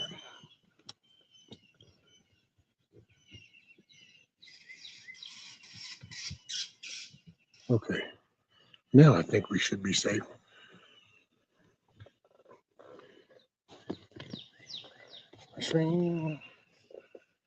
All right. Holy ball bag. That works really well. Probably set my chicken pins post with it. Expensive though. Wait, what did he say? Rescue, have you ever tried that expanding concrete replacement stuff they use for anchoring poles? They're not affected. No, hadn't heard of that. But I've been kind of out of the loop for a few years now.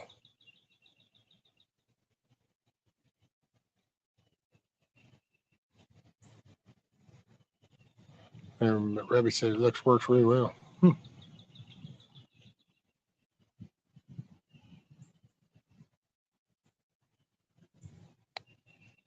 Rudy, what are you doing? Rudy, get up on the porch. Get up on the porch. Get on the porch. Get the fuck on the porch.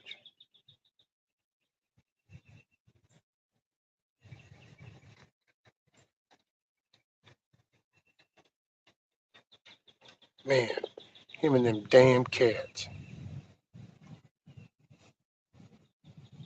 He's allergic to the damn things, and he goes down there wherever they piss or they lay, and oh no. Lay down, dude.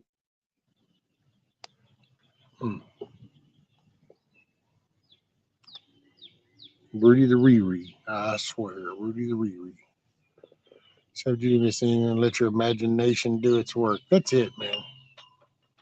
We put your brain to work. We gotta exercise your brain.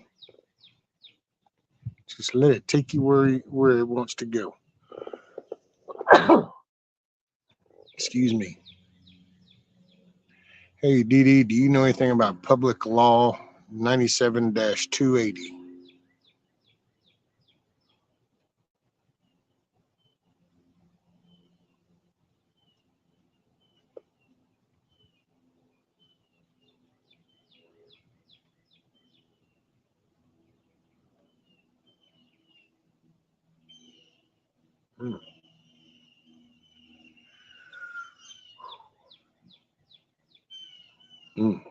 One of them moments. Services I've had, I repair cracks on my chimney with it. It works. Just gotta power wash it and let it dry good. It's easy. 115 weather.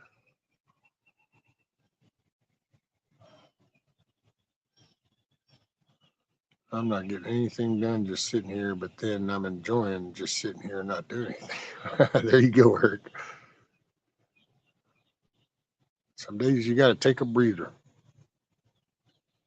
They have a better life experience than them finding their dad's playboy. Oh, and I think I went a little. Oh, damn! There you go. And we're talking about my sack getting moist and hardening up. Now I got to tell you that I went too deep. This is just getting really becoming a weird conversation. Yeah, but according to the instructions, I went too deep.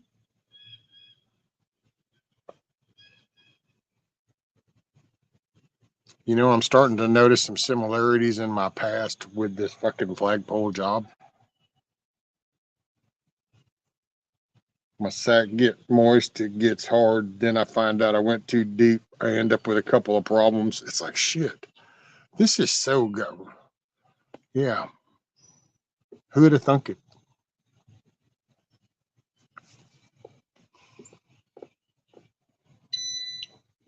Right, sound the alarm. The chair even says, fuck it, I give up. I'm a little irritated not doing the flea market today. I relocated myself to my room, my study, as it were. Really, I snore so bad, my wife makes me sleep in the other room. Oh, Ronald Reagan signed it in 1983, was the year of the Bible.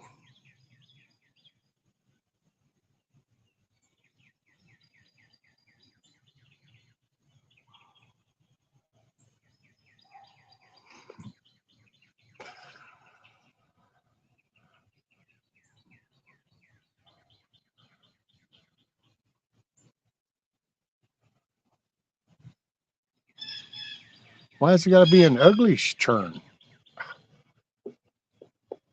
Why has it got to be ugly?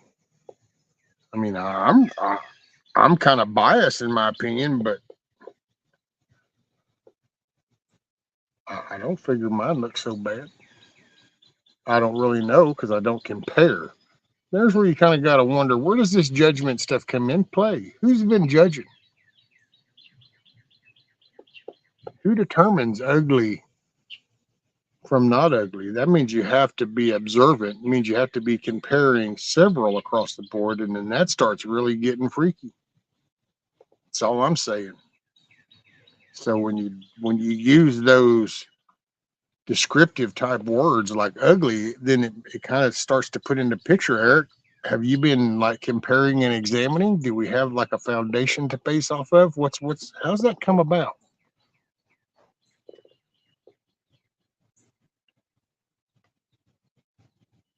I'm just fucking with you. Northern New York footings and such had to be 4 foot because frost. Ooh, damn. See, that's just way too much snow. Too much snow.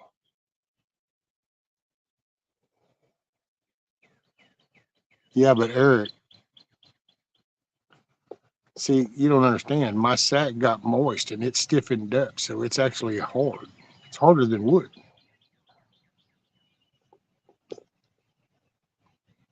I'm just saying, rock, paper, scissors.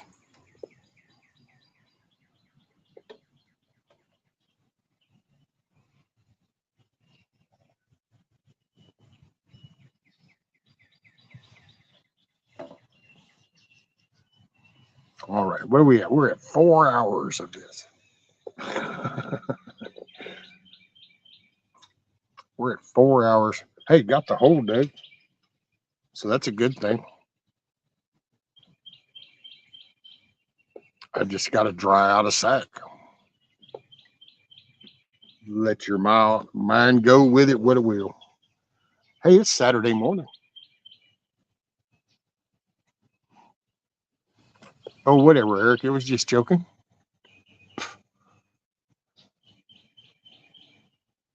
Hey, don't take your flea market frustration.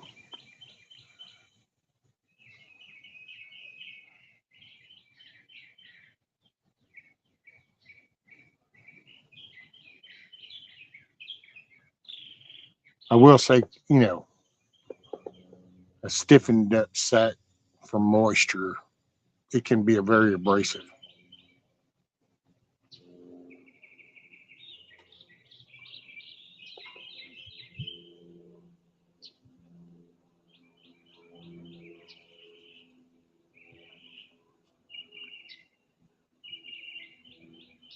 Every time I hear one of them little engine ones flying over, I wonder if that's my son's friend. He got his pilot license and he likes flying all around up and down the river and shit.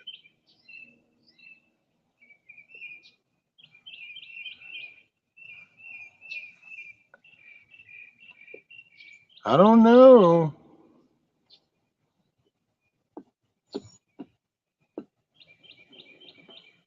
Are we having another safety meeting? Yes, ma'am, Monique.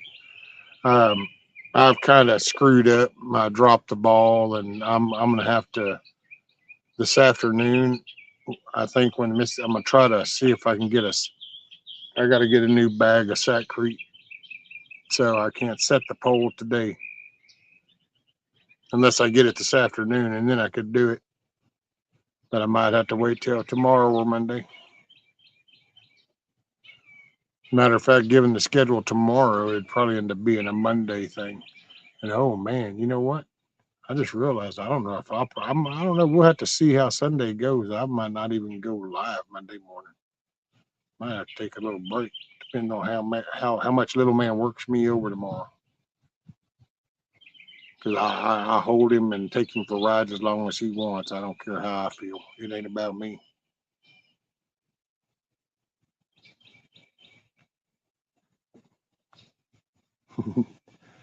Don't rush a good thing.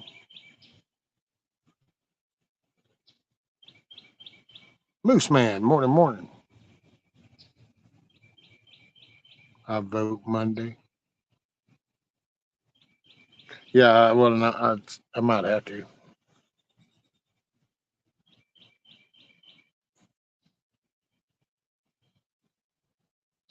I might actually need to take and put a couple of I might get some of them little blocks of bricks and put some down and bring that up a little bit.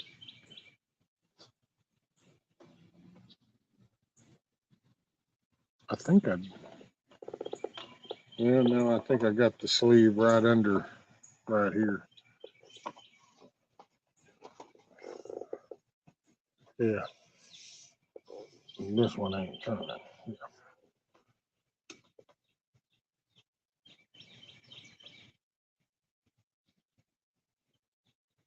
Just don't forget to say goodbye to BB. You're gonna miss him. He could have been a great sandwich.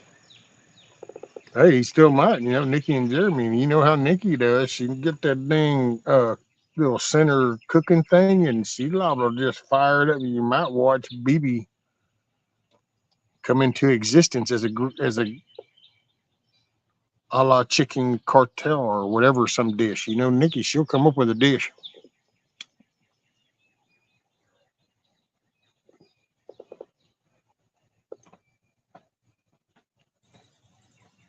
Right up and caramel eating.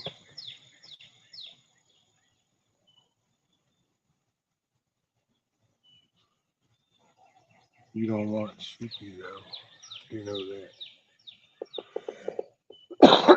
Nope, you don't want the soupy. That's worse than, never mind. That'd be that for me. I went past my own personal boundary.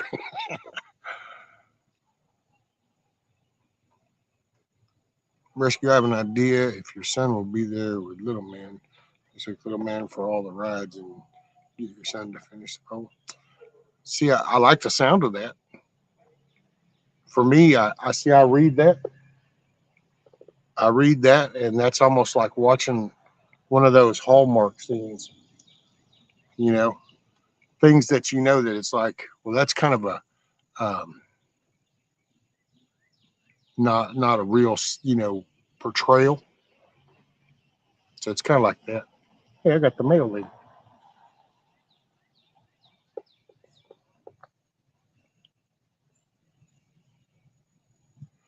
Let's see if I can make it. Give me just a moment. Let's see. I'll be right back.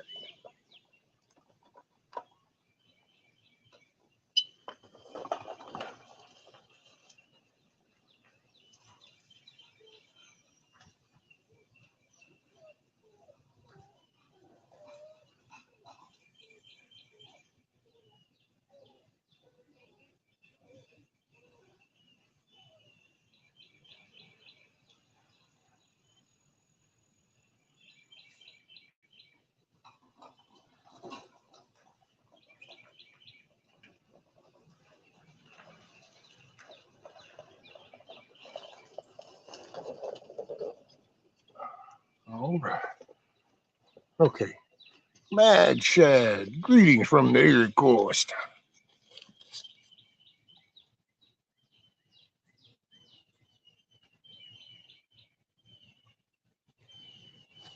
Whatever. Okay. The missus and the missus. So that's the missus and the missuses. And this is probably some bullshit. Sounds like Eric has a detachable. Well, hey.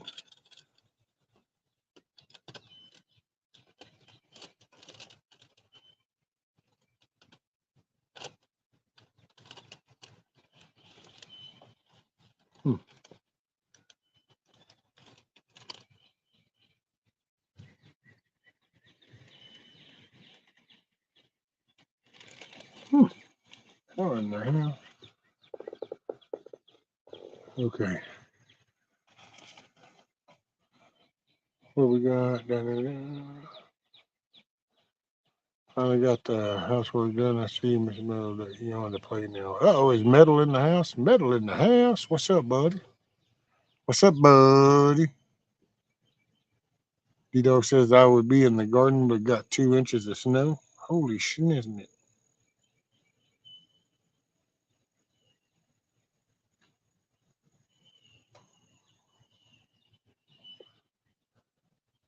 Hey, D-Dog, did you see that picture I showed earlier of what Michigan was able to find?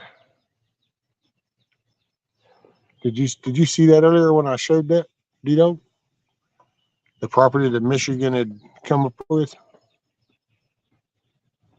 Check this out. He told me I could show this just so anybody wondering, but so inside the blue square, that's the property that he got, and then that's the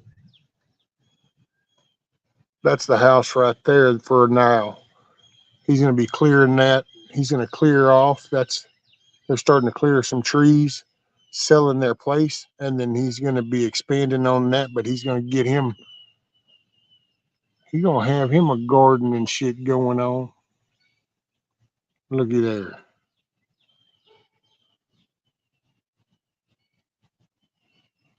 That's pretty damn cool.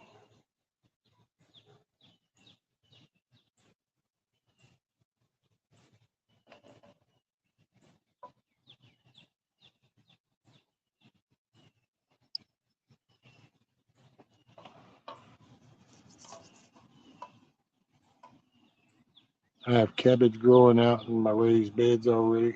They're about 6 inches tall. Hell yeah.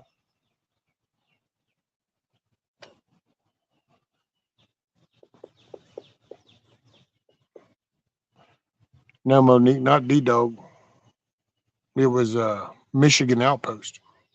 Michigan 231. That's the property that they bought. I was talking about that the other day. You got your house, and then Michigan scored on that one, and it was like both of y'all scored on your places. And I was like, hell yeah, look at y'all. What's up, GTP?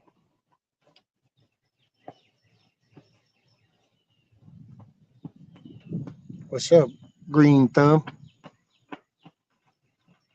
That man be growing some stuff. No worries, Monique.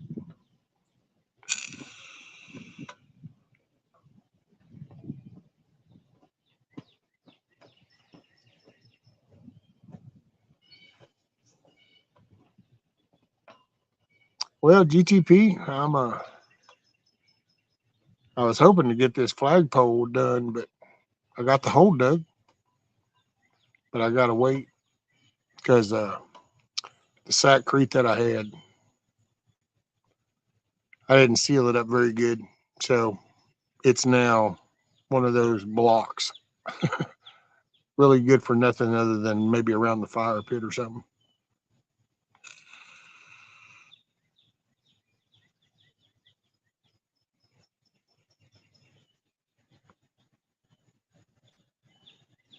Hopefully everybody's, looks like it's starting to clear up.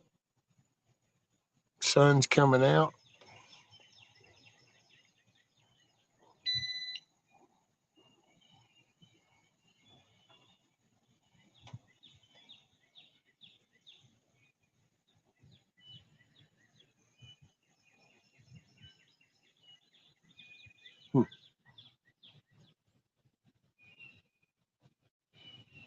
I'm sure it varies, but is there an average price for an acre of land these days?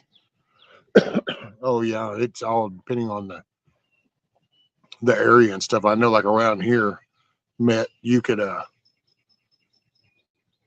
like around in here you can find an acre for probably, you know, $2,000, $4,000, and then you can go just a little ways in one direction or another, and all of a sudden that 1 acre can be 10,000 or 15, 20,000. And then there's some that even go on up because it's also, it depends on what's around it is what most of it around here. That's the way things are handled. Like, how easy of access, what utilities are around your shit, and then what commodities. You know, you got a lake, you know, you got quick access to a major road, and it's kind of like frontage road on an interstate. It's like prime real estate as far as for making money. That's your interstate frontage road shit. So yeah, it just depends on where, and then because like where I'm at, I'm not lakefront, but so like way back when we got this, I want to say these were, it was lots, $500 a lot back in the day. Now it's like $2,500 a lot. But then you can go right over just two little half mile, and there's an artesian lake, and now that shit's like, oh no, them people, them people are all proud of that shit because of that artesian lake. Me, I'm cool with just driving down there to that artesian creek that comes out of that artesian lake. Ain't no point in paying all that big bank. I mean, granted, fishing from a pier was nice, and before all these fucktards kind of came up around here, we had one off that lake. But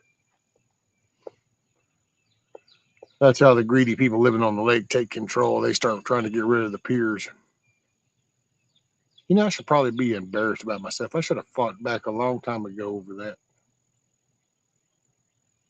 Instead, I was always adopted the thing of I was fighting back by just flipping you off and then ignoring you kind of thing. And no, I should have really addressed it. Anyway, Rescue, I'm going to go decorate for the granddaughter's birthday. Have fun tomorrow. Tell Nikki hi for me, chat. God bless. All right, kiss off. Make it a great day, ma'am. Big hugs. Have fun with your granddaughter's birthday. And tomorrow, I'm just stoked. Can't wait.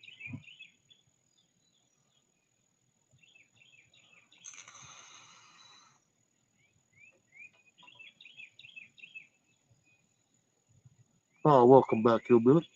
By the way, Hillbilly, earlier, I think you were saying something about a cordless saw or something, and Lady Smith had a question for you. So that's a heads up for you and a reminder for Lady Smith if she's still here. And so then just doing my part.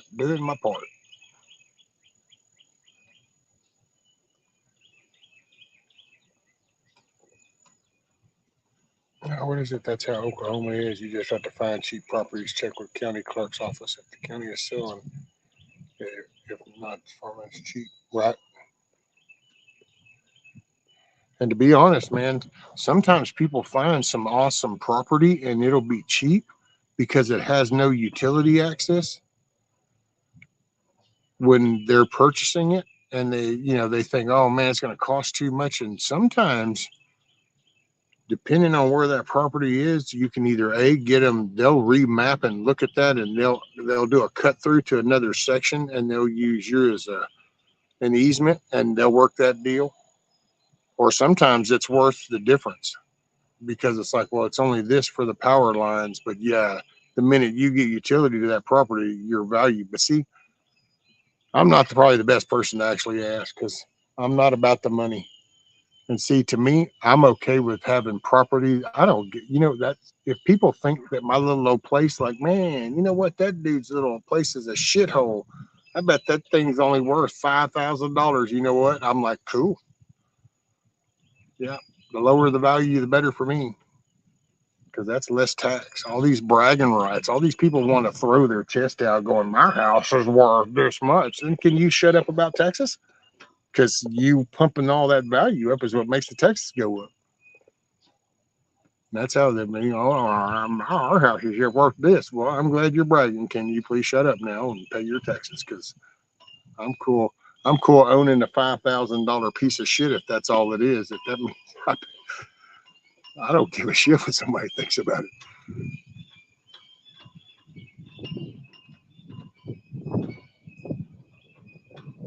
Can't wait to get gardens going. Blew all the leaves off yesterday before the rain today.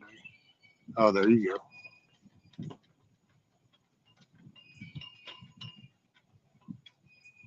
I see no garden for me till May. Damn. Well, that's, yeah, you get all that big old snow stuff, GTP. Who cares what your house is worth? Oh, well, that's, yeah.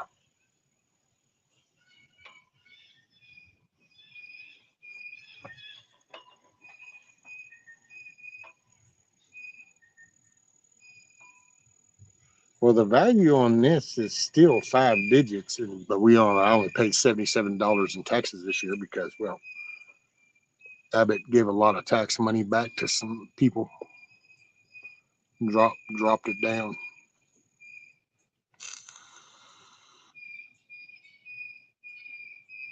Oh, damn, GTP.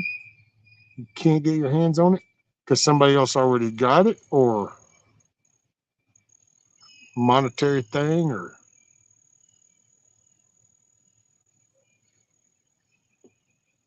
somebody done snatched it up.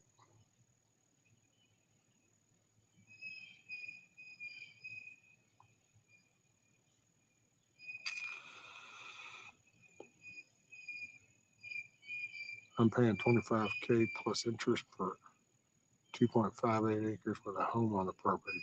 Could probably get up to 75,000. There you go, Eric.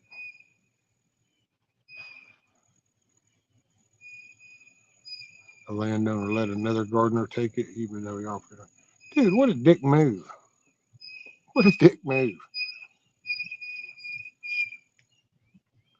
Rudy, go get on the porch or go lay out in the driveway.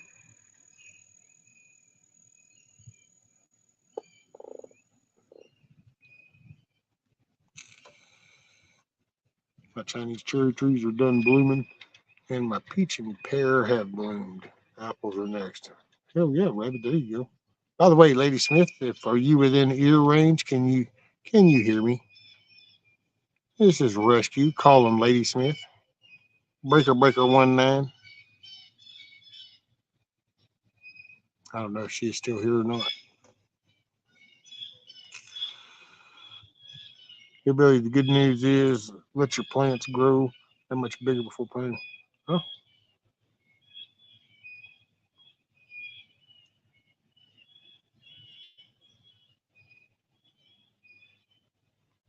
Once I had the property next to me, I got for free, probably get up to 100K. Hell yeah. There you go, Eric. So you could either say, find a spot and then see about selling it and then bouncing to another spot, or just that's where you really want to invest in what your county adjusting to and then what your state's starting to look like.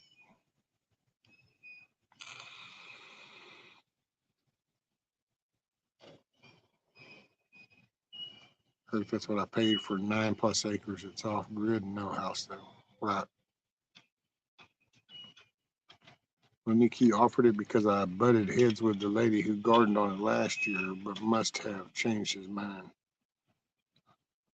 Or somebody offered him a bigger plus or something. Still have 1,600 square feet though. Well, and seeing your other stuff, GTP, I'm sure you will be maximizing that 1,600 square feet. Like you pretty much always maximize everything.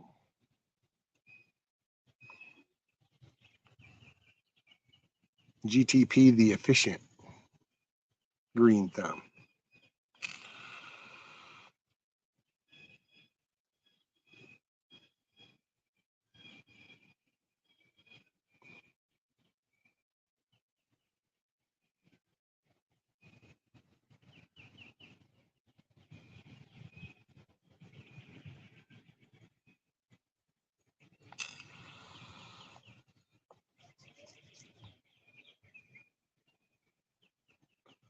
Oh, there's that. See, I know you will, GTP.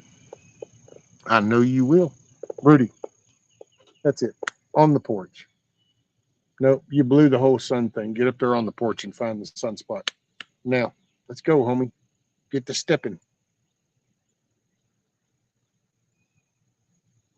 Hey, I'm not bullshitting. Let's go. Come on. No, sir. This way.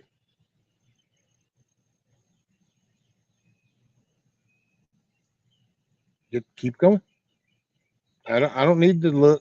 Keep going.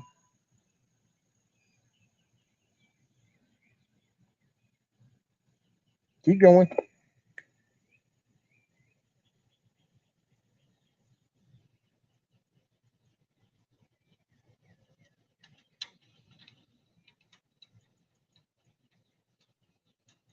That's it. Walking the mile, walking the mile, walking the green mile. Get on up there.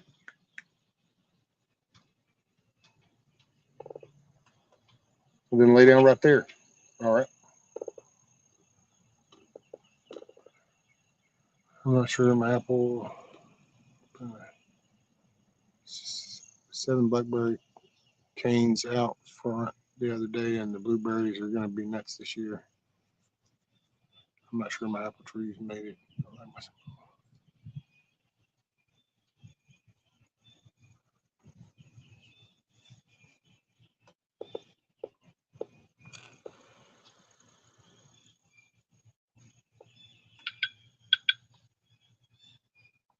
I like my small 9,000 square foot garden, 120 foot by 75 foot.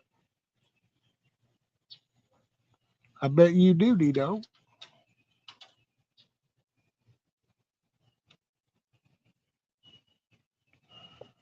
same problem. My mother lost one partner part of them last. I got damn lucky, but I was left with one hell of a mess. Oh wait, ooh, what the hell? D-Dog found 6 varieties after blueberries to add to the blueberry patch. Hell yeah.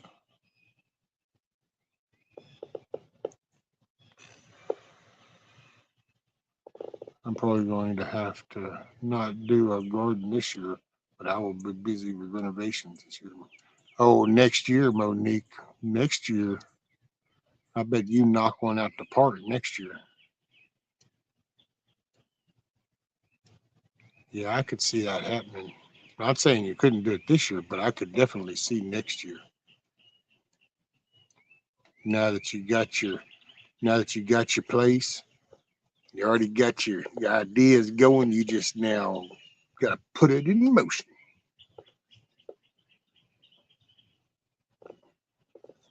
What about designing it so it's mostly hands-on?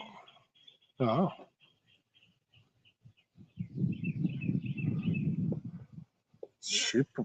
I wouldn't be surprised if she was okay with some of that, but some she would probably want to do hands-on just because she would probably want to enjoy doing it.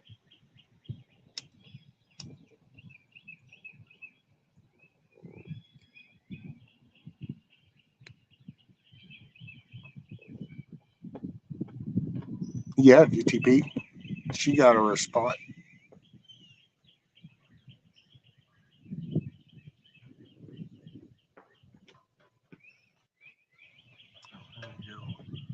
Go down and get some sarsaparilla.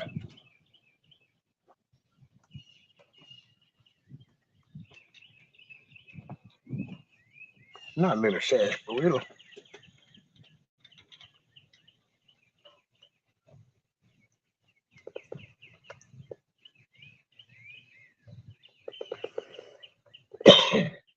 Excuse me.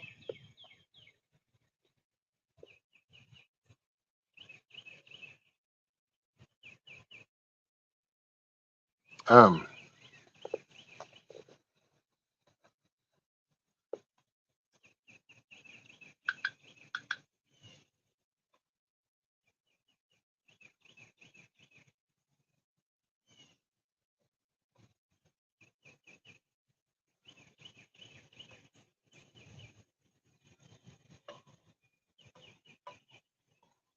is it okay to show that? Okay, there you go. Thank you. I was going to just ask if I could just show that one and dang it, look, man. Really? Y'all got a parachute down on my ass? See, this won't do it justice, but you get the idea. Look at that place, GTP. Can you see some garden action going on there?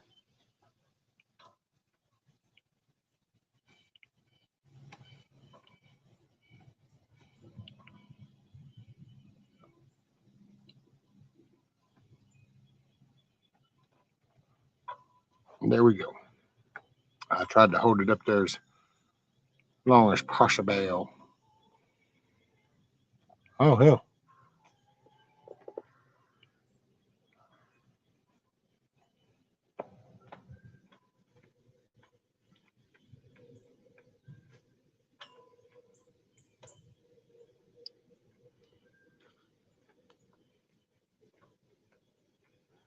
God dang.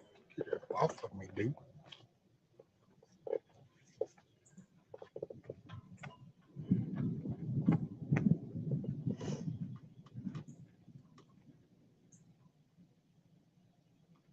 Oh, you got it, GTP. I'm so happy for Monique. Michigan Outpost got a cool place. I'm happy when good shit happens for y'all. It's kind of like when I was used to watch Hutch and he was out and he's doing stuff. I live vicariously through that. Now I try to, I don't know, sometimes I bite off more than I can chew. Kind of funny that way. I don't know, man. That was Monique. That's the place that she's got a deal on. If it passes the inspection and everything, the finalization, that's what Monique That's what the place she found.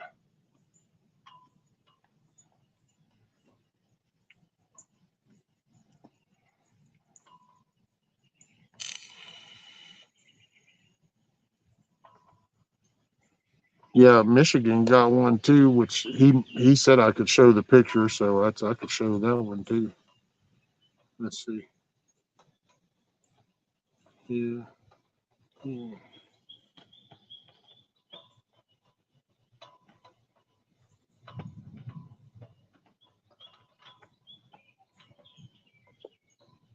So the everything in the blue line is what Michigan got. So they bought that little place that's right there inside the trees, and then all this is the wooded stuff. They're working on clearing and making him a garden spot. That's going to be a pretty nice thing. He's got some pretty cool plans for it.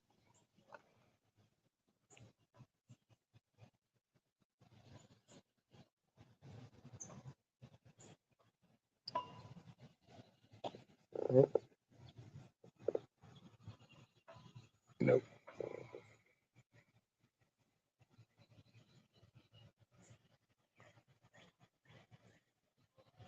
Hey, Neville.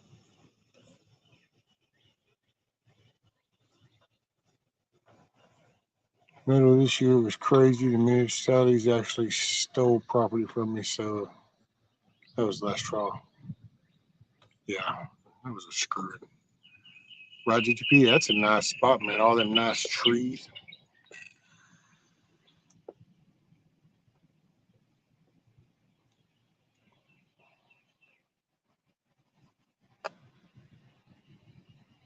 Hey, tell you what, y'all bear with me. I'm gonna fold these legs down a little.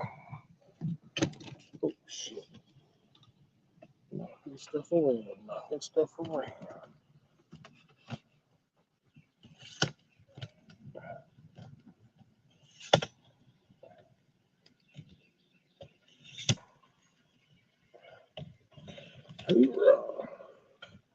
Okay. Now let's see how this does.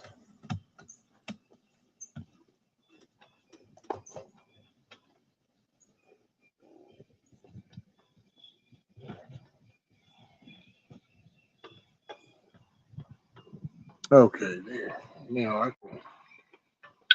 I can see a little better. I don't have to bend over. I can just sit back.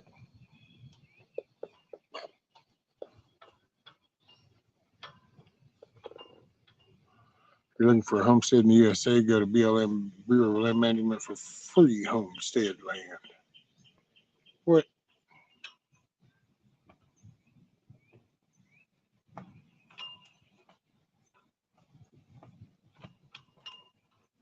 They actually still do that, D-Dog? Yeah, I'm kind of with GTP. I thought they stopped doing that a while back. They still do that?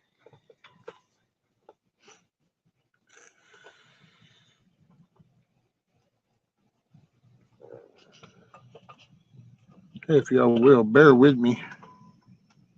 Um,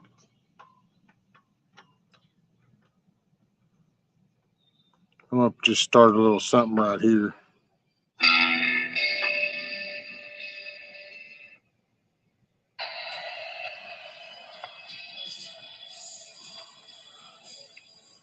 I'll leave you with some sun sky, but I'm going to go in there and grab me a water.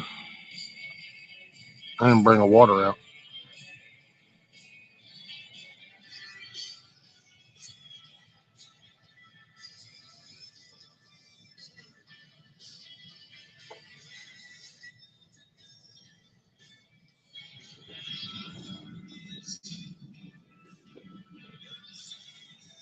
All right, I'll be back in just a couple minutes.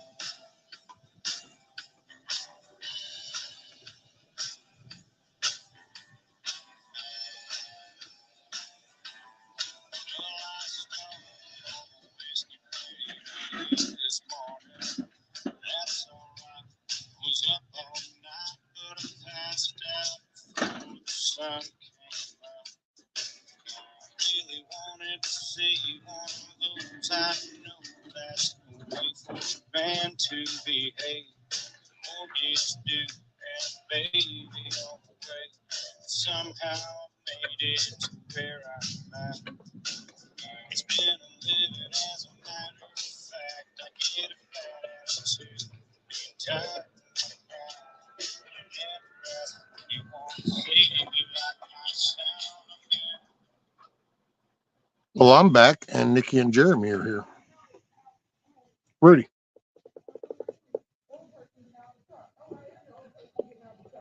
Rudy, get over here. Rudy, quit jumping.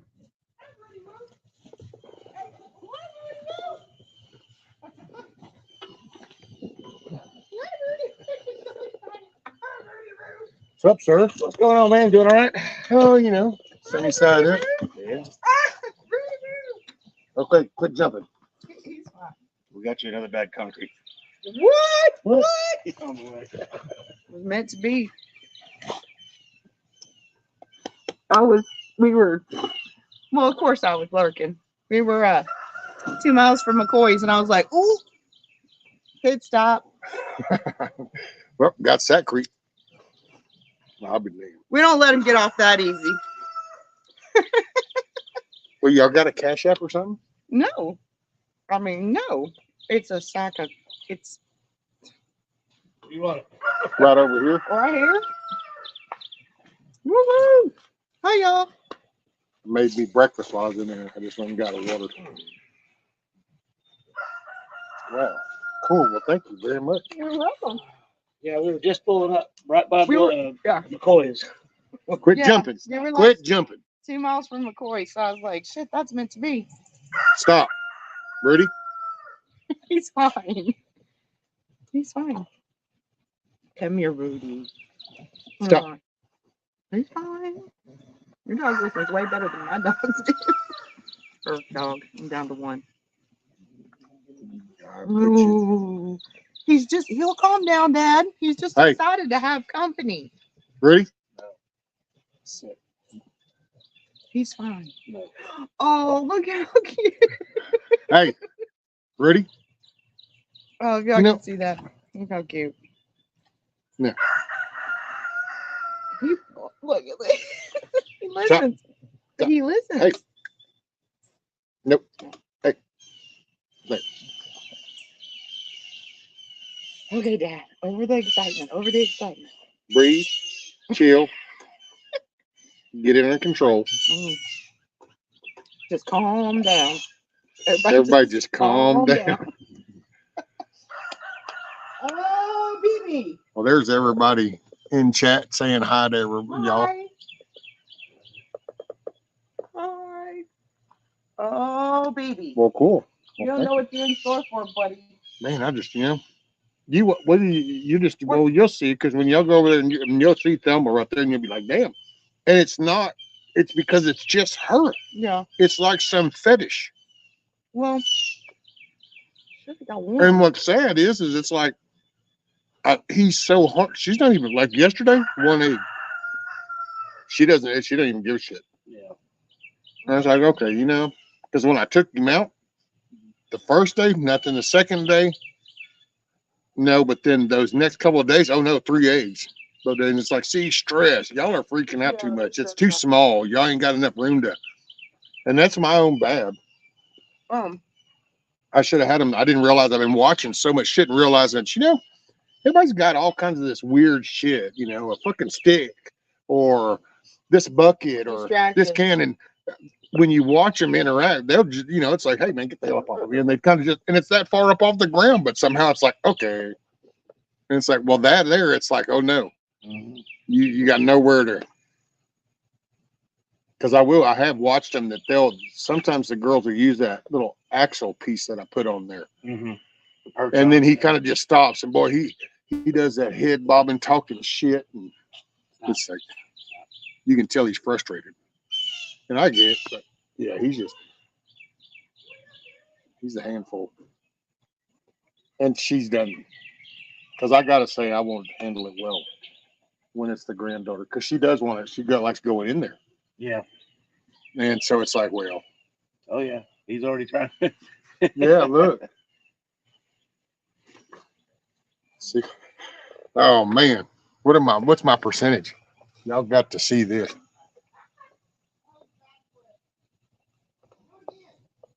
We can make a trip.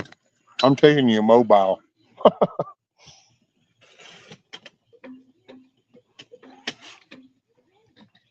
And what a watch. I gotta chill too.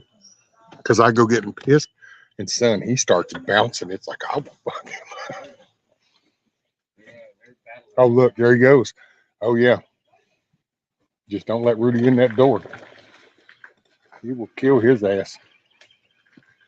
Let's see. I think we can make it this way.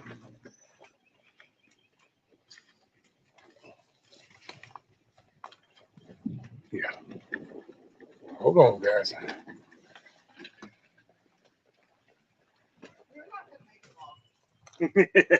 What?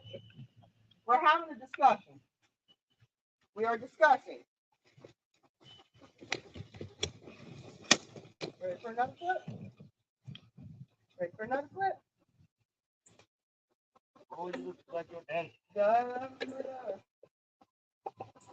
Ready for another clip?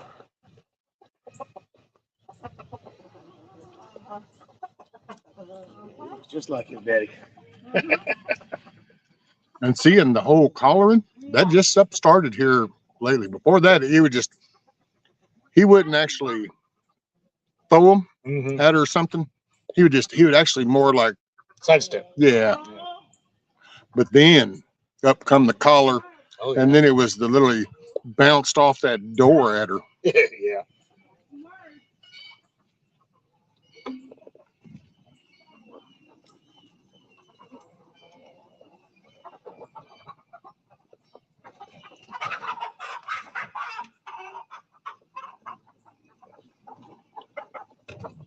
We had a couple words. We had a discussion. Bitch.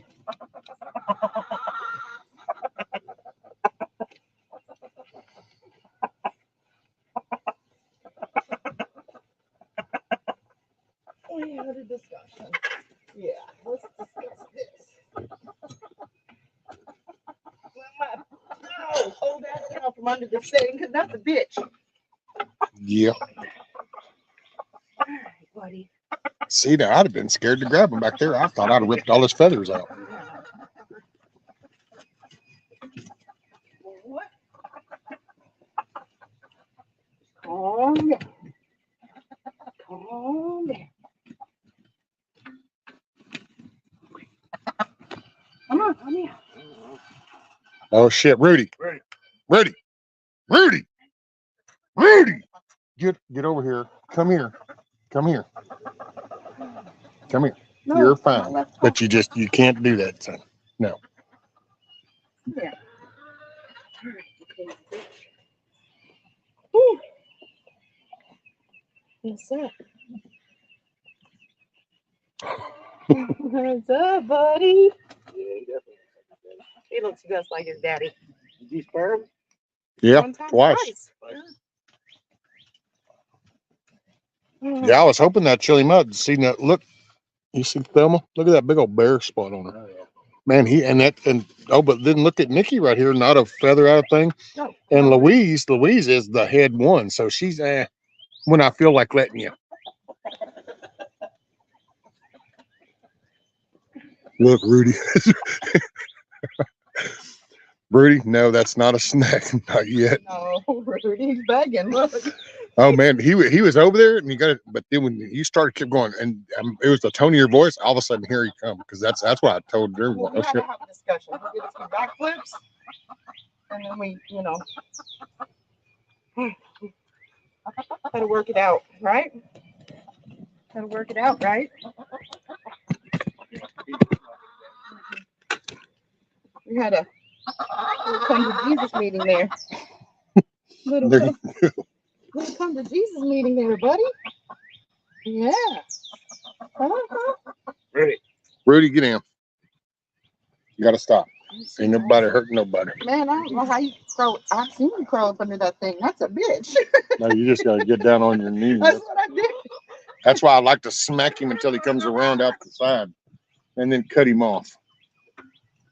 That's seeing, man. I almost busted my ass, and that's why she freaked out. Well, she's standing over there because he come at me. Well, when he did, I'm like, well, without thinking, because you just, sometimes I have a moment, and yeah, I did your move, Yeah. and it's like, yeah, well, Yeah. okay, that didn't work out well. It's not. Well, I came back into this. That's how I cut myself here, whacked myself up here on my head, and she's like, oh shit, Brian, because that's I started to kind of go and just grab that. Luckily, that is. I gotta It say, is. Yeah, I was holding on to that while I was, it's having a talk. firm enough.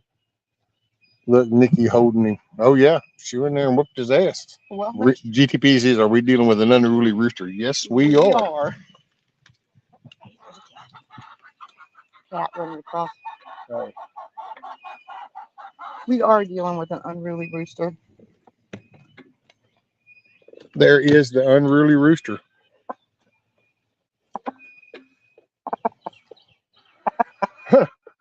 You fucked up, dude. You fucked up, dude. I told you I done had enough. I gave you so much. After you had it, just I don't give a shit. He's talking shit still. Your little world is upside down, homie. You have no idea. Welcome to the skillet. Yep. You have no idea. I think we're gonna find you with a grilled chicken sandwich before long. Mm. Oh, you're fucked up, dude. See how he reacts to the. Number 2. Oh. Oh, stop. Oh, dude, you want me to go grab them pliers? Oh.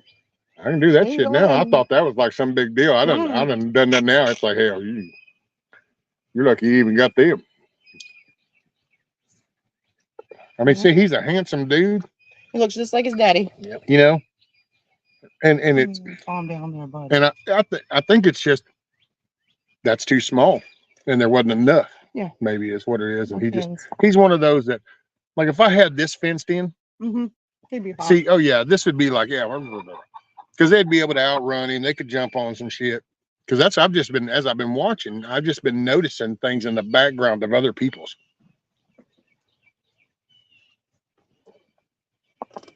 Yeah, they damn near finished that house. Yeah, somebody went up there and built that damn place. They just come up there and they keep working on that thing.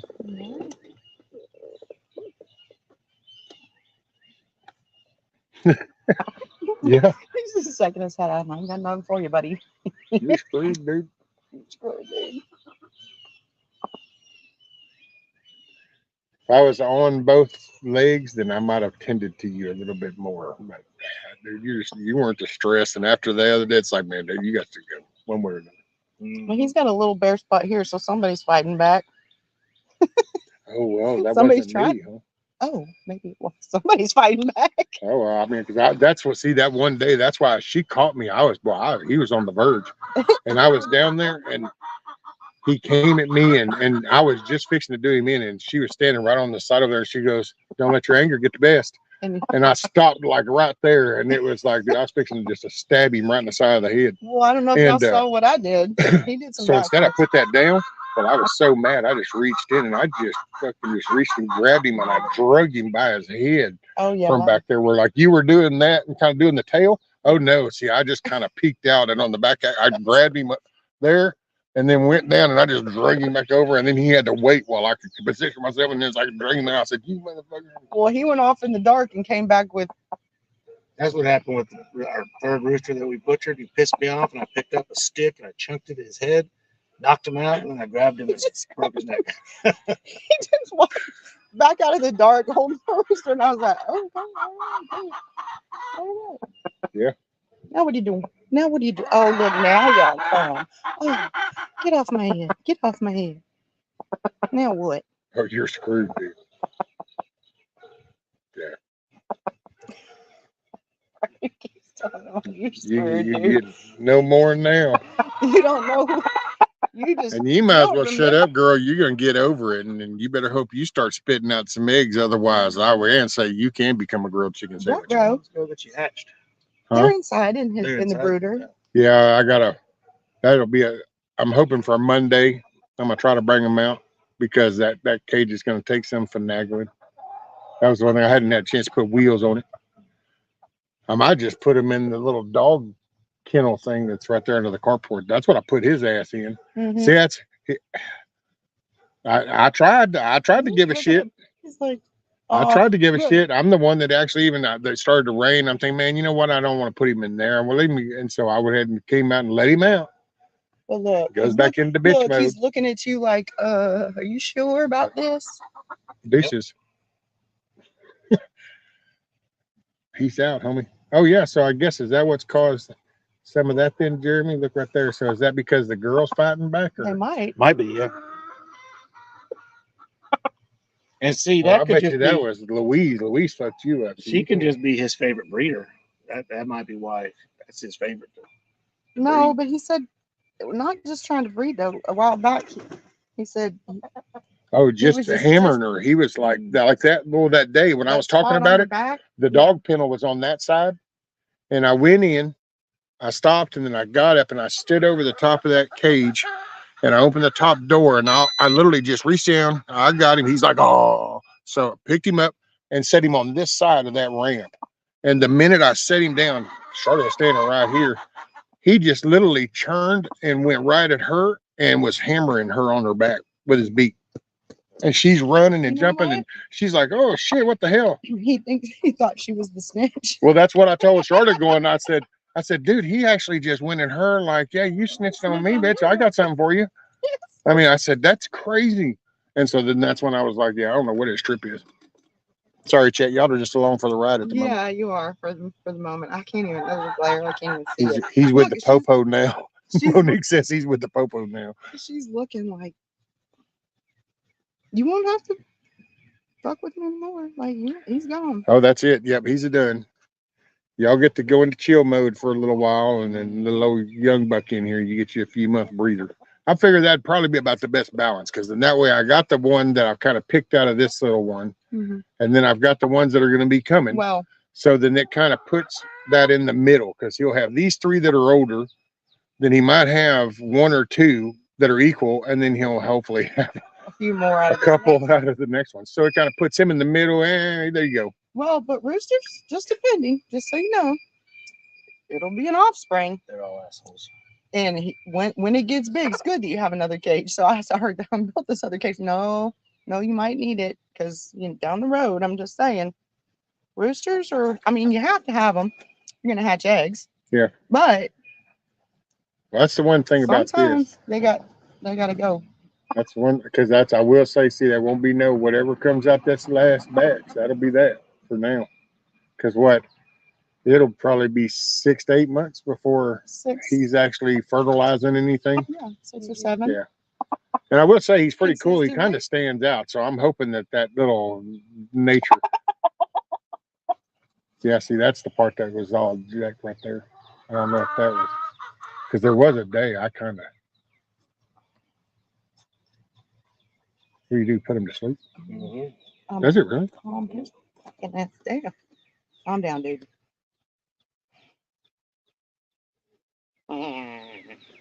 Have you ever done the little line The thing? line in the Does dirt? that actually? I've never tried that. Carl's asked me quite a few times. And I've No, seen it He done. doesn't want to go to sleep. He's Let me get pissed. Cage, put him in. Sure. oh, he did. He did. Look. Oh, Oh no! Do whatever you did. Oh man! At first I thought, damn, is it? And so yeah, he was. Oh yeah, I didn't leave it long enough. Yeah, because he was. I was like, damn, he almost like I stopped breathing. It's like we know he went to sleep. No, I mean he'll get there, but Hawks are cocky naturally. BB is going to get. Monique said BB is going to get Clinton out. I'm not hurting him. I'm not hurting him. I don't fuck it to sleep. It's fine. There you go. Now reach down right there. They're both lined up.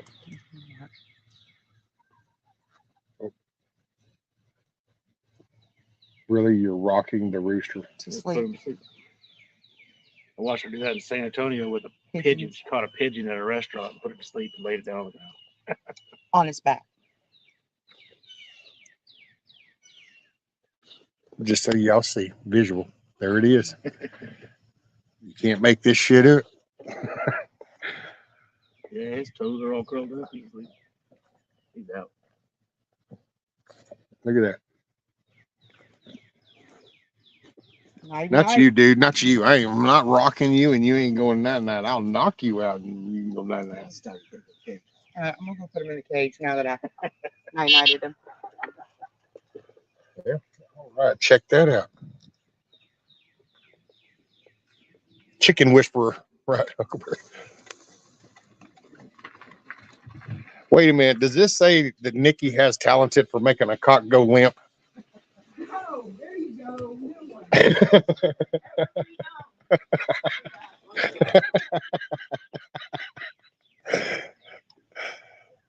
Look, Roni was like saying, I'm not saying, I know they were all going to because I could say more. Moose Man was like smiling. So everybody's, oh, we had a hell of it. Well, you were listening earlier. Oh, man, isn't that some shit, dude? She just put that damn thing to sleep. That was cool, man.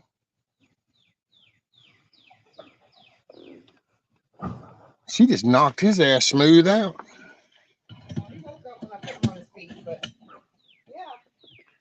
You can do that with a lot of birds.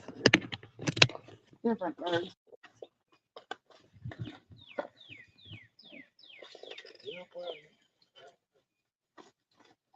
Come on, Riri. I don't have him anymore. Oh, man, I've gotten to where now he goes in and he checks out the chicks. Yeah. Oh, yeah. He just never made like, where's the rooster go? Where's the rooster? Look at you. What? Nothing. Yeah. Oh, yeah. He's pissed now. He's like, now what's where? Oh, yeah, he does not. And it's one of those kind of like dog cage things, right? Isn't it? Yeah. It's a big rabbit cage actually. Oh, well, yeah, yours is the bigger story. He's got a little bit more room, but yeah, he's It's one of I those- guarantee he's like, oh no, shit, no, I remember this. This was He's yeah, he's over there thinking, oh hell. What now? Oh hell. All right. What do you need? what do you mean? Anything else? We actually have plans. We were just coming to get him. We are just full disclosure.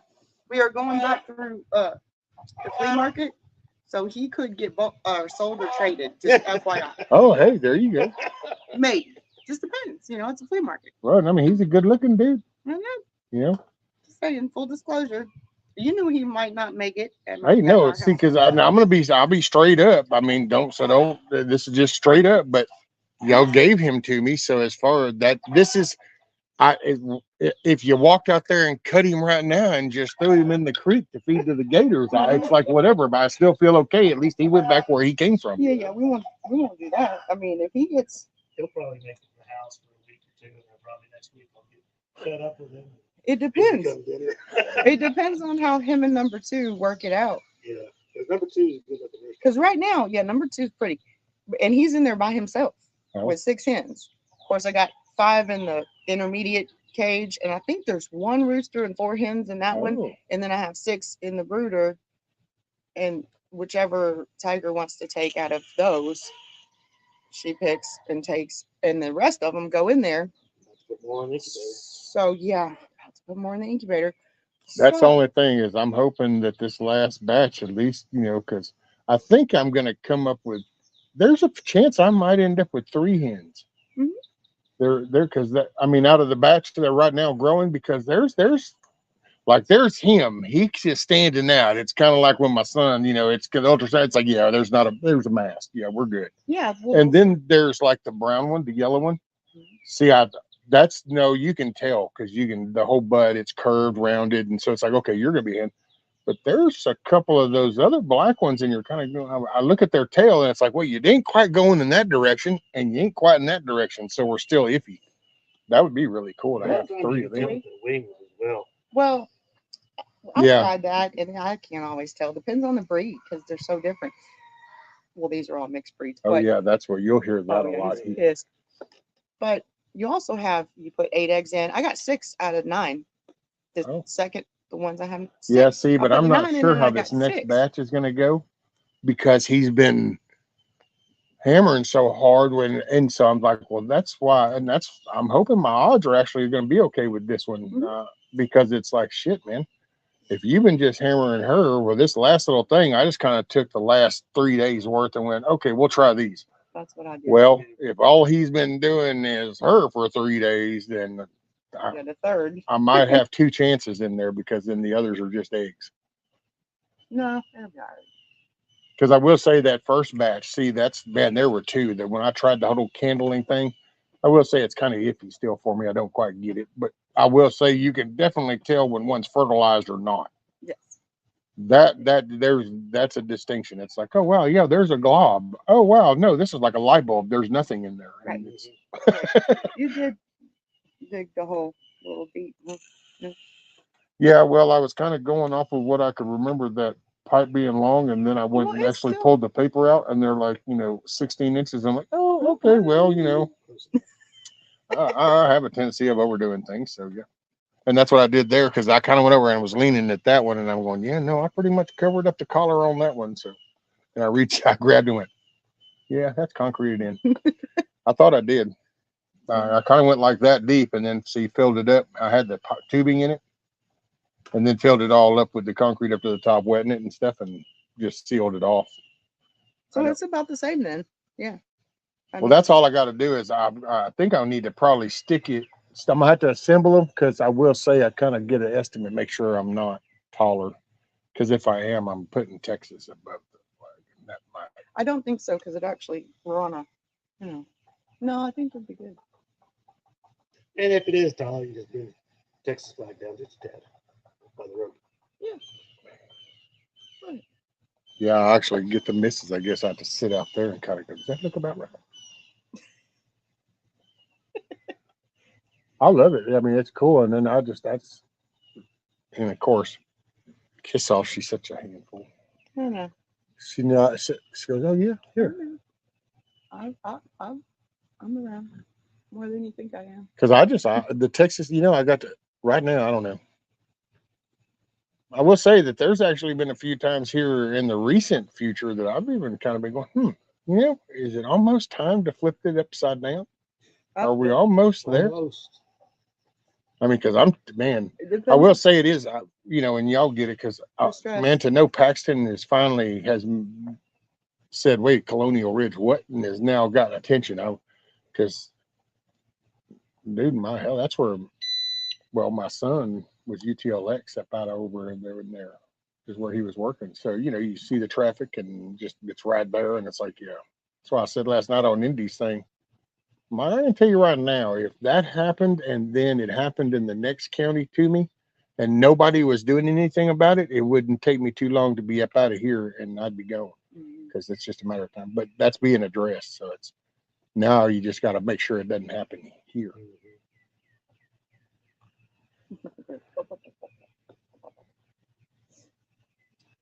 What's up, Song of the South? Everybody, good day, good morning, good afternoon, good evening.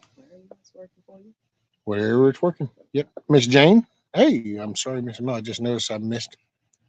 Oh, yeah. Y'all definitely want to rewind. The takedown? I didn't catch all of it. I wish I had it, but there was a couple backflips before you got there. I got you there as quick as I could because I was hypnotized by watching it myself. It was yeah. He was a little feisty. He was a little feisty. See, I think that's what freaked her out because he acted like that with her, and then it was like, but she's not used to it. So I don't know. And it's like, yeah, because it's like then, oh yeah, she's ready to beat the shit out of him, and it's amazing. It's like I'm this far away from him, and all of a sudden it's like, well, don't let your anger get the best of you. It's like, well, I thought we were gonna do him in. You gotta yeah. Well, hell, I appreciate you at least y'all getting him because then I know he went. Because that's weird. If y'all didn't want him or nothing, then we were gonna see if somebody at her work. Well, I get it though. You almost really don't want to give a rooster with that kind of attitude to somebody who? Oh no, I wouldn't care. To be honest, I'd give that damn rooster. Well, no. If y'all hadn't wanted him, I'd have gave that to. I wouldn't have gave a shit if you were 80 years old. But if I kill him up and I go, look, I'm gonna tell you right now, he's batshit crazy, and you're okay with that? Yeah, I'm not giving. I love him to death. I'm telling you, he's batshit crazy. I love him to death. Okay, here you go. I don't want to hear it afterwards, and that's just what I'm. And see, and there was a dude, man. I'm telling you, it gets me. When y'all go out, you'll see him where the shed is, and you'll see the tractor at the end of the shed. Every now and then, you ever watch moments in life and you go, you realize how you're skating like in between all the shit that can go wrong, and you have like no idea. He does that every now and then. He just is like, he'll decide, oh, you know what, I'm going to work inside that little house as a shop. And so he just free ranges them. And man, they'll get to walking around, and it's like, you really don't pay much attention to the 4 big ass huge dogs right down there. Mm-hmm. That will come at them, and not to mention the people right on the other side of the street from you on the other side have had theirs swooped right out of the yard. Yeah. But yeah, and I thought about offering it to him. You know, if y'all didn't want him, going, do you want a rooster by chance? And I know. I was glad when y'all wanted, because I do feel better. It goes back. I mean, that's was where he came watching from. and watching, and I'm like, I won't say I felt bad, but I was like, I need to take this rooster off his hands. This rooster's. Oh no, because I created that. That wasn't like y'all did that. He's y'all gonna be like the great grandfather of the ones we have. He actually is. That's what he is. So he might get in there and act right, depending on the other rooster. And my little dude's trying the past few mornings. He's been trying. Oh yeah. All right, we're gonna go. All righty, man. We actually have to. You got it. You gotta go to her mom's house later. Yeah, we got to do stuff this afternoon. But Well, I thank may you or very may, much. Yes, sir. I may or may not be joking about. No, we're definitely going back through security in the flea market and all that. I may or may not be joking about he might get traded or sold. Yeah. Now the Mexicans left you. Oh yeah.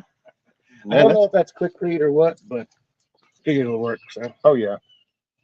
It'll stiffen up. Yeah. Yeah. That damn. Well, it's on the other side of that little coop, but I thought sitting out in there, but I'd never. Yeah, all the way it's been blowing and the humidity, it just soaked that shit right out. Yesterday. I'd have been better off putting it in the little building. That might have helped it. Stormed yesterday, so yeah. Anyway, yeah. Well, cool. Well, thank you so very much. That's a lifesaver. There you go. Catch you on the next round. Yeah. Yes, sir.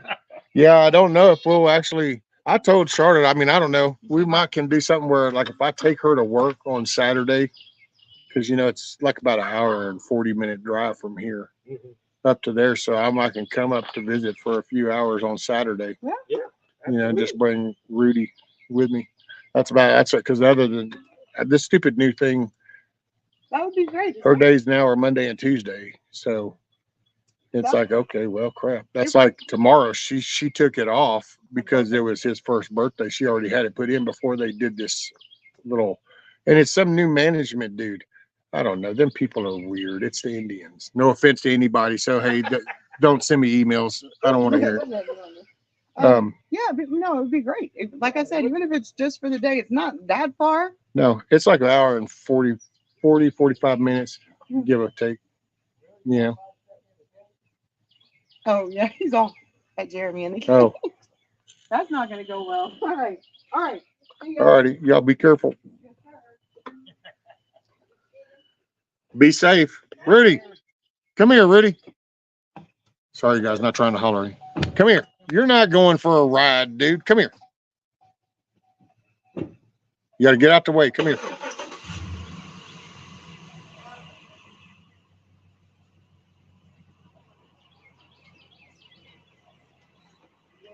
Everybody says bye and y'all be safe. They said bye.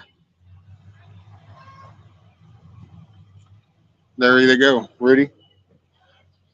I know.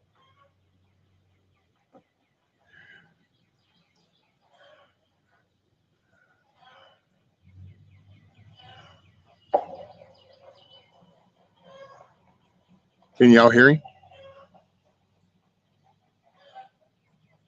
Can you hear him? Listen. Y'all hear that? He's steady bitching. It's like, all righty. Well, that's it. BBB gone. Nick Rudy's still standing there looking like, wait.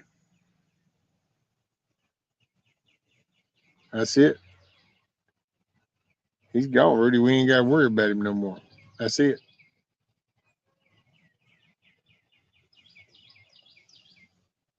Yep. Hey, Miss Cheryl. So anybody I've missed, sorry, I haven't been meaning to ignore chat. It's just they were only here for a short time. So good morning, good day, good afternoon, good evening, wherever it works for you.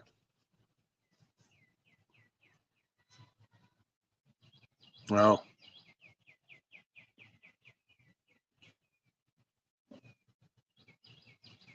now they're like, well, wait, what? I bet if I could go over there, little Nicky would be looking this way. I bet. And if you could hear him going down the road, I bet he's still talking a line of shit. Now you have to find something else to spar with.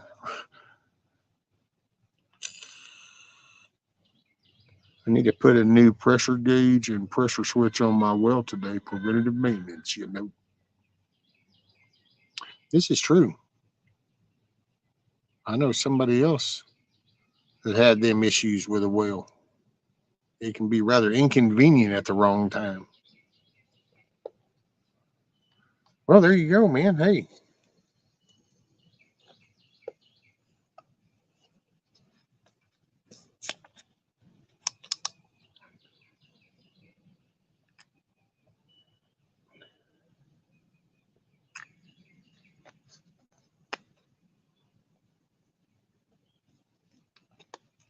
I'm going to be strange without him. I got my little dude. He's working on it. Past few mornings, he's been practicing, so he'll be crowing before I know it.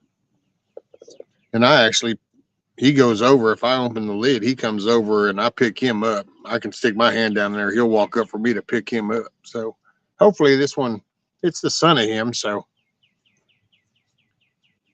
hopefully he's going to end up. Actually, I'm kind of curious to what he would be like, because right now he kind of has more black than he does the red. So I don't know. I wonder.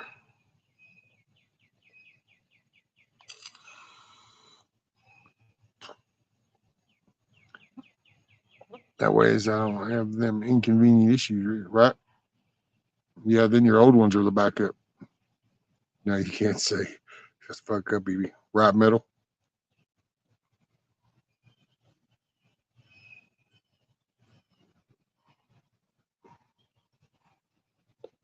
Okay, we're at the guy's house with the talk to y'all later.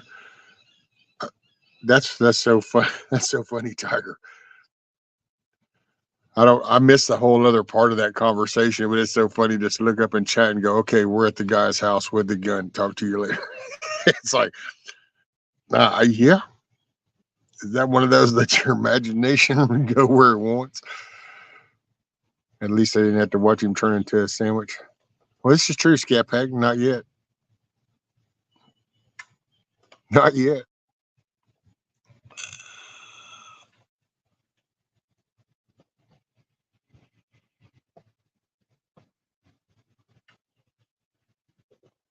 Yeah, right, Cherokee. And dude, you ought to see some of the pork in on that, some crazy shit, dude. Crazy stuff. Studies for the most stupid shit.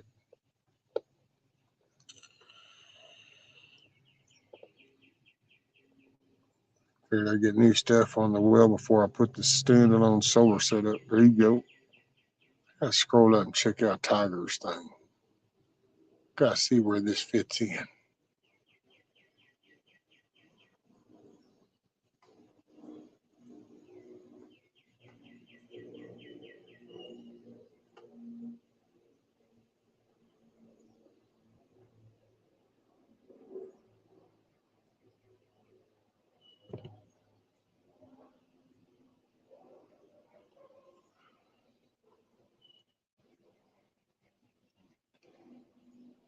He is.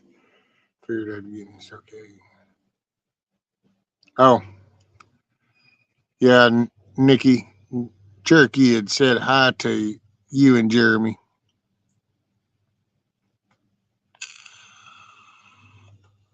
A 50 cal rifle? Hell yeah.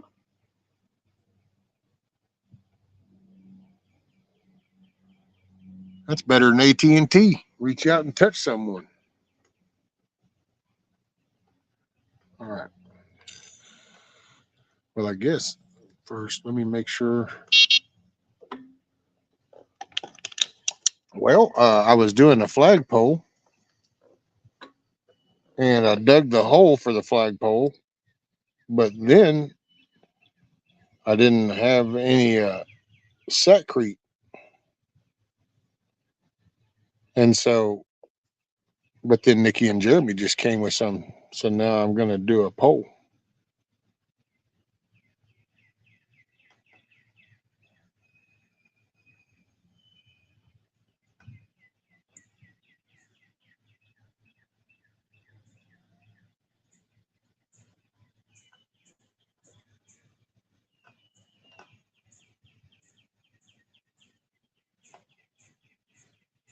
Oh Lord, that ought to be so funny. I can't wait till I'm at my keyboard.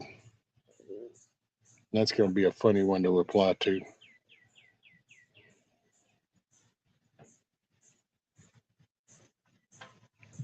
It's just the way people think, man, and the way people read into shit just cracks me up. But that'll be an interesting reply.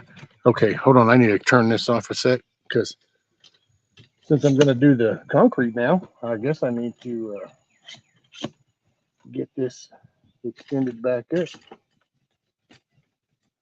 And because I got no excuses not to do the damn job now. So guess off will just have to come back and watch the rerun. What's up, Carl? Okay, how is this going to work? All right. At least then y'all can see the damn hole. Yep. Because there's the hole. I'm going to do satcrete. Yep, you got it all. Hey, Dusty. Morning, morning. Oh. Okay, if y'all will bear with me. Oh, I guess I could turn some music on. What's my time frame? I got about a half hour. I got to get this done.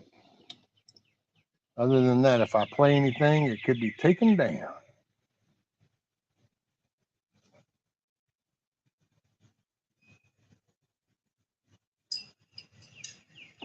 Hey, by the way, I got a question for you. Let me throw this out there real quick. Do you guys, how can I phrase that to make it an easier thing to answer? Okay, I'm going to phrase it like this.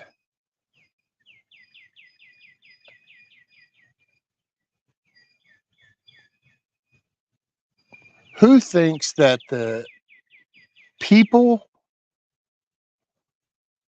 that were acting the fool or doing their just constitutional protest of just standing outside the building in January 6th? So if we encompass the whole group of people, so yeah, the people that got suckered in, the people that voluntarily went in to break on shit, and people that were just innocently there. Do those people, how many people think that that group of people is the same as the illegal people that are from 160 other countries that are storming our border perimeters without going through the port of entry? Do any of y'all see the similarity between those two things on how that group of people is the same as the people of J6? I'm just kind of curious. I'll come back in just a second, see what y'all got to say.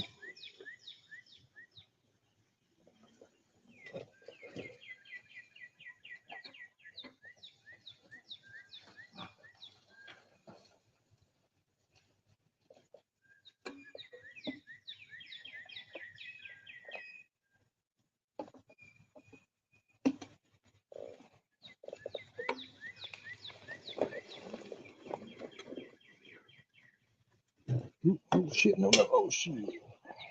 Try not to do that.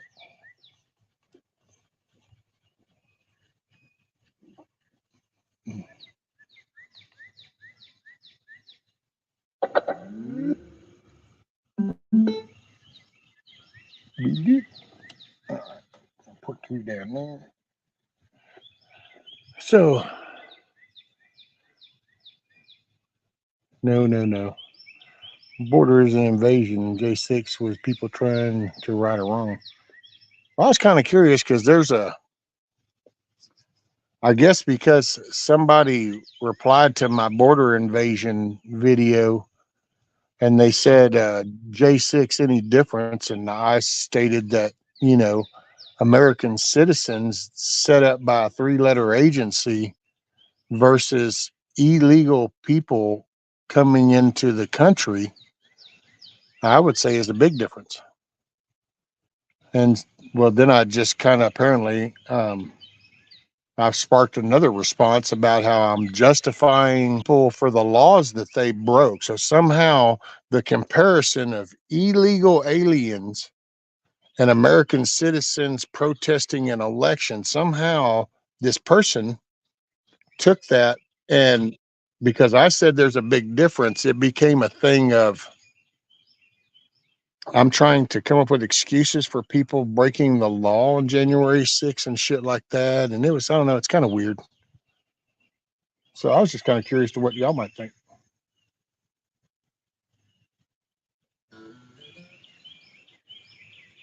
Okay, you know what?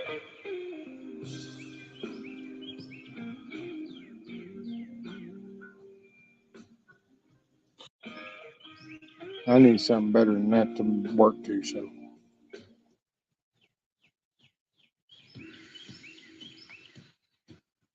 There we go. Hey, we'll pour some concrete.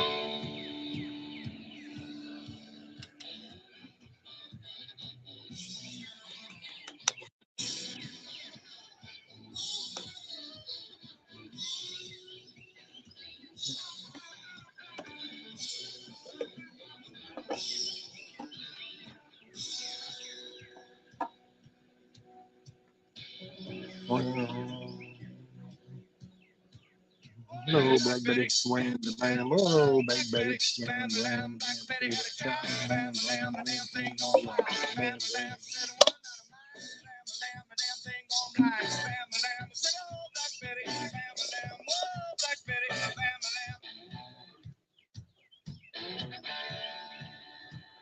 I thought there should have been more soldiers trying to hold them back, but there was a gate.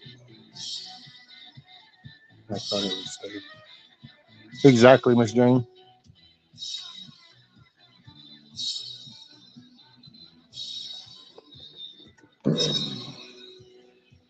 All right. Yeah, bam, bam.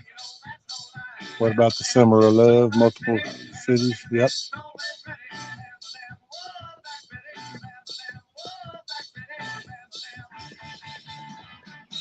Well, it would be the same thing, Phil, if you were talking about just human bad behavior. If that was the topic, then those would be similar.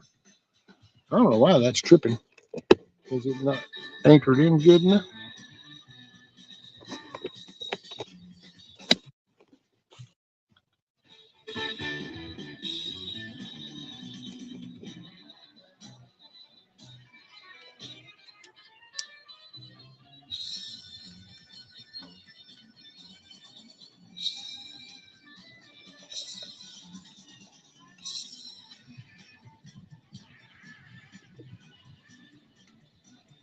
Got to get your jam on, Rabbit.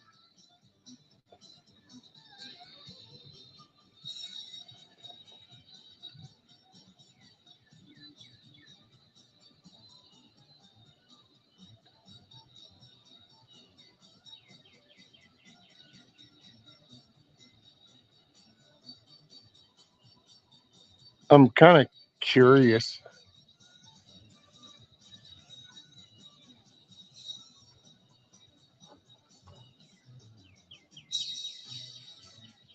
So, do you think that people that really can't see why people would have gone as a constitutional right to go up there to protest the electors of the election? Like, do people are really people that disconnected that they don't understand that that's a constitutional right. That just because Trump was holding a rally up there and telling people to meet up there, that's because he was telling people it was your constitutional right to be able to do this. What I don't think that anybody took into account the fact that Mitch McConnell was fixing to sell out the Republican Party and let Nancy Pelosi stage that shit and not let the National Guard in and not let anything be done because he's a sellout.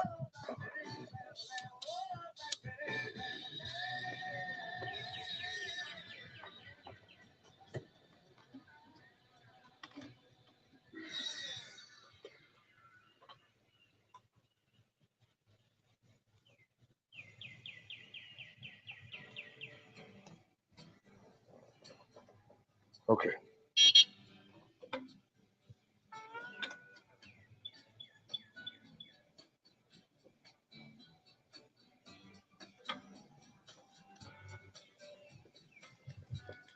Another tequila sunrise, staring slowly across the sky. Said goodbye.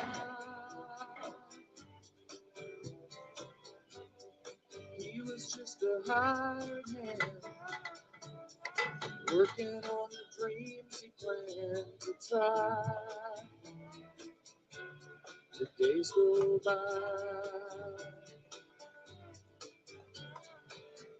Every night when the sun goes down, just another lonely boy in town. She's out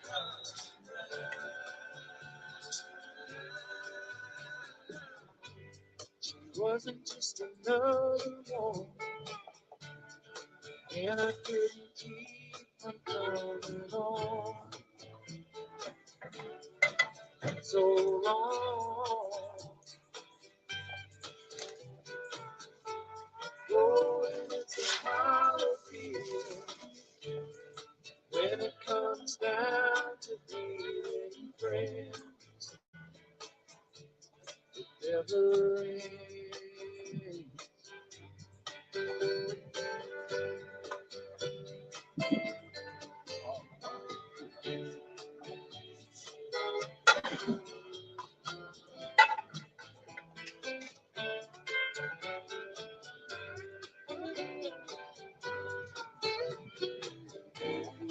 Take another shot at courage.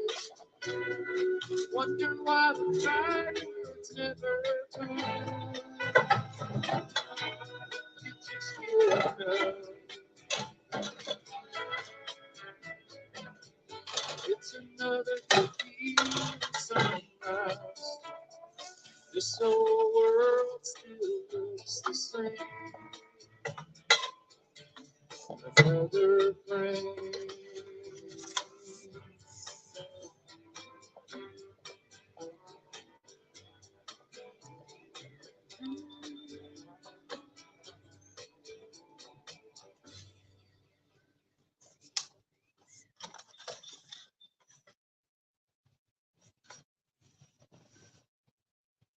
What's that sound? That's the sound of Downy Unstoppable scent beads going into your washing machine and giving your clothes freshness that lasts all day long. There it is again. It's like music to your ears, or more like music to your nose. That freshness is irresistible. Let's get a Downy Unstoppable bottle shake. And now a sniff solo.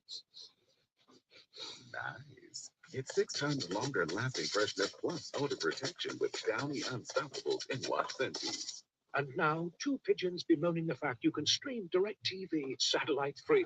Hey, Frank, a little birdie told me you don't need a satellite dish to get DirecTV. Which little birdie? Was it Jimmy the Sparrow? It's a figure of speech. Point is, you can stream DirecTV over the internet now. Oh, sure. Next, you're going to tell me those big birds are made of metal and filled with people, right? You mean airplanes? Stream DirecTV without a satellite dish. Call 1-800-DirecTV. Terms and restrictions apply.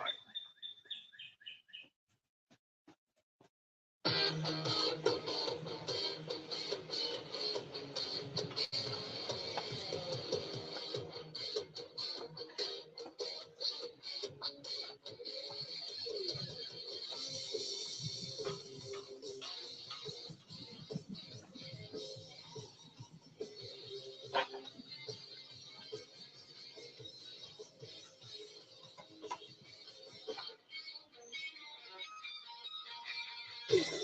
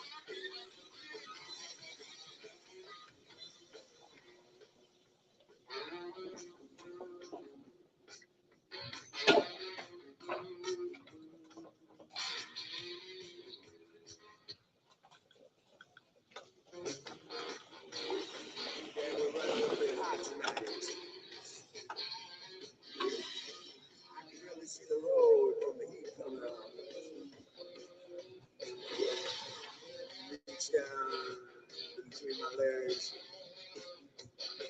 ease the seat back. She's running,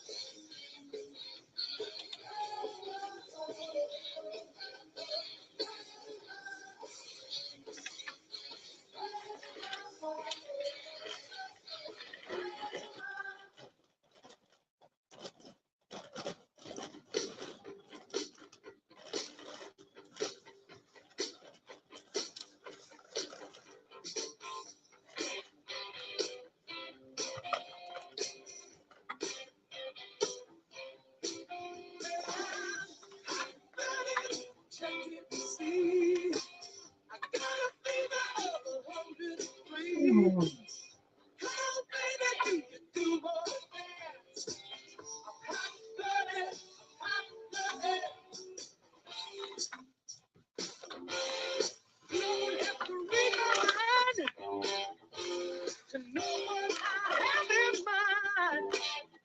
Only you know.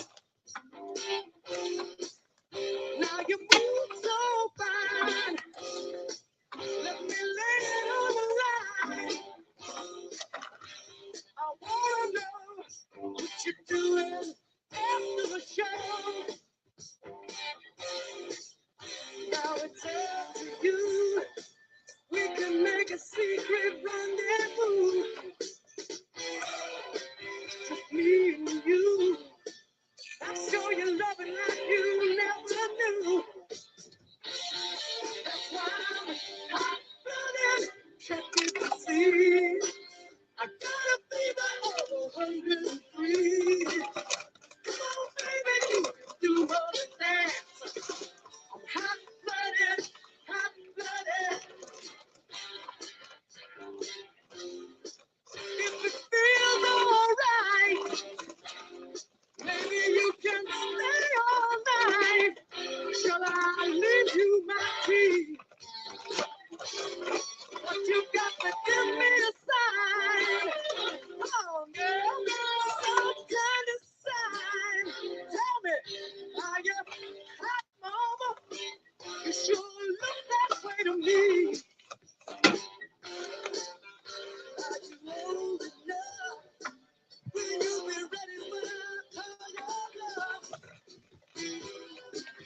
my timing right.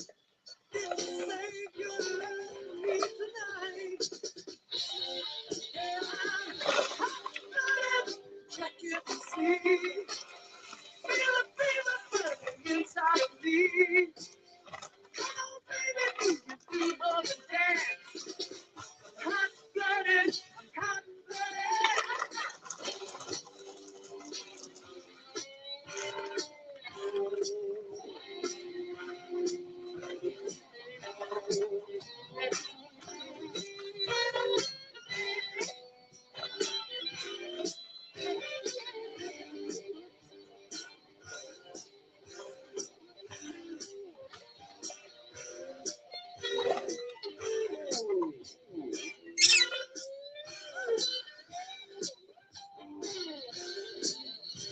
It's up to you. Can we make a secret rendezvous? Before we do, you have to get away from you know who. And I'm coming, check it and see. Gotta be the other free. Come on, baby, do more than dance. Hot-blooded, hot-blooded. Every night, you're looking so tight.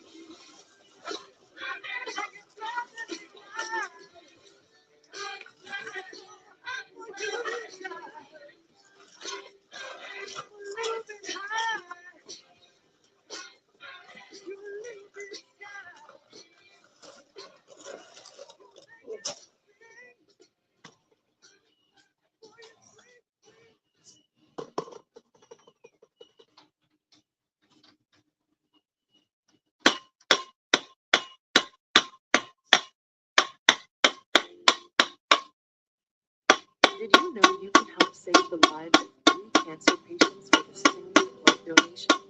MD Anderson Cancer Center patients depend on blood and platelet donations during their treatment, and the need is especially great during the summer months. Make a life-saving donation for cancer patients at an MD Anderson location across Houston. Schedule an appointment today at mdandersongiveblood.com. Want to know the easiest way to make cash?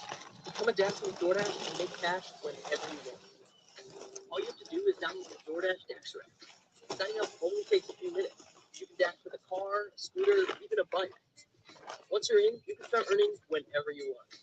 No boss and no schedule. The best part is you can cash out instantly. No more waiting for payday. Visit DoorDash.com/earn today to learn more.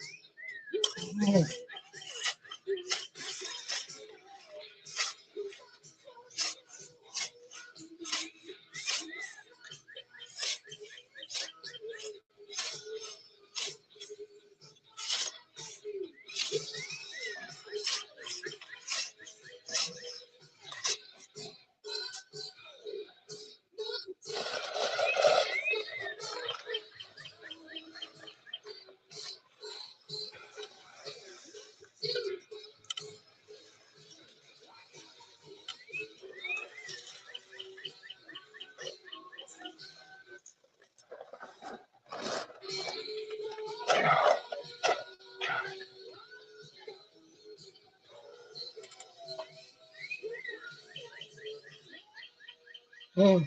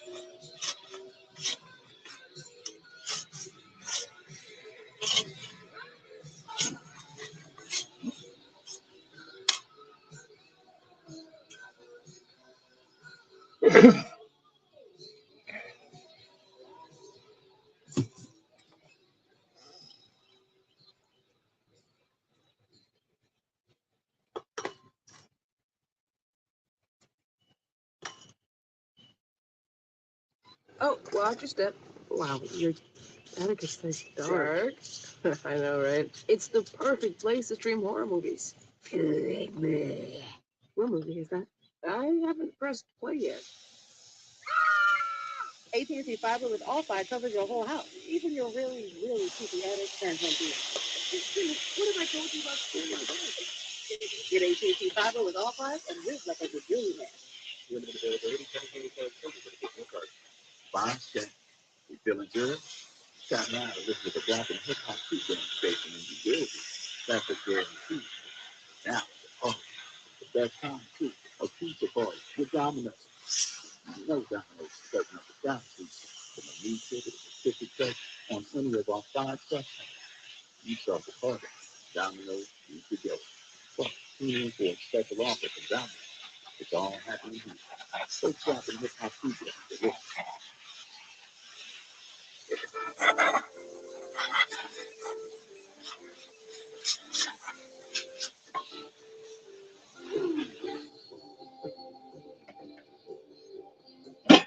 Oh.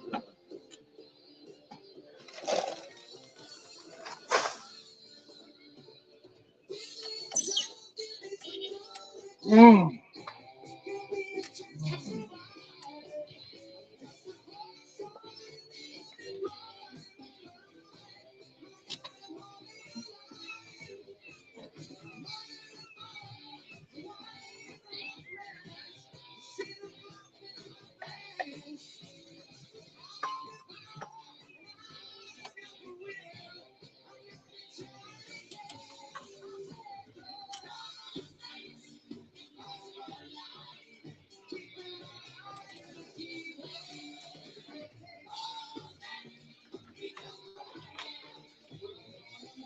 Okay.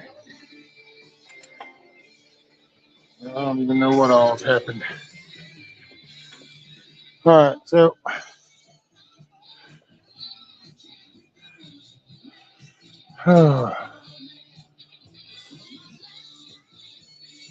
going in there and right. I get it. Looks crooked. Well, you got to sit up straight, Huckleberry. Quit slouching.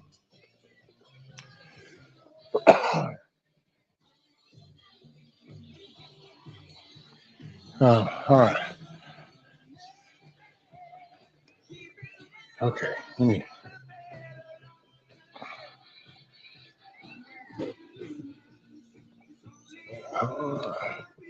Let's go to this. I should be able to tilt this up. Hey, Tina. Going to end up taking a grinder, cutting the wheel off. Happy birthday, Tina. It's your birthday. Well, happy birthday, Mom.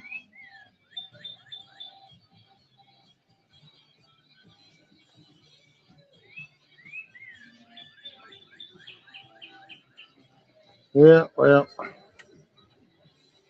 what a pain in the ass.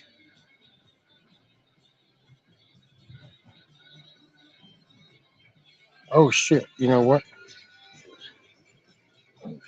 I didn't pay attention to that. No, come on. All right, let's go.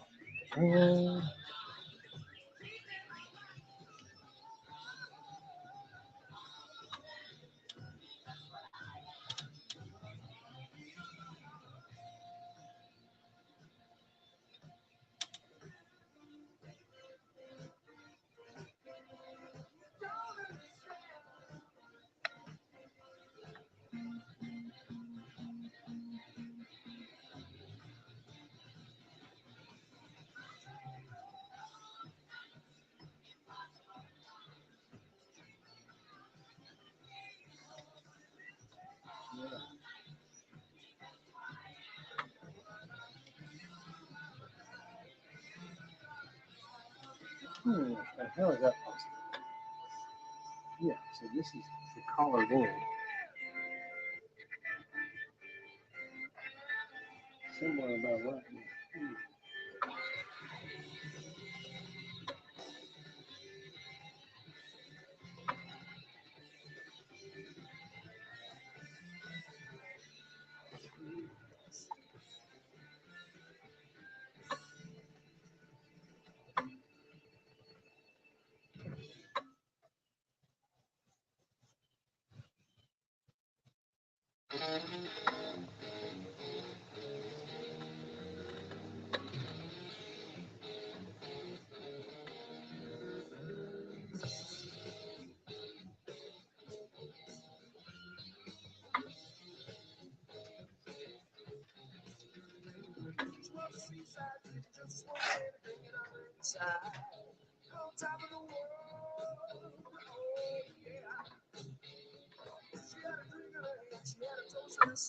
Okay.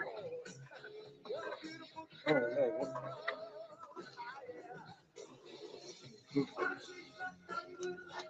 All right. Very manipulative. Yeah, they had to do something at her mom's, so they were running over to get him, and then they were going back, swinging by a flea market on the way back, and then yeah, yeah. What am I at? Oh damn! I missed the 6 hour mark, so I guess we'll see what happens because I ain't editing nothing.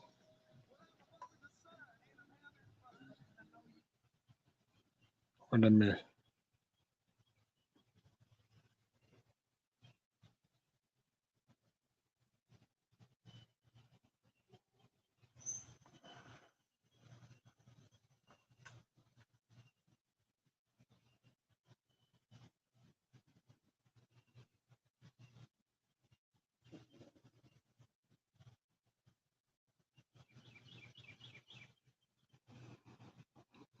Okay, so let's see. I'm here.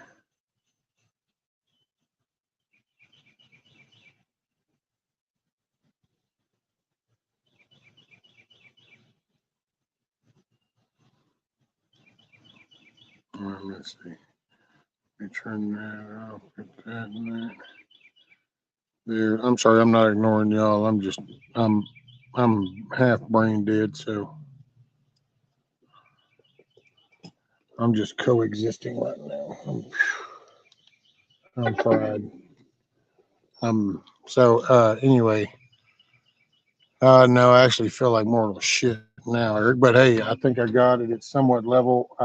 Either they screwed up or I screwed up. But yeah, I don't know where my screw holes are for the cleat, so I'll just have to drill some and make my own.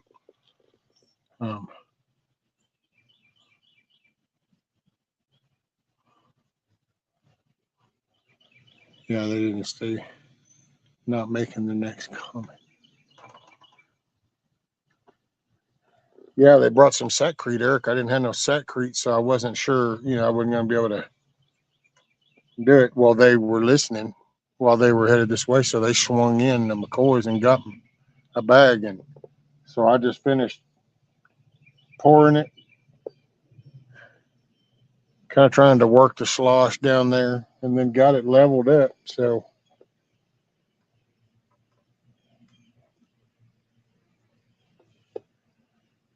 I'm thinking this one might even be a little taller. I don't know. I might have misflipped the ends or something, but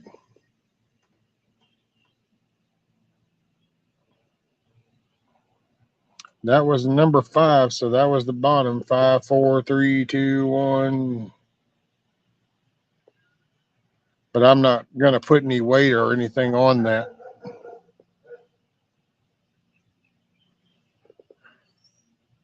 Metal got an old table saw on an iron stand, taking the table saw to the flea market and keeping the stand for another table. Haven't used the saw since I got it. Oh, there you go, Rick.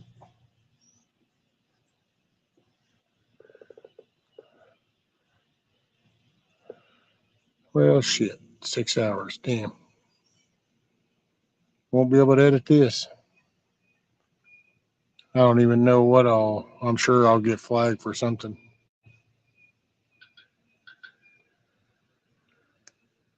Oh, it looks like Fetty's went live. I guess he won't. I'll be buzzing me, boy.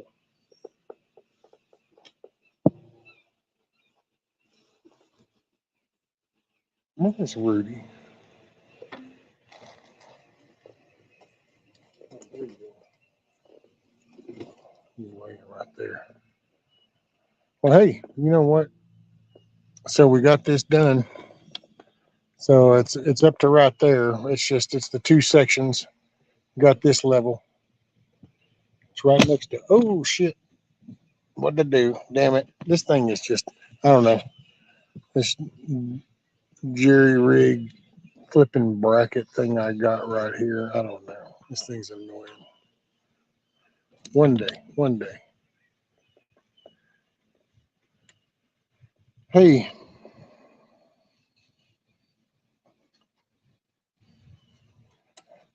Hopefully you got a smile out of something out of the 6 hours as you come in and you went out, and be sure to make your day a good day. Choice is up to you. It's all in how you want to view it. I appreciate everybody being here.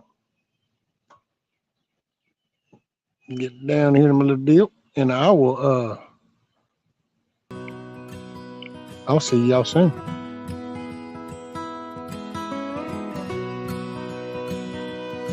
Remember, make your day a good day. Choice is yours. Help somebody smile. Bring a little something positive to the world right now. And you know what? With that said, I'm going to leave you with a good shot of the sunscreen. I ain't here tomorrow. If the good Lord says it's my time to go, I appreciate y'all. I don't see that morning sunset. There's some things I need for you to know. The truck is yours if you want it. It'll run forever if you treat it right. When you think of me on some back road, that's because I'm right there by your side.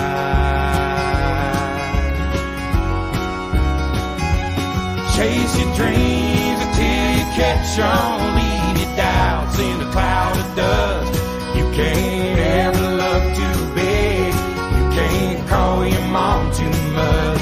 Do your best to get it right. Forgive yourself when you don't. Hope you don't forget how much I love you. I ain't here tomorrow.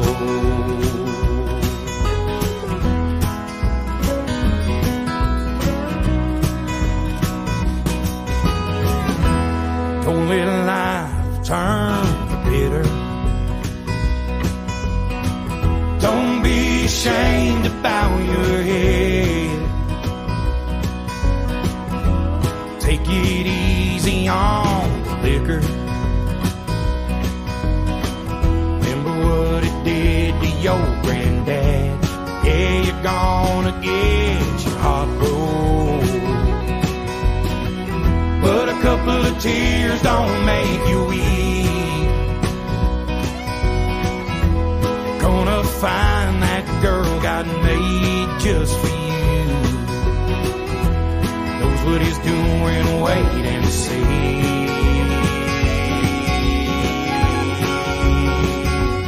Chase your dreams until you catch on. Leave your doubts in a cloud of dust. You can't ever love too big. You can't call your mom too much. Do your best to get it right. Forgive yourself when you don't. Hope you don't forget how much I love you. I ain't here tomorrow.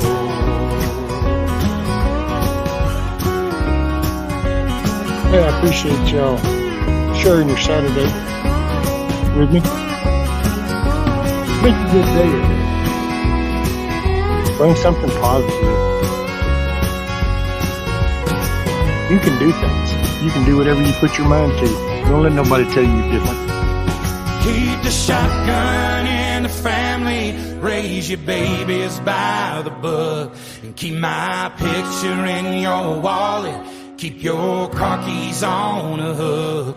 Do your best to get it right. Forgive yourself when you don't. Please don't ever forget how much I love you. I ain't here tomorrow.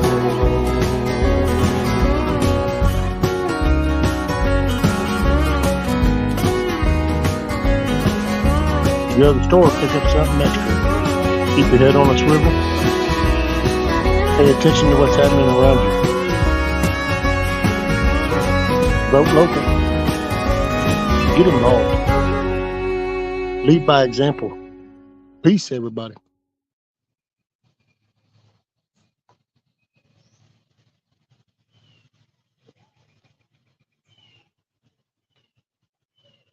Y'all take care.